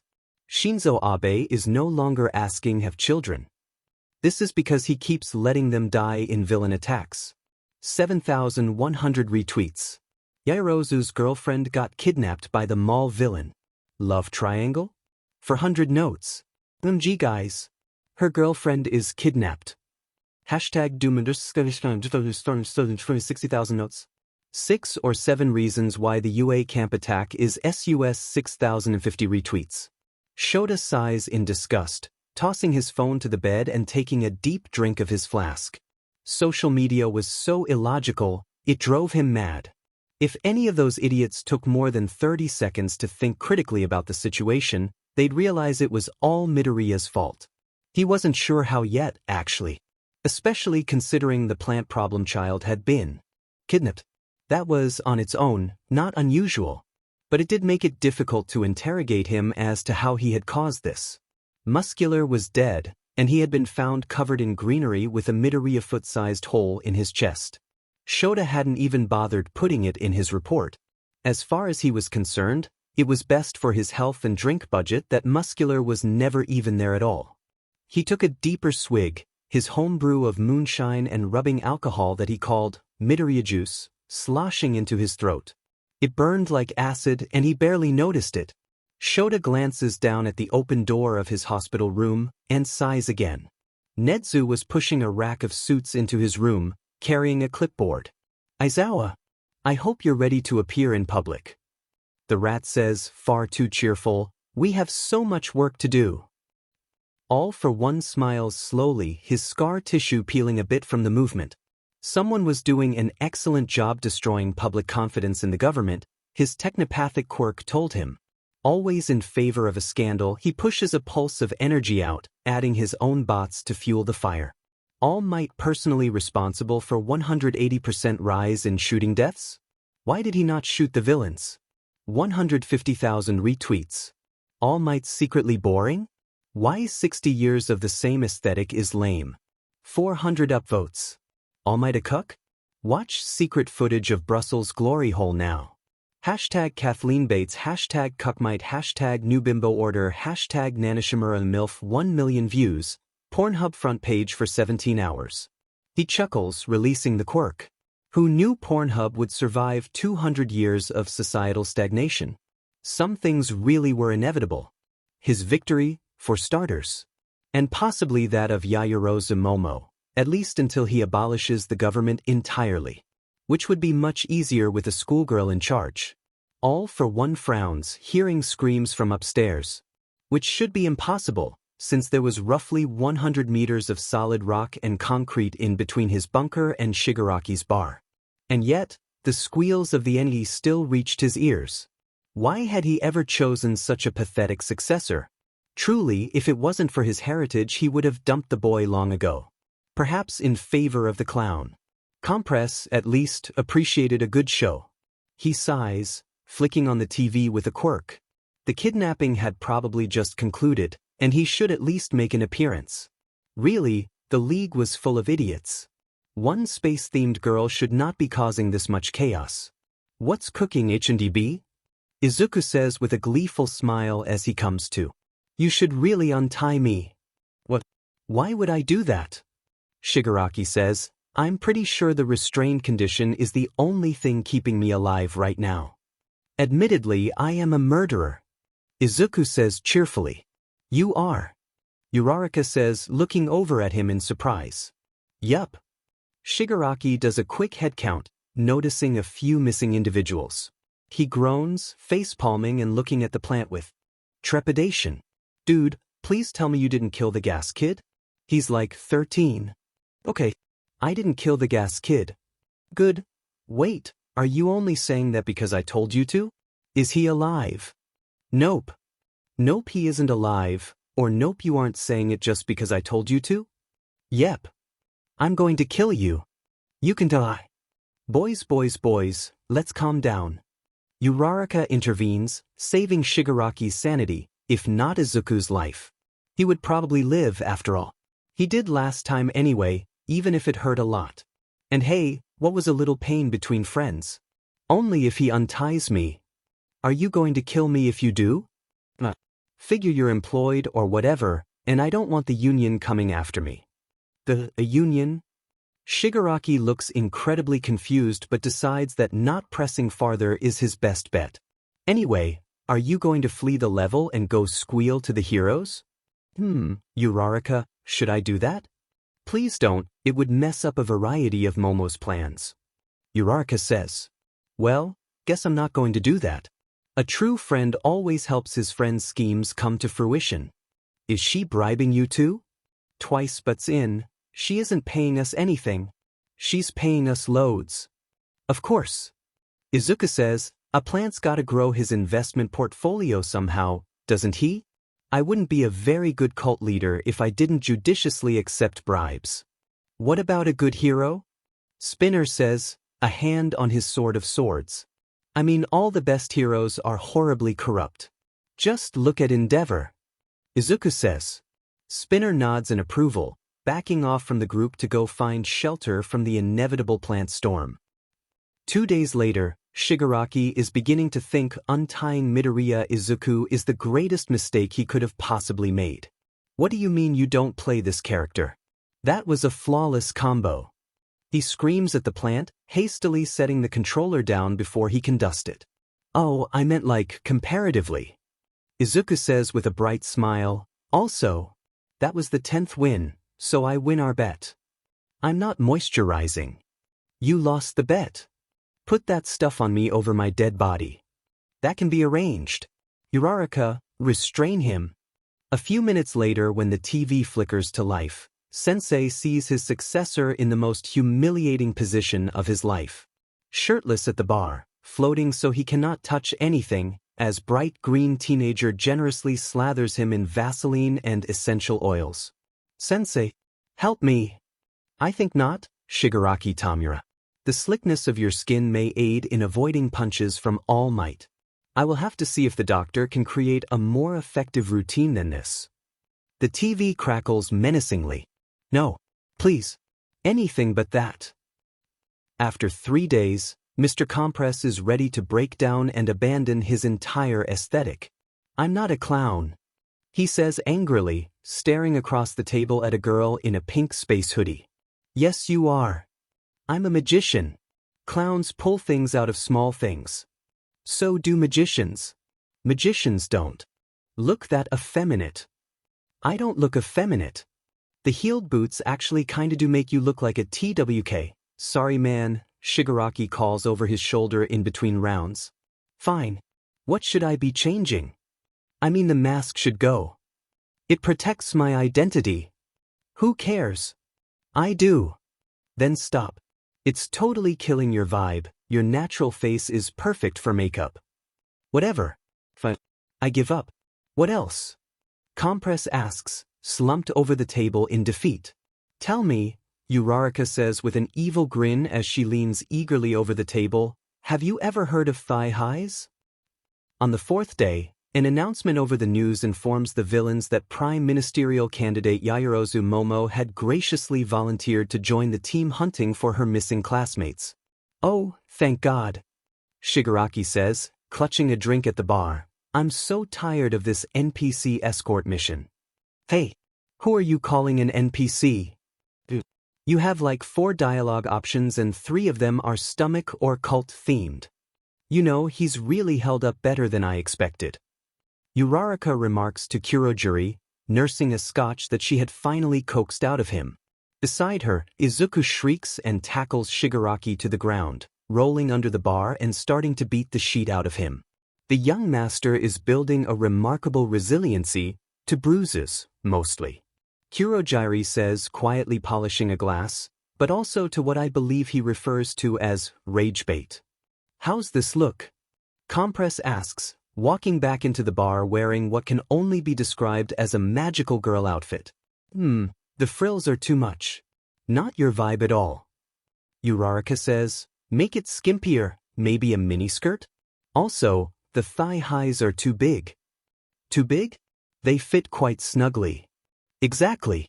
Your thighs need to be spilling over the tops, not lightly compressed. That sounds unpleasant. Beauty is pain, my clown friend. I remain neither of those two things. I'm going to convince my girlfriend to pass laws forcing all magicians to dress like this. Uraraka says with a wicked grin, draining her scotch and wandering over to a chair. All right, someone tie me up. Spinner, the only functioning member of the Fursum left, likely due to his frequent long breaks from the bar, complies quickly. What about the plant? He asks Uraraka. I reckon we can spin it as him having gotten loose early and attempting to escape. She says with a shrug, eyeing the wrestling teen and young adult under the bar. Izuku had lost both arms several times now, but never simultaneously, so he had retained his grip on Shigaraki's collar. Is this homoerotic? Compress mumbles, grabbing a drink of his own. I hope not. He has a girlfriend. Uraraka says, suddenly concerned. Midoriya, are you gay for Shigaraki? What? Izuku says, pausing his assault on the crusty man. No. I have a girlfriend. And besides that, Katsuki is the designated gay in our friendship. Designated gay? Oh, we flipped a coin and I lost. So, he's gay and I'm straight. Izuku says matter-of-factly, you have to keep these sorts of things at an even ratio. Thankfully, everyone in the bar was spared from having to respond to or really process at all that statement by the ringing of the doorbell. Why does your secret villain bar have a doorbell? Uraraka asks, tilting her head in confusion. It doesn't. I acquired a doorbell for dramatic effect. All Might shouts as he crashes through the door. Pizza DLVI. Katsuki paces back and forth along the floor of Shiezaki's hospital room, grumbling to himself. Although the blonde had only sustained minor injuries during the training camp raid, the school had insisted on keeping all the 1A students in the Fucus-secured hospital facility until the situation was resolved. It had been 4 days without any news, and worse without Katsuki being able to blow anything the F up. The hospital was full of delicate equipment, and the recreation areas were all stuffed with kids and frail adults. And you couldn't blow up kids or disabled people, because that was bad for PR. Not that he wouldn't gleefully blow them up, like everyone else in existence, but he really wanted to be the #1 hero and that meant avoiding civilian casualties. Still, it had been a week, and some of those Make-A-Wish kids were starting to look particularly detonatable. Surely I can go and rescue him now, can't I? He says, glaring at Shiozaki. The vine-haired girl had barely been injured anyway but had chosen to mostly stay in her room and pray instead of pacing the building like him. Well, it has been over a week, she says slowly, and the press conference didn't seem very good. I'm not sure the school actually knows where they might be being kept. Aizawa-sensei spent more time adjusting his suit than he did giving out any actual information. I can find him. Why not just tell the heroes?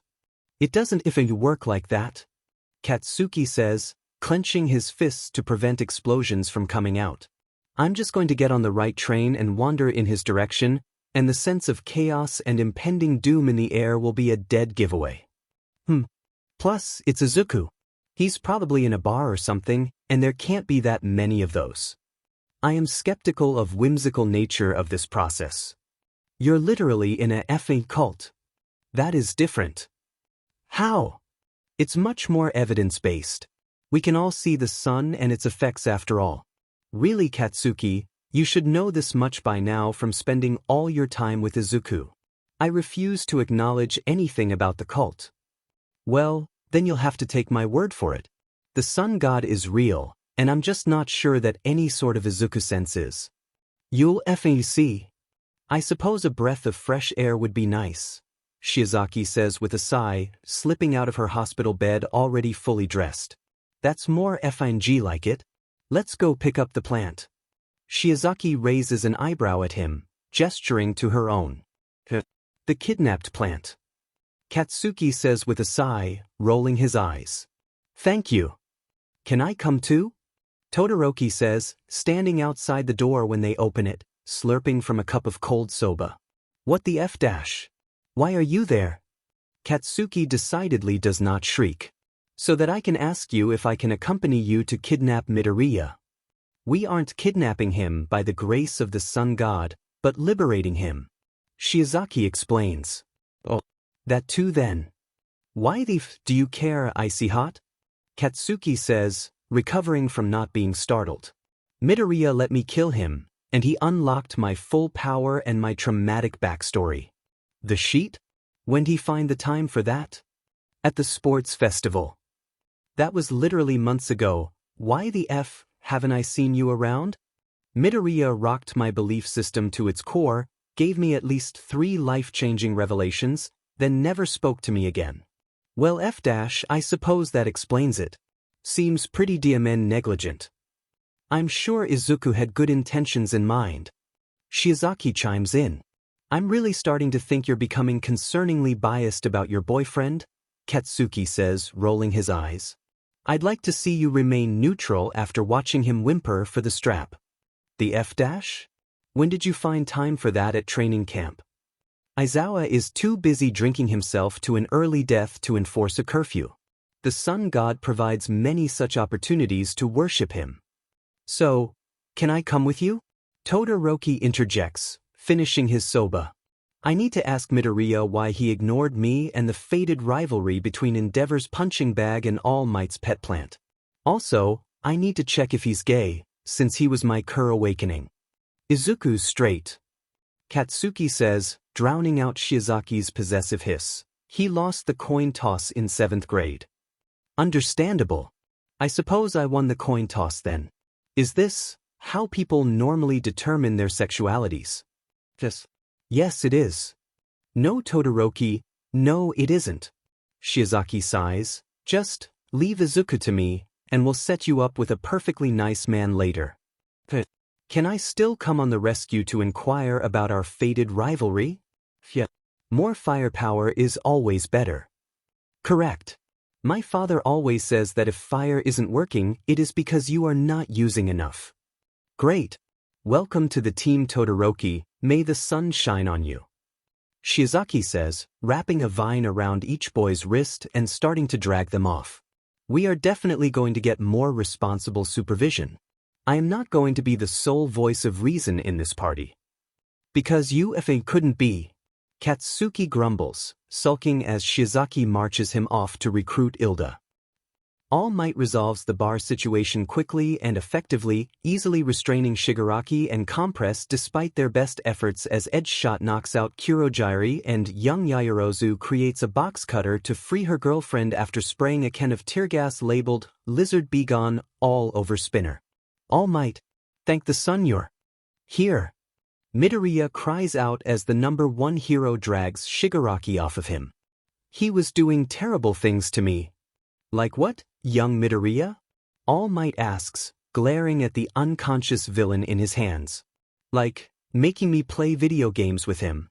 And threatening to make me pay taxes. You don't pay taxes? I mean, I used to. But then I figured out that they were an exploitative chain meant to keep rich people down and stop them from enjoying the full benefits of their rightfully earned billions. So I stopped. You have been spending too much time with young Yaoyorozu, I think. All Might says slowly, staring at his chosen successor. With that sort of reaction, Shigaraki must have done the truly unforgivable and forced the poor boy to play League of Legends. What a monster. Thankfully his successor is immortal and can survive that sort of torture without much more than a bit of psychic damage. Do you know where Muscular is? With these captures, we've accounted for the entirety of the league except for him. Ugh, Midoriya says, fidgeting guiltily. No. Midoriya, you know what? I'm just going to accept that and pretend you aren't very obviously lying. All Might declares, after all, a true American never wastes an opportunity to be hoodwinked by incredibly obvious lying. Midoriya is saved from having to respond to that statement by a tide of gray sludge filling his mouth, spilling out of it and enveloping him. A moment later he's blinking the dust out of his eyes in a destroyed cityscape, a few feet away from a potato-headed man in a suit. Hi Mr. Potato Head. I see All Might's successor is just as disrespectful. You may call me All for One. All the potatoes for one head? Don't strain my patience, please. I decided to be merciful and spare you for now because of your good ideas about moisturizing. I can still take that back. Oh, you're the TV guy. Of course. I am Shigaraki Tamura-sensei. Was it you who did the cum-summoning thing to bring me here? Yes, a rather limited teleportation quirk but still a useful the what summoning? Gray sludge in my throat, getting all slimy on my body, underaged body by the way. Ring any bells? Cum isn't, is your Ichikulte gray and sludgy? Oh, I don't. Don't. Yep. What? It's all pollen. I'm a plant, you see. You have got to be joking me. You'll never know. All Might cries, smashing into both the scene and All for One's face in a suitably epic landing. Because you're going to die here All for One. All Might, you jovial BSRD. Once I'm done killing you, I'm going to kill your vulgar runt of a successor. All for One stands back up, shedding his suit jacket and summoning his quirks. You'll never succeed in killing young Midoriya. All Might says, throwing blasts of air with his punches. But, because you'll stop me? You and what power, All Might? All for One weaves through the blasts, retaliating in kind with air cannon. No, because he is immortal. Might pronounces, catching All for One's fist after getting into grappling range. What? All for One says, the blank space where his eyes once were locking onto All Might's eyes. Yes. All Might cries, pulling a pistol out of somewhere and pressing it to the underside of All for One's chin. Surprise Glock. All for One counters with his handy surprise Glock nullification quirk, shrugging off the impact and punching the hero in his weak side. He is rewarded with a shower of blood from All Might's mouth, and the fight continues in earnest. All Might pulls out a rifle, only for All for One to display a spinning object reflector quirk and bounce the ammunition back. Oh hey guys. Izuku says, waving at his friends. The Fursum is huddled behind a rock at the edge of the blast zone, trying to plan a rescue of him from the currently waking League of Villains. Ichibi, I'm going to go now, okay? Oh, thank God. Please leave. Never come back. I don't want to see you ever again. Shigaraki groans from the ground. Better keep up your moisturizing routine then, or I'll have to drop by to reapply it personally. And really, you should thank the sun, not God. I will, I promise. Just leave me alone, you horrifying plant. Izuku nods, kicking the crusty man in the side one last time for good measure. Then he puts his hands in his pockets and wanders over to his friends. Thanks for the rescue, Katsuki. No problem, Psycho. I figured you'd need a reminder to run away from the danger instead of straight FING towards it. Izuku. Shiozaki cries out, grabbing her boyfriend and kissing him. Thank the sun you're okay. I am literally immortal. Well, mentally okay. That seems significantly more debatable. Midoriya. I'm glad to see you are okay. As class president, your presence has been sorely missed during this crisis. Ilda says, his arms chopping wildly. I must ask though, why is Mr. Compress wearing cat ears and a miniskirt? Oh, he has thigh highs and a crop top on too. Izuku says helpfully. That does not clear it up at all. Midoriya. Todoroki butts in, sparing Ilda's sanity for the moment. You ditched our fated rivalry. Todoroki. Izuku shouts back just as enthusiastically. I ditched nothing. But your depiction of our rivalry painted us both as inanimate objects, so I didn't want to disrespect your dreams by doing anything a desk plant couldn't. Unfortunately, that includes talking to you and being your friend. I see, understandable. Thank you for your considerate actions, Midoriya. Todoroki says, nodding sagely. From now on, let's adjust our rivalry to include friendship. Who the F is fighting All Might right now? Katsuki says, staring at the bizarre duel unfolding. That's some Looney Tunes sheet. Every few seconds All Might would draw another weapon, growing increasingly more esoteric as All for One happened to have the perfect hyperspecific quirk to counter each and every one of them.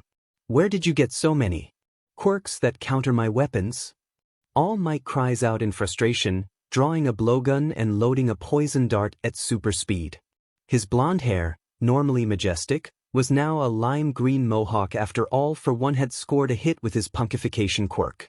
His glittering eyeliner was making up his deficit of majesticness admirably though, so he still cut a suitably heroic figure. I got an interesting tip from a man obsessed with pretending to have a bat quirk. All for One says, powering up his poison dart frog without the stupid blue skin quirk to resist the dart. From there it was simple to track down a cabal of Tibetan monks who provided all the quirks I could need for any situation. Truly a resourceful group, those Tibetan monks. Well, while you were hunting down Tibetan monks, I spent the last 10 years studying the blade. All Might says, minorly exaggerating the 30 or so seconds he had spent swinging a sword at a Ren fair, before being distracted by one of those booths where a buxom wench cuffed you and poured beer into your mouth while praising you. Take this, you cur. You'll have to get up earlier than that to surprise me. All for One says, deflecting the massive claymore with a sword for hands quirk, then making it explode with a claymore-to-claymore transmutation quirk. He slams a fist into All Might's side again as the hero reels from the explosion. How does All Might keep pulling weapons out of thin air? Shiozaki asks, finally looking somewhere other than Izuku. I thought his quirk was super strength? It is, says Izuku. If you look closely though, you can see Gran Torino blasting back and forth from his weapons locker and handing him items. Really, it's an ingenious use of misdirection. And it wouldn't FING work if this potato head shitstain wasn't too arrogant to notice. Katsuki adds, scowling, what a prick. Then you should get a thimble. Todoroki says flatly, what? Why the F would I need a thimble? To protect yourself from pricks. Why isn't All Might just punching him though? Shiozaki intervenes quickly before Katsuki can erupt. Wouldn't that be way more effective? But so much less stylish. This is his last fight. He must put it all on display for the cameras. Izuku says, he can't let them see that his tragic lack of a stomach is catching up to him. That would be a disaster due to the institutional prejudice against those of us who lack stomachs. All for One. You will rue the day you damaged my hair. All Might says, firing off a punch with a pair of diamond knuckle dusters. Your hair? How about the day I stole your mentor's grandson and made him into my successor? All for One says, drawing on his ice-cold drip quirk and catching the punch with his now diamond teeth easily. Then he retaliates with his insidious testicular torsion quirk, landing a vicious blow. And now you'll never have a grandchild of your own. Biasudi. But little did you know, I became a eunuch to better focus on defeating you. All Might replies, tapping a button on his knuckle dusters. His next punch explodes as the C4 charges under the diamond caps of the knuckle dusters are detonated on impact. You fool! I have countered your explosion with a slightly more powerful explosion. All for One cries in glee, his C5 skin quirk blowing the impact back onto All Might and scorching his suit. All Might is clearly flagging, running out of weapons and stamina after the 20-minute intense duel, not to mention his raid on the bar earlier. As All for One stands untouched before him, arms spread smugly to compensate for the lack of a smug grin, All Might summons his final efforts to finish this once and for all, as opposed, of course, to once and for one. Last time he had defeated All for One with a surprise attack with only his fists, no weapons needed. Now, in his final moments as the #1 hero, All Might falls back on these same foundational principles and channels the energy of his successor. Bazooka! All Might screams, pulling the aforementioned RPG out of his pockets. Just kidding. United States of Smash. What? You can't change it up like that. No fair. All for One's final complaints are cut off as All Might's fist slams into him, splattering his brain against the rubble once again. His military budget cuts quirk doing nothing to defend him against the powerful punch. only suited for making the ammo in explosive payloads into duds due to a lack of preventative maintenance. The number 1 hero stands triumphantly, raising his bloody fist for the camera to capture as his body hisses and steams, leaving him in his skinny form. Slowly, he lowers his hand and points past the cameras and at Izuku, the cameras frantically swiveling and zooming in on the plant. Midoriya Izuku, you're next. Carry my torch, plus Ultra. All Might says, praise the sun. The day All Might and All for One both fall, Japan changes forever in 3 important ways. Not everyone realizes it yet, of course. These are incremental changes, and most of the public is concerned with the giant casualty count of the Kamino incident. Who knew a detonate anyone within 100 miles who thinks the Star Wars prequels are better Quirk would be so destructive? Worse, at least in the deceased All for One's opinion, who knew that All Might was a die-hard sequel trilogy fan, and the fall of the number 1 hero. Understandably so, of course. These are, after all, very important societal events. If you care about that sort of thing anyway. The first thing to change is the upcoming election. No one realizes just how important Yaoyorozu Momo's participation in the Kamino raid was until a few days later, when her TV appearances begin. By then it is far too late for her rivals to get ahead of the game, and they can only respond. Why thank you. I'm thrilled to be on the show as well. Momo says, folding her hands elegantly on her lap. It was quite a lot of work to get you on Miss Yaoyorozu. The life of a hero sure is busy. The host, a flamboyant man with a quirk that gave him a magnificent prehensile mustache, says, well, I have a lot of time on my hands now that school is on summer break. Our training camp, of course, is cancelled. Momo says with a wink at the camera, I only wish my darling girlfriend could be here with me, but her injuries were terribly grievous. Oh, I had heard that Miss Uraraka escaped relatively unscathed. You heard wrong. It was terrible. Momo says, it is inexcusable that the incompetent Shinso Abe would allow something like this to befall an innocent student, and also Midoriya. Yes, the seminal plant himself, All Might's designated successor. Do you have any comments about him?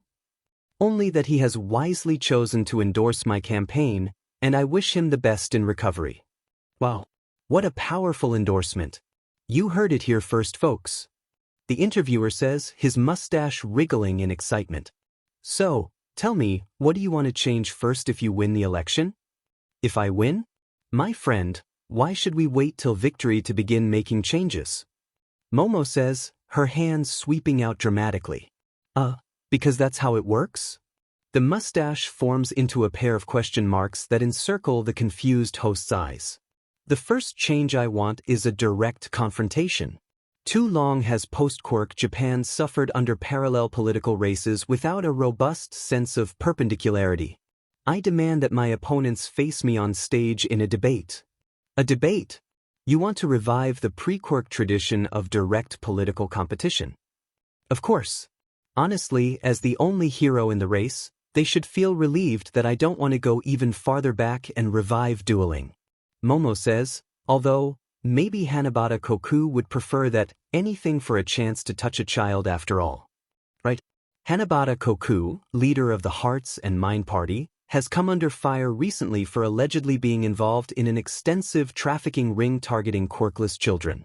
The missing Akatami Mikumo has been at the center of suspicion and police investigation for months now. Momo smiles as the gauntlet is thrown down. After that challenge, her swell of positive ratings, and the public slander, there was no way anyone would refuse her request for a debate.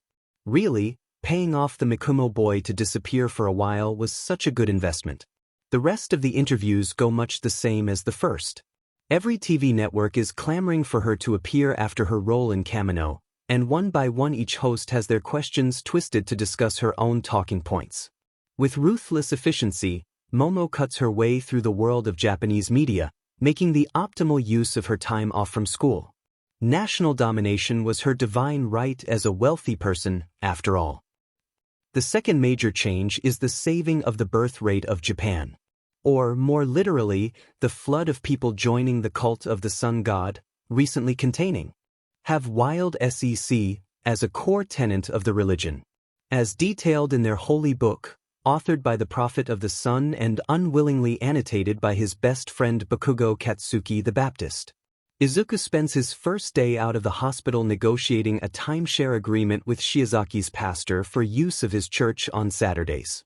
The pastor is fairly resistant. After all, Izuku is a flock-stealing heretic, but his mind changes quickly once Izuku performs several miracles. First, the miracle of revival. Second, the miracle of transubstantiation. Technically, flesh to edible food felt like a stretch, but it was close. And close counts in horseshoes, hand grenades, and miracles. Third, the even more impressive miracle of bribery. Soon Izuku was standing at the head of the church in a raised pulpit overseeing his first official gathering, screaming about the sun and the evils of the darkness and the moon for all to hear. Shiozaki was front and center, staring up at her boyfriend with rapt adoration as he preached to a crowd of hundreds. The religion spread like wildfire, gaining official status before the month was out. Churches popped up all over the country like weeds, tangling vines that pulled in members of the neighborhood. And with a 30% mandatory tithe, it was child's play for Izuku to fund even more evangelizing and more churches and charity donations, as Shiozaki frequently insisted. Nearing the end of summer, Izuku was handing off the church duties to other people, choosing to remain as a prophet. After all, the sun was essentially free and all-encompassing, so clearly he should be as well. In fact, the core doctrine of "do whatever the F you want really" was so resonant that none of the congregation cared what Izuku was doing. He hadn't even met most of the pastors in charge of churches, or even bishops in charge of wards. And Izuku had better things to do anyway. Being a religious leader was not that important. For instance, he had to force Nido and Katsuki to date. The two blondes were still stubbornly insistent that they didn't even like each other, despite obviously being in love. In fact, Izuku had broken into Katsuki's room through the window 2 nights ago and caught them having phone section. At least he had. But they insisted nothing had happened, and admittedly the resulting explosion and beheading had muddled his memory a bit. But still, they were absolutely madly in love. And even more critically, he had to research the scientifically optimal plant-based DLD and work his way through a staggeringly large amount of tentacle doujinshi that Shiozaki kept throwing at him. Who knew that making Kangai-CC a core religious mandate would have such a profound effect on her? Truly, Izuku was a genius. His decentralized nervous system contained more IQ than anyone else in the world, as long as you excluded anyone with an IQ above which he did. Everyone knew IQ was a bogus test anyway. That meant nothing really when you thought about it. Chlorophyll count was the real benchmark for geniuses. Even more pressing than those two incredibly vital tasks, Izuku had a holy mission to fulfill this summer. Every time Momo went on an interview, she smuggled Izuku in as her PA, fulfilling her bribery to him in the process by doing him that favor. And once he was inside the skyscrapers that contain the various news and TV agencies of Japan, it was trivial to make it to the roof from there. If Momo's interviews occasionally featured a few frames of a plant child screaming in glee as he fell 40 stories downwards past the window, well, no one seemed to question it. The third and final change is by far the most ominous. Which is saying something, since the first two conquered the political freedoms and bodies of the people of Japan. The HPSC takes note of Midoriya Izuku for the first time in his life. Of course, they knew he existed. The HPSC knew that everyone existed. They kept their own far more extensive Quirk registry that was separate from the police databases. And they maintained it diligently through 100% illegal methods. So, technically Midoriya Izuku had been on their list of quirks for many years.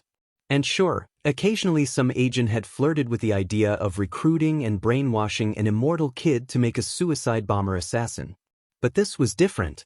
Now his powers had been on full display when he killed Muscular. No one at the HPSC believed the public story that Muscular had simply fled, and they had swiftly located his body, and worse, he was indisputably a powerful public figure. And thus, he was out of reach for brainwashing or other forms of leverage. Really, there was only one choice to stop him in his tracks: obtain leverage over him by ensuring he failed his provisional licensing exam. Then they could offer it to him in the form of revisional courses in exchange for the plant signing a contract to work for them. Unfortunately, due to previous scandals about HPSC corruption, such as when the beloved MLF hero, Lady Nagant had tragically slipped on ice and shot the president, then even more tragically slipped on some soap and vanished into a secure holding cell without a trial, the licensing exam was proctored by an independent body that observed all aspects of it with the highest scrutiny. Cheating on the exam was impossible, but so was influencing the results once the exam had begun. They would know, as they had repeatedly tried and repeatedly had to pay large bribes to cover their failures up. However, there was no independent body watching how they constructed the exam, as long as it didn't deviate too much from the typical formula. No one would know if they swapped out the hero who would play the villain in the second part for someone more plant-phobic. And if they encouraged a few of the more anti-UA schools to send extra-large contingents this time, and that resulted in a horrific UA crush? Well, that was just the HPSC doing their civic duty by encouraging young heroes to get licensed. The president of the HPSC, by virtue of being the sole survivor of Nagant's purge, grins evilly as they draft a letter inviting Principal Nedzu to send his first-year classes to the licensing exams as well since more spots had just opened up. Truly, with the power of the sun on their side, they would be unstoppable. Dorms? Izuku shouts in excitement, staring at All Might in shock. This was going to be the best school semester ever. You're letting the plant kids live in the same building? Kyoka says, staring at her exhausted homeroom teacher. We're all going to die. That's punk, I guess. Totally manly. I can ask Bakubro for workout tips at any time of night. Ajiro says, flexing in all directions. Dorms? Truly the sun god provides. A Garden of Eden for his chosen few. Ibra says, mentally cataloging how much packing space her new toy's new religious implements would take up. Of course, UA is shifting to dorms. This will be an excellent location to run my campaign from. Momo says, sipping her tea, are they soundproof? My parents have been getting concerned about the excessive maniacal laughter from my room recently. Phew. Dorms are effing awesome. Katsuki shouts, have you fenced in the roof yet? I don't want to have to see Izuku falling from it at all hours of the Diamond Day. Is Katsuki moving in? His parents already said yes. Nito says, well, then I suppose I can deign to slum it with the rest of the class. Of course you can take Izuku away to dorms. Inko says sweetly, holding her husband's hand. In fact, why not move him in early? And shouldn't he be studying on the weekends, instead of the occasional home visit? Hisashi adds eagerly. You have robust facilities, yes? He's a very energetic boy. Inko says, looking at the increasingly bewildered All Might. They have Cementos on staff, honey. I'm sure they can handle the property destruction.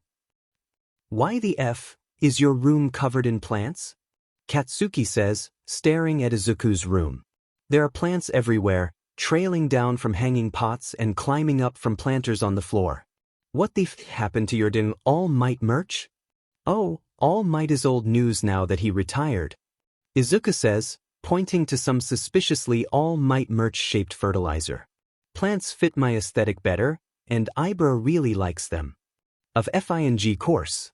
God, you two are so FNG pathetic. And you and Monoma aren't? We aren't FING dating, chlorophyll for brains. Is that because you are siblings? Todoroki asks, manifesting in the doorway. I know we confirmed you both have different parents, but stranger things have happened. We aren't F siblings. I know you aren't FING siblings, you already said you aren't dating. In fact, FING siblings sounds like something straight from an American cliché. Todoroki deadpants, I was merely inquiring if you are normal siblings. Katsuki isn't my brother. Monoma cries out, walking into the room behind Todoroki. That is what someone hiding a secret brother due to a forbidden love would say. Izuku says, bouncing off his bed. Is it time for the room tour, Monoma? Yes, it is. Everyone else is waiting for you extras. I even told you to stop stealing my iffy words, Nito. Katsuki growls, the other blonde blushing slightly at his tone. A brief tussle ensues, in which Katsuki and Monoma roll around on the floor in what that will later insist is a distinctly heterosexual and platonic fashion. Not wanting to be left out of the fun, Izuku curb stomps Katsuki on his way by, then tackles Todoroki out the door and into the hallway. "Midoriya, you are straight, right?" Todoroki asks in between punches. "Yes. Why do you ask?" Izuku says, tugging on a fistful of peppermint hair. "I wanted to check one final time. I am searching for a partner after discovering you were no longer an option."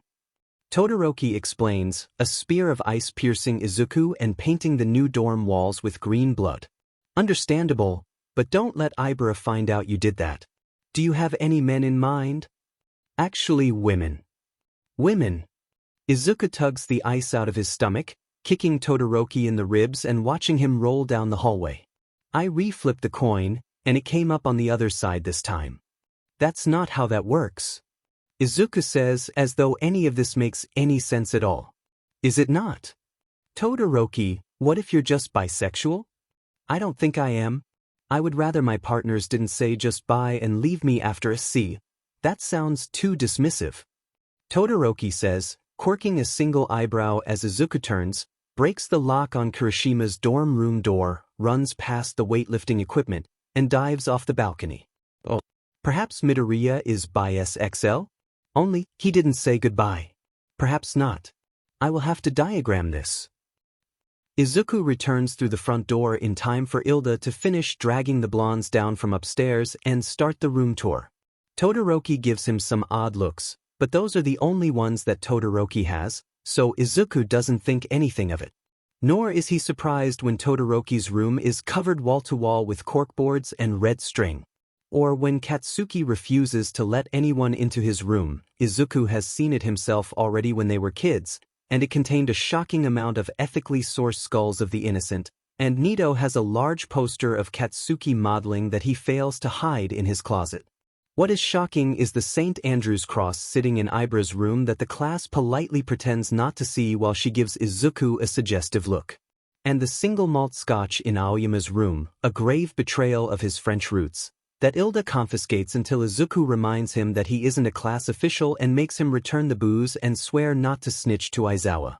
Most shocking of all, though, is the Sun Bible sitting on Ilda's bedside table. "Ilda, you follow the sun," Izuku cries, bounding over to the book and holding it up. "Well, it seemed prudent to educate myself on my classmates' religions," Ilda says, arms chopping. "And? What do you think?" "It makes some good points. But I did notice that the Book of Yagi just seems to be a one-to-one copy of the famous romance novel 750 Shades of Light Black." "What nonsense? The Sun Bible was written first." "Midoriya, there is a publishing date on the first page." "Blasphemy. The Bible descending from the heavens riding a solar flare." "Right. Well, I respect all religions as the unofficial deputy to the vice president. We have mass on Saturdays. I'm going to blackmail Cementos into building me a chapel." Izuku explains. "Perhaps I will attend for educational purposes." "Yairozu, how is this an ultimate move?" Ectoplasm says, his clone staring at the heiress. "All you did was sit down on the ground and produce a laptop from your chest." "Oh, simple. I can already make guns easily to break villains' bodies. So, another, bigger gun does not seem that impactful." Yaoyorozu says. "Instead, I will target them somewhere that hurts far more than a mere gun." "Right? I suppose I can see the logic in that. What is the game plan here then?" "I bought your house." "What? See? Your bank was happy to foreclose and sell me the deed under the table once I offered a sizable sum," she says, spinning the laptop around. "My house?" "Yes. How will you even pay for that for every villain? How did you find my house?" "Simple. The greatest power of my quirk is producing precious metals. I'm merely properly leveraging it." Yaoyorozu says, swinging her arms out dramatically, "Even better, my position as a prime ministerial candidate combines with my money to make hiring a private detective trivial." "You hired a detective to stalk me, and then bought my house." Ectoplasm deadpants, expressionless as always. "Well, who define detective?" "Oh, did you hire?" The League of Villains are in need of a funding source now that All for One is dead. The clone collapses into sludge as the math teacher gives up, abandoning this line of inquiry. He'll just mark her math papers down until she returns his house and pretend the rest of that interaction didn't happen. Aizawa had said something about a drinking budget. Maybe ectoplasm could get access to some Midoriya juice of his own. Only, his would be Yaoyorozu brew, and moonshine might not be strong enough. Perhaps Nedzu would approve a supply of mushrooms? Tripping ball can't be that different from his current reality, after all. Meanwhile, Yaoyorozu finishings offloading her teacher's house to an index fund and moves her 4% profit on the equity to her 14th offshore bank account. Then she smashes the laptop with a hammer she produces and wanders off to find some lunch. Training for the provisional exam was hard work. You know, the last time I practiced ultimate moves I killed Izuku like 6 times, right? Katsuki says, skeptically, staring at ectoplasm. It's alright. I'm a clone. You still feel pain though, right? It's fine, Bakugo. What's the worst you can do? Ectoplasm wheezes as a bright beam of light sears through him, boiling his insides and leaving him half dead. That? Katsuki says, staring at the clone, maybe like, incinerate you? The clone dissolves, and a moment later a new one comes jogging up. Alright. So, we are never doing that again. Ectoplasm says, grimacing. Why don't you try to create something non-lethal? Alright, Kirishima. What's your super move idea? I'm gonna get hard. You already are. Harder. You did that at the sports festival. Harder.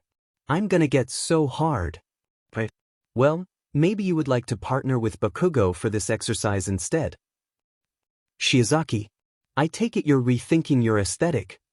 Ectoplasm sighs, looking down at the vine shrubbery cocooning him.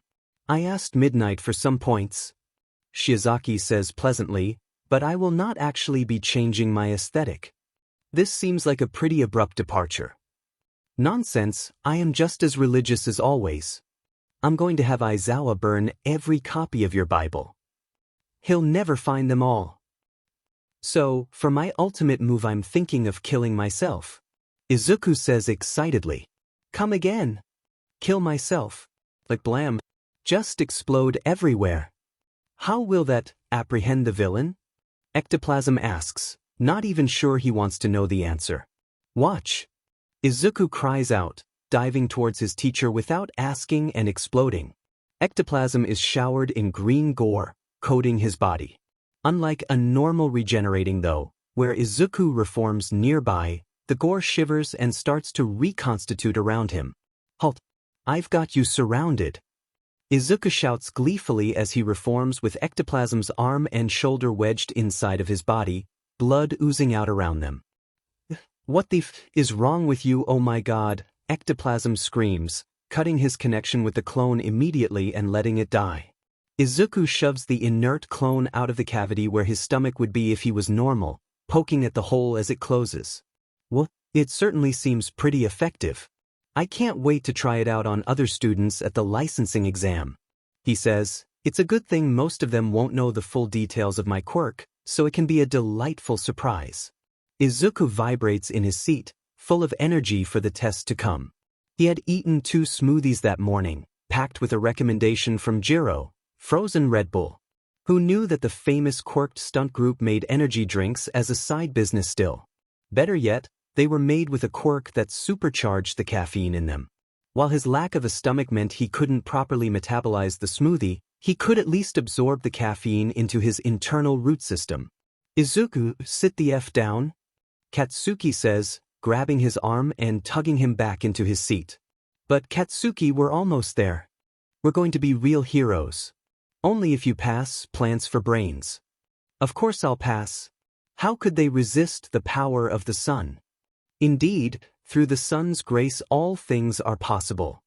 Ilda adds, wanting to feel included. He had attended a few sermons so far and was still skeptical of his classmates' religion. But a good honorary assistant to the vice president always encouraged his classmates. That stupid of a cult won't help you here. Katsuki growls, popping off a few explosions. And we can't lose.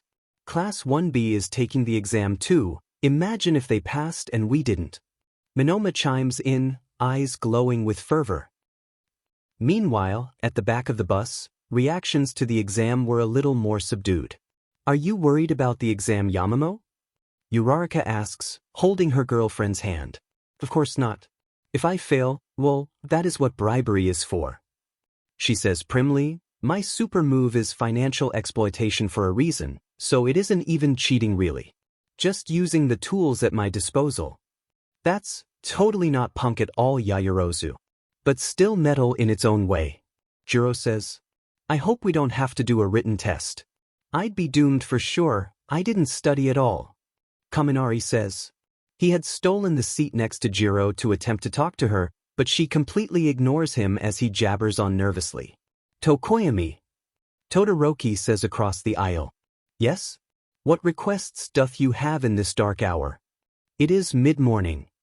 Truly the darkest of hours. The sun is in the sky. But the sun in our souls has undergone a foul ascension as we face the penumbra. Are you Hawk's secret love child? No? Why would you bring such a chthonic theory to me on the eve of our destruction? You're both birds. Many people are birds, quoth the raven. And you interned with him.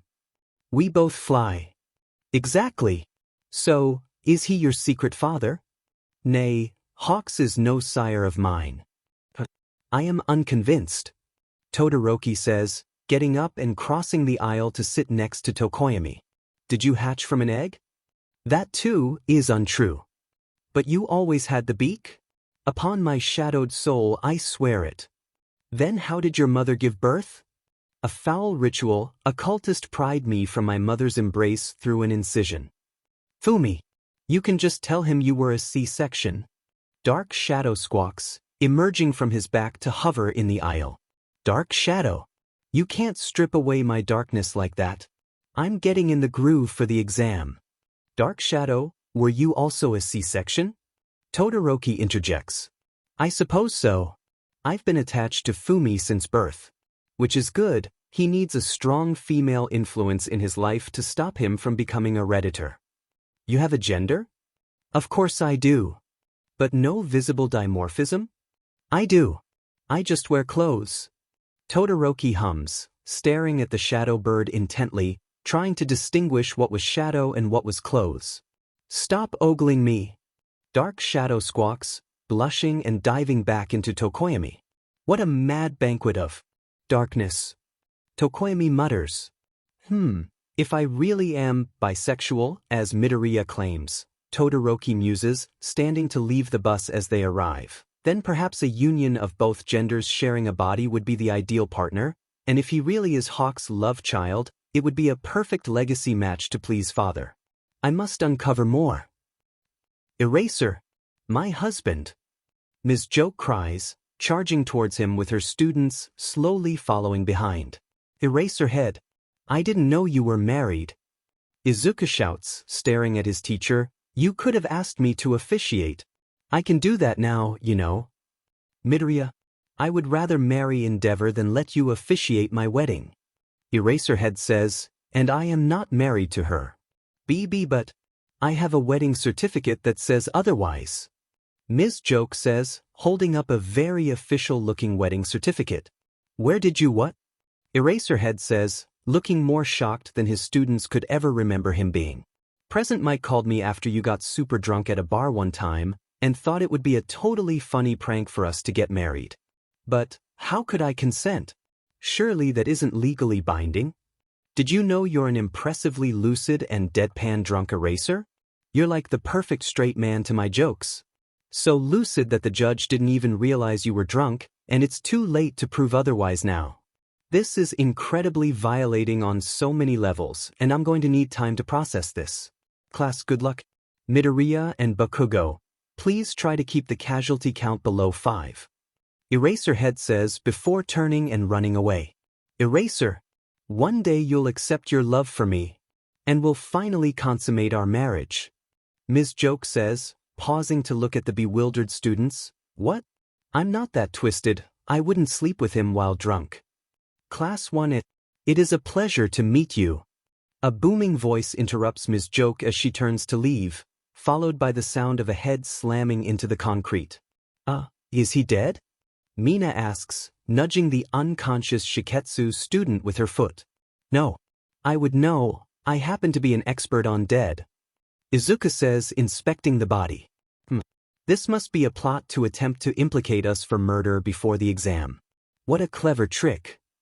Yaoyorozu says, Todoroki.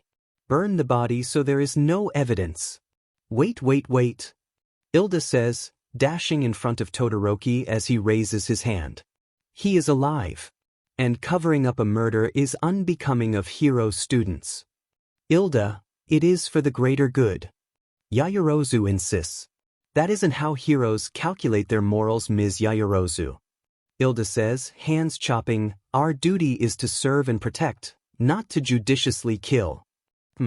We will have to hash this out later. A public debate may be best. Yaoyorozu says, be prepared to contest me, I will quote John Harsanyi a lot. I understand. A final debate for the souls of this class. I promise, Yaoyorozu, I will teach you the true meaning of heroics. This is stepping over the body of the Shiketsu kid to greet the other students mingling before the exam. After a moment of tension, the other members of the class follow him, chattering as they prepare themselves. After collecting their ball and target belts, Class 1A assembles to discuss their strategy. There will, of course, be a UA crush, Yaoyorozu informs the others. I had my sources gather intel directly from the HPSC earlier this week, and this is typical behavior. A crush. I knew I was simply too magnifique for them to resist. Aoyama cries, sparkles flying into the air. Then we should gather together and resist them in a coordinated effort. Ilda adds, arms chopping wildly, that way we can stand together as heroes. I'll pass. Katsuki and Izuku say simultaneously, then turn to glare at each other. I'm going to win without anyone's help. Katsuki shouts at Izuku. I'm going to kill myself. And that won't help anyone else. Izuku shouts back. Great. So, who should take what roles while those two create chaos? Yaoyorozu asks. Shiozaki will be in temporary command, since our president is dead, which is probably good, since apparently the HPSC is targeting him. They are. Izuku asks, turning back towards the group. Allegedly. I didn't access all their documents, but my anonymous sources acquired a minor clerical role and discovered plans to beef up the exam and make you fail without looking suspicious. Oh, thank the sun. That's fine then. Izuku shrugs, wandering away and eyeing up buildings, trying to find the best place to kill himself. The class establishes a basic strategy, with ranged quirks watching the sky and their recon members preparing to dispatch any remaining heavy hitters, and bunkers down waiting for the test to begin. Shindo considered himself a calculating individual, positively Machiavellian even. He hadn't gotten a chance to size up Class 1A while pretending to be friendly earlier, since his own teacher's marriage revelations had distracted them. But that was fine, he had observed enough from afar. They had obviously been shaken by the news of Eraserhead's marriage, and that indicated they would be vulnerable to wide-scale shock and awe tactics. It would be simple to take them down then.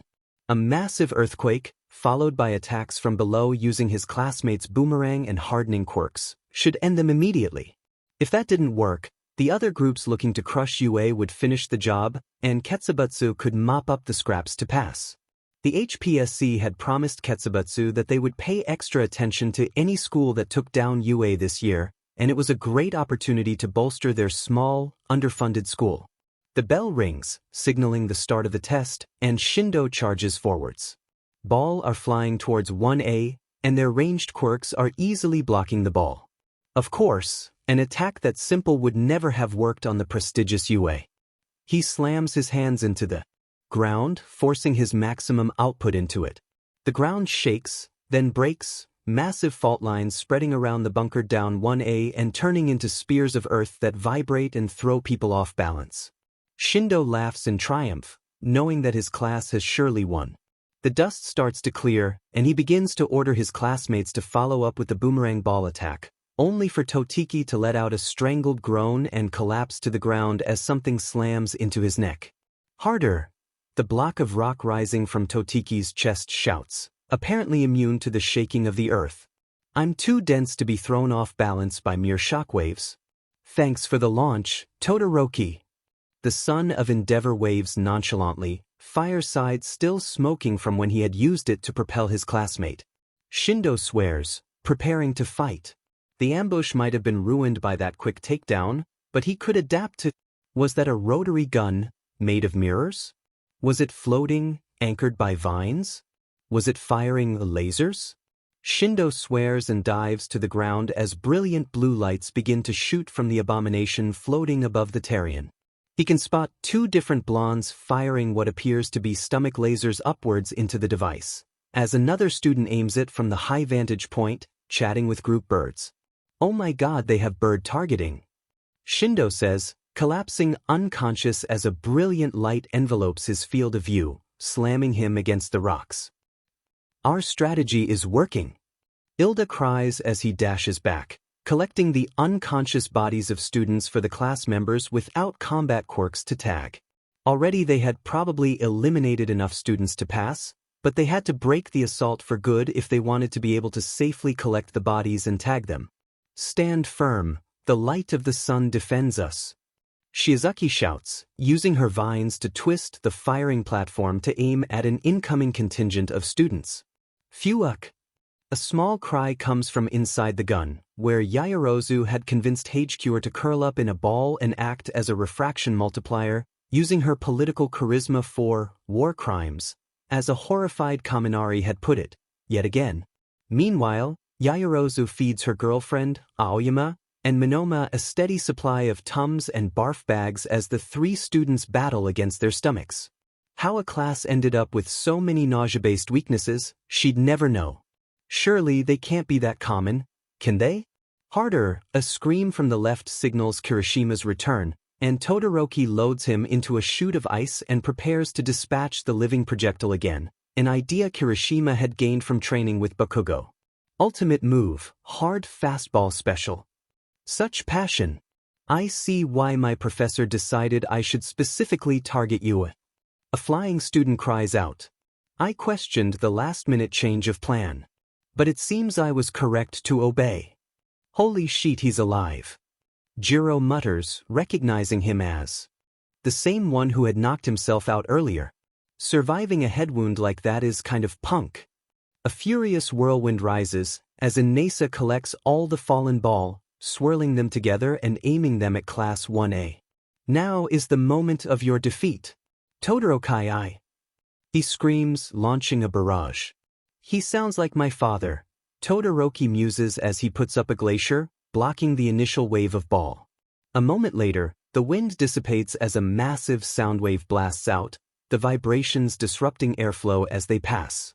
Jiro stands, plugged into a guitar and a massive bass speaker Yaoyorozu had just made, acting as a conduit for the sick riff that now decimates Inesa's wind control. The laser turns to face him, blasting him out of the air without ceremony as Tokoyami and Kaminari charge out to find him, wrapping in dark shadow to help insulate them from the sound and wind. What a lovely building, Izuku says to himself as he sits on the edge of a tall roof, observing the students in red below him. It sure would be a shame if someone were to fall off. He looks towards the other area, wondering how his classmates are doing. If he squints, he can just make out blue flashes that must be Aoyama's laser, and massive swirls of wind. As he stands, a massive sound wave fills the arena, the sound wave quickly reaching Izuku's ears. He stands, noticing the students becoming distracted by the sudden noise. Does that free bird? He asks, taking a half step and leaping from the building, beginning his 9-story fall. Hell yeah! Ultimate move, suicide splatter. Izuku has watched a lot of supremely gory movies in his lifetime. Having Katsuki as a childhood best friend meant exclusively action films all the time, and their parents had given up trying to regulate their movie choices around the same time they had given up trying to keep Izuku alive for a multi-day streak. For Katsuki, the more gore the better. In fact, the more dead babies the better. Izuku really did need to get him booked into therapy at some point. Unlike Izuku, Katsuki was a little crazy. Regardless, in the modern era action movies got gore pretty down pat. Tons of blood, super realistic graphics, and Quirks went a long way towards making the greatest practical effects ever seen. The one thing they get wrong though, Izuku hums as he whistles through the air, is just how sticky a human corpse is at high velocities. A moment later he slams into the ground directly beside the group of students in red. His last thought before death is, it's a good thing they wore red. Blood and gore splatter everywhere as Izuku's body, lush from all the water he drank that day and containing conspicuous air pockets where some people may have stomachs, bursts like an overripe grape. The students scream in horror, recoiling as they are coated in a layer of sticky gore, almost the consistency of sap. "Hello," Izuku says a moment later, as he reforms around the leader of the group. "Oh my god. My arm is in your stomach." The leader screams, eyes white in terror. A moment later he passes out and Izuku starts to walk forwards, dragging the fainted body that is still lodged inside of him. "Common misconception actually. I don't have a stomach," he remarks as the other students prepare to fight. One of them tries to ignite her hands, but the blood on her just burbles and suffocates the flames. Another tries to throw a ball at Izuku to hit his targets, but the heavy blood saturation in the foam ball makes it flop to the ground worthlessly. "His arm is in my kidney right now, I think." "What the f are you, oh my god," blabbers on of their opponents, and his quirk misfires as he panics. "Oh my god. You killed him." The fire quirk user beside him screams as she sees Izuku's head vanish into a fine red mist when the oversized spike launches through it. "I didn't mean to. How was I supposed to know? Oh my god." The porcupine mutated teen shrieks, running towards the body. "He's supposed to be immortal, isn't he? Why isn't he coming back?" "Surprise!" Izuku shouts as he springs to his feet, his voice high-pitched as his voice box is only half reformed. "I got you."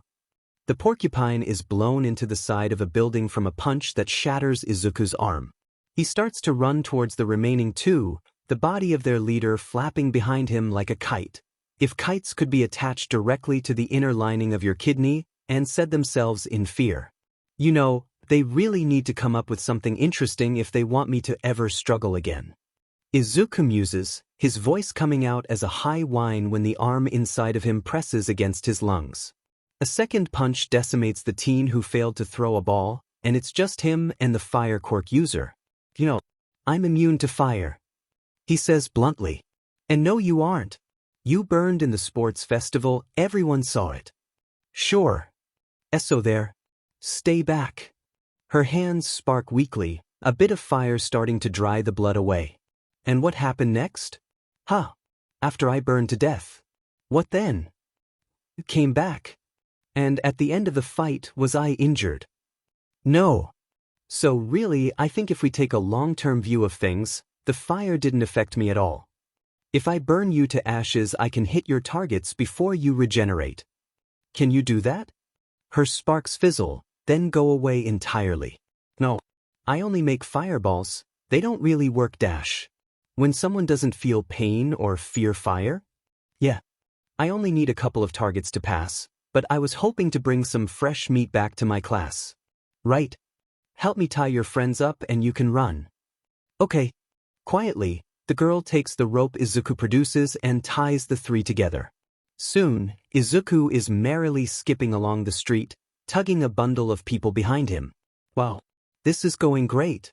I can't wait for the second phase. I'm sure that will be easy too," he says, indulging in a brief moment of hubris. "Mera." "Hello, Madam President. How is the exam going?" "Well, so far." "Are there any casualties?" "Define casualty." "Any deaths?" "Define death." "Mera."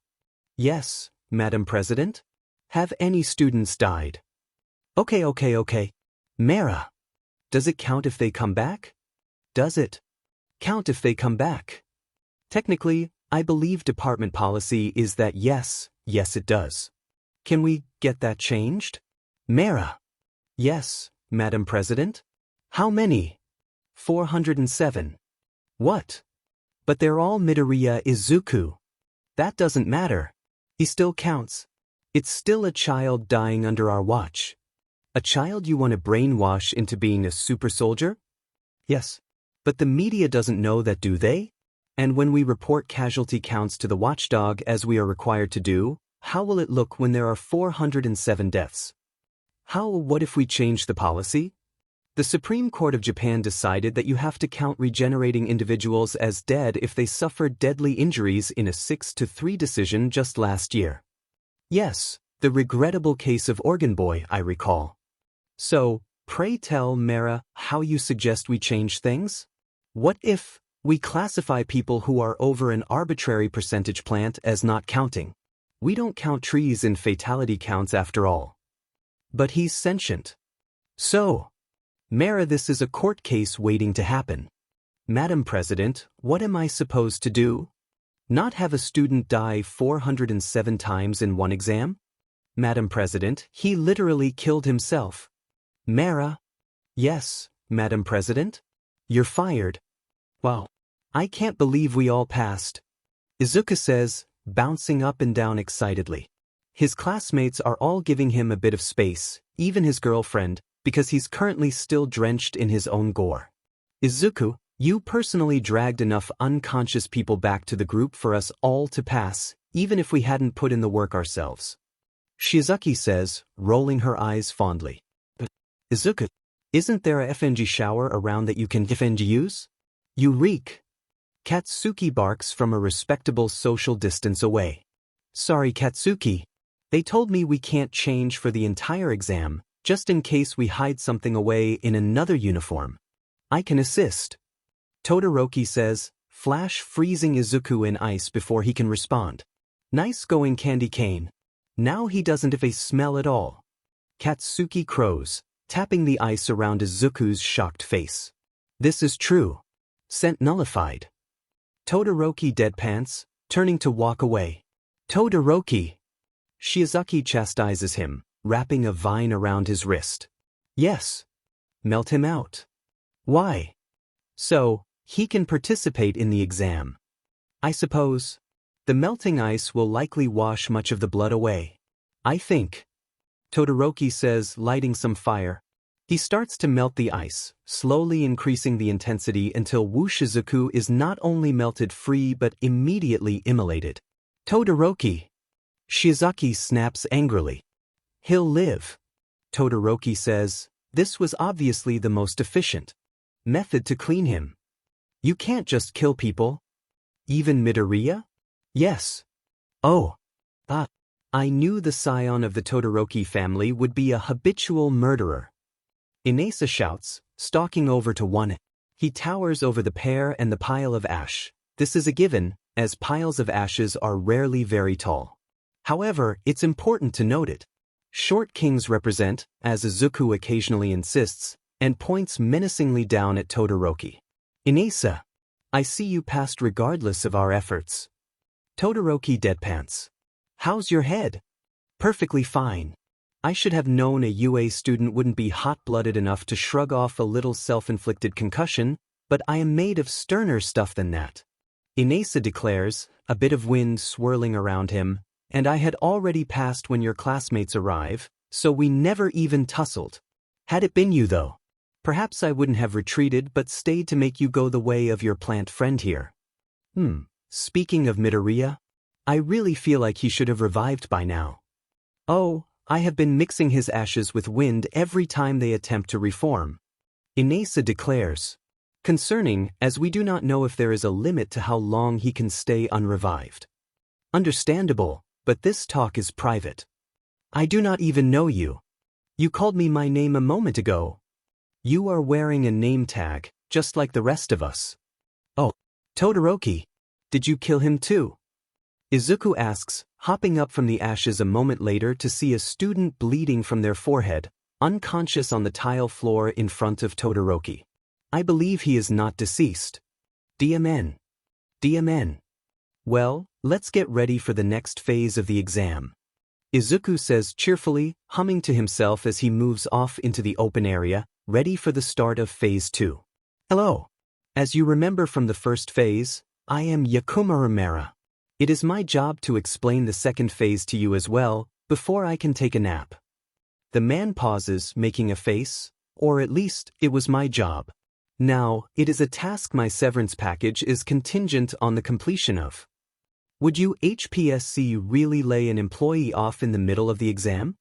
Yaoyorozu muses to herself, I can use this for sure. What an excellent propaganda piece. The second phase will be simple. We have hired a variety of actors to simulate a disaster scenario. They will rate you on how well you do rescue them. I don't really care. Soon I will take the greatest nap of all. Mera turns and walks off the stage, and the big bay doors slowly open, revealing a cityscape in ruin. Class 1A. Rescue Formation. Ilda shouts, promptly being ignored. Of course, there is no such rescue formation. Nor does he have the power to command the class. Nor would anyone care even if he did. Ilda's life, ultimately, is a series of moments grasping for power and respect that he has done nothing to earn, punctuated by increasingly serious attempts to wield pre-existing regulatory structures as a form of power to compensate for his own inadequacies. Unfortunately, the only person who cares about the rules left in Class 1A is Yaoyorozu Momo, who only cares about them insofar as they provide a checklist of what to find loopholes for. Instead, the class jumps out in a ragtag bunch, charging off the rescue people. Knowing her limits, Yaoyorozu begins to set up a first aid tent with a few members of the other classes. Once she has provided an initial stockpile of medical supplies, she sits down with a laptop and begins to search for Mera's house and main bank. For completely ethical, understandable reasons, of course. Izuku dashes off, abusing his regenerative abilities to squeeze into areas other heroes can't reach. Tearing off an arm to be thinner is surprisingly useful, and carrying injured civilians back to the first aid center. Alongside him, Katsuki barks swear-filled orders, but mostly hangs back and only assists when his explosive power can be explicitly useful. His recent experiments with his own lethality and Izuku's constant beratement have led him to have a lot more self-restraint about his power.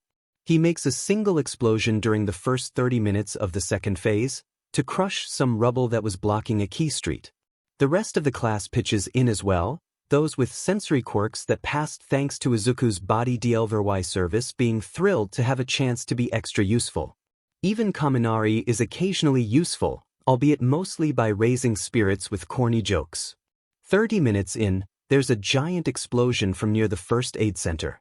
A moment after that, a firestorm erupts into the air, as Endeavor strides onto the field. The look on his face is a unique one, rarely seen. It can only be described as the look of a man who knows someone in his vicinity is immune to fiery death, feels pain, and who he legally allowed to burn to death as many times as he would like. Even better, it is the look of a many who has been told that that person was killed 407 times already, and who is pathologically incapable of leaving a record unbroken. Dibs on beating the villains. Izuku screams, sprinting towards the fire. Katsuki sighs, his forehead striking his palm with enough speed to detonate the sweat on it, scorching his eyebrows off. A moment later he too is sprinting towards the fire, but with the intention of making Izuku pay in blood for the crime of removing his eyebrows. Ha! Of course you would kill him. Playing a villain suits you, Endeavor. Inesa screams, blasting the flame hero with wind, deflecting another surge of fire. Did you not forcibly separate Midoriya's ashes just an hour ago? Todoroki says flatly, stomping his foot and sending a wave of ice to stifle the fire heading towards the first aid center. He'll be fine. The HPSC reports that even carbonizing his cells won't prevent regeneration. Endeavor says, sending a wave of fire at his son's ice, melting it and getting a brief glimpse of the hero students fleeing with the injured civilians. Have you ever carbonized someone, Shoto? Do you flames burn that brightly? Of course not, father. Murder is a capital offense, and I wish to be a hero. Should you allow me to demonstrate? Endeavor moves a hand out, targeting Izuku right as he reforms from his ashes. Prominence burn. The resulting beam of white-hot fire sears right through the shield of ice that Todoroki throws up, striking Izuku and reducing him to a few motes floating in the air, barely recognizable as something that has mass. It's a curious thing, carbonization. You would think from the name that it isn't that bad. After all, even freaks like Izuku are made of carbon. In fact, it's completely painless too. However, this is largely because you cease to exist in a single instant. You have Iv-. I'm going to show you real firepower. Katsuki screams, coming barreling back from where he had been blown to earlier in the fight, when Endeavor had prematurely detonated his sweat. If I can't beat your butt up close, I'll hit you from afar. AP shot. An equally white beam lances out from Katsuki's cupped hands, striking Endeavor. While the Flame Hero's fire resistance prevents any heat-related damage, explosions carry far more concussive force than simple fire. Endeavor is blown backwards, a hand flying to his stomach in pain. Wow, that might be my new favorite way of dying. No pain at all. Izuku says, popping out of a speck of dust near Endeavor, bioelectricity shimmering around him as One for All speeds up his regeneration tenfold. He slams a fist into the hero's face, vanishing into ash as the pro-hero proves to have enough reaction time to torch the child before he goes tumbling across the concrete. Midoriya Izuku. Endeavor cries, standing up. I've never heard him shout someone else's name the same way as mine. Todoroki mumbles, staring at his father. Accept a work-study with me if you receive your license. The Flame Hero shouts, I wish to burn you to death 1,000 times a day. This is exhilarating. A wall of fire pushes Todoroki, Katsuki, and Inasa back, swirling around Endeavor and melting the concrete. Inasa tries to blow it apart with wind, but he only fans the flames, sending them higher and hotter. He's pushing us back. That Bisudi. Katsuki shouts as Endeavor starts to slowly advance, fiery shield holding strong as he leaves a trail of destruction behind him. Todoroki tries to cool it with ice, but he can't even cool the air enough for an explosion. The ice he produces billows away into steam instantly, feeding the tornado of fire. Guys, I've got this. Izuku cries out, regenerating from a speck of ash in Katsuki's hair. The blonde topples over, not expecting the sudden weight of Izuku's sins on his head. Get thee off me. And give me my effing eyebrows back. I didn't steal your eyebrows. Then why don't I have them? You burnt them off, idiot. Why would I do that, you stupid FNG plant? They're my own demon. Eyebrows? I don't know. Only you can answer that. Do some soul searching. The only thing I'm going to search is your effing stomach cavity. Oh, low blow. My father is going to incinerate us soon. Shut the F up, Peppermint. Don't worry. I got this. Izuku cries, dashing off as the others look at him in confusion. What can he do against a solid wall of fire? Momo stands, tucking her laptop under her arm, satisfied. It had been trivial to locate Mara's house and purchase it, and even easier to bribe his wife's favorite porn star to cuck him. Truly, hero work was full of little joys. Unfortunately, it seems none of that was necessary. Mara folded instantly as soon as he got her first email and assured her that he could care less about the sanctity of exam results. A perfect score for Momo, and a strong one for her girlfriend as well. A scream pierces the air, and Momo recalls that she had been ignoring the evacuation of the first aid center around her. The citizens are gone, carried off by students who foolishly think saving lives in the immediate moment is what hero work is about, instead of systemic change. Her own classmates have fled too, and she realizes why as she sees the wall of fire advancing towards her. This certainly seems to present an issue. She says, walking towards the others. Hello, Bakugo. Have you been maximizing shareholder value today? No. The only thing I maximize is being sick as F-. Close enough. Momo says, handing him some instant relief salve for the burns all over his body. Inasa screams something loud and irritating, so she tranks him. Her campaign has already filled its quota of loud and irritating but beloved characters, so he is disposable. Todoroki kicks him in the ribs. Twice. Where is Midoriya? Momo asks, looking around for her partner in perfectly legal reinterpretation of anti-monopoly guidelines. Charging valiantly into the valley of death. Todoroki says flatly. He's formed a bit of ice into a popsicle and he gives it a slow lick. Then he kicks Inesa in the ribs again. Izuku screams as the wall of fire immolates him.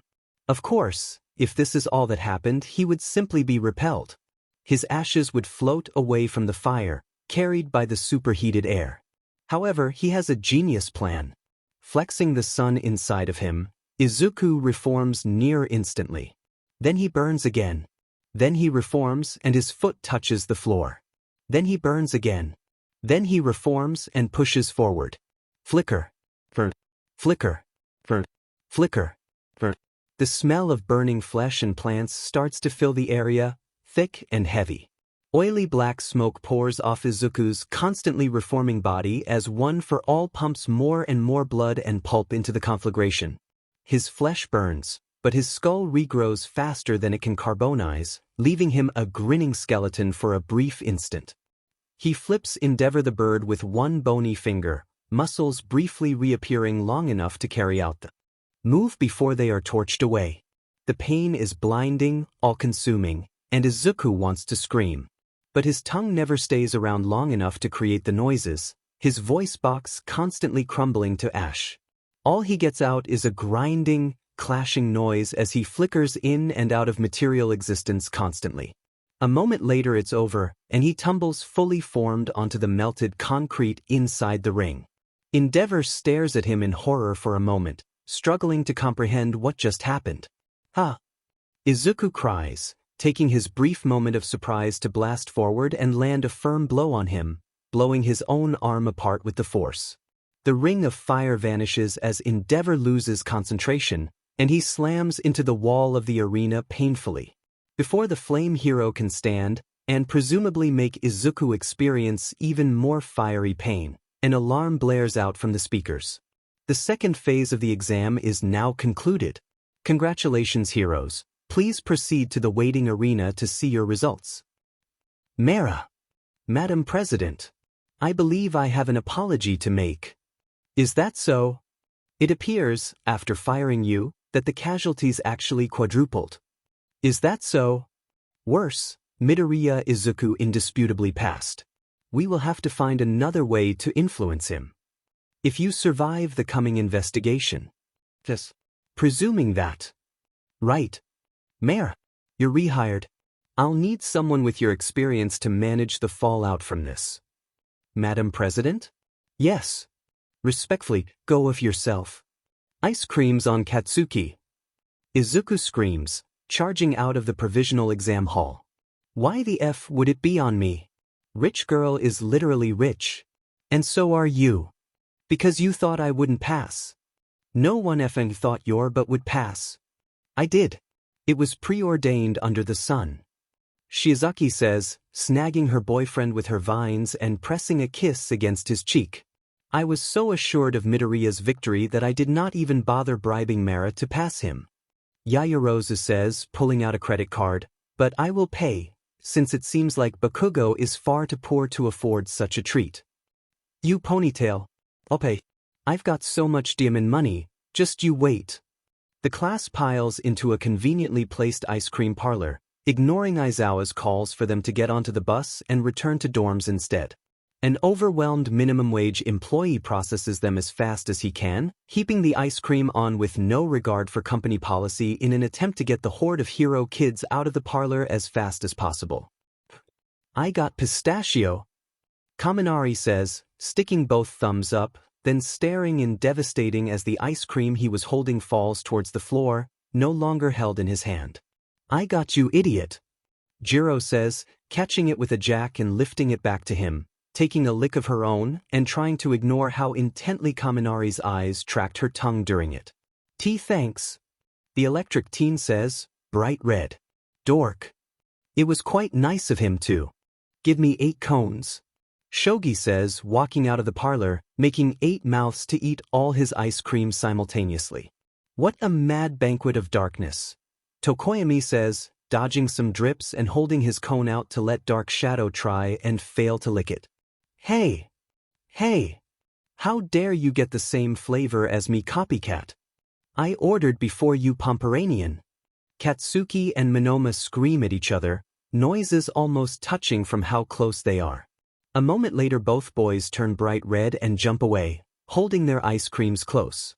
Whatever. I gotta go pay. Katsuki says, slouching away awkwardly. It's green like us. Izuku says, handing a mint cone to his girlfriend, his own held in his hand. The two of them sit on the steps outside of the parlor, enjoying their treat together.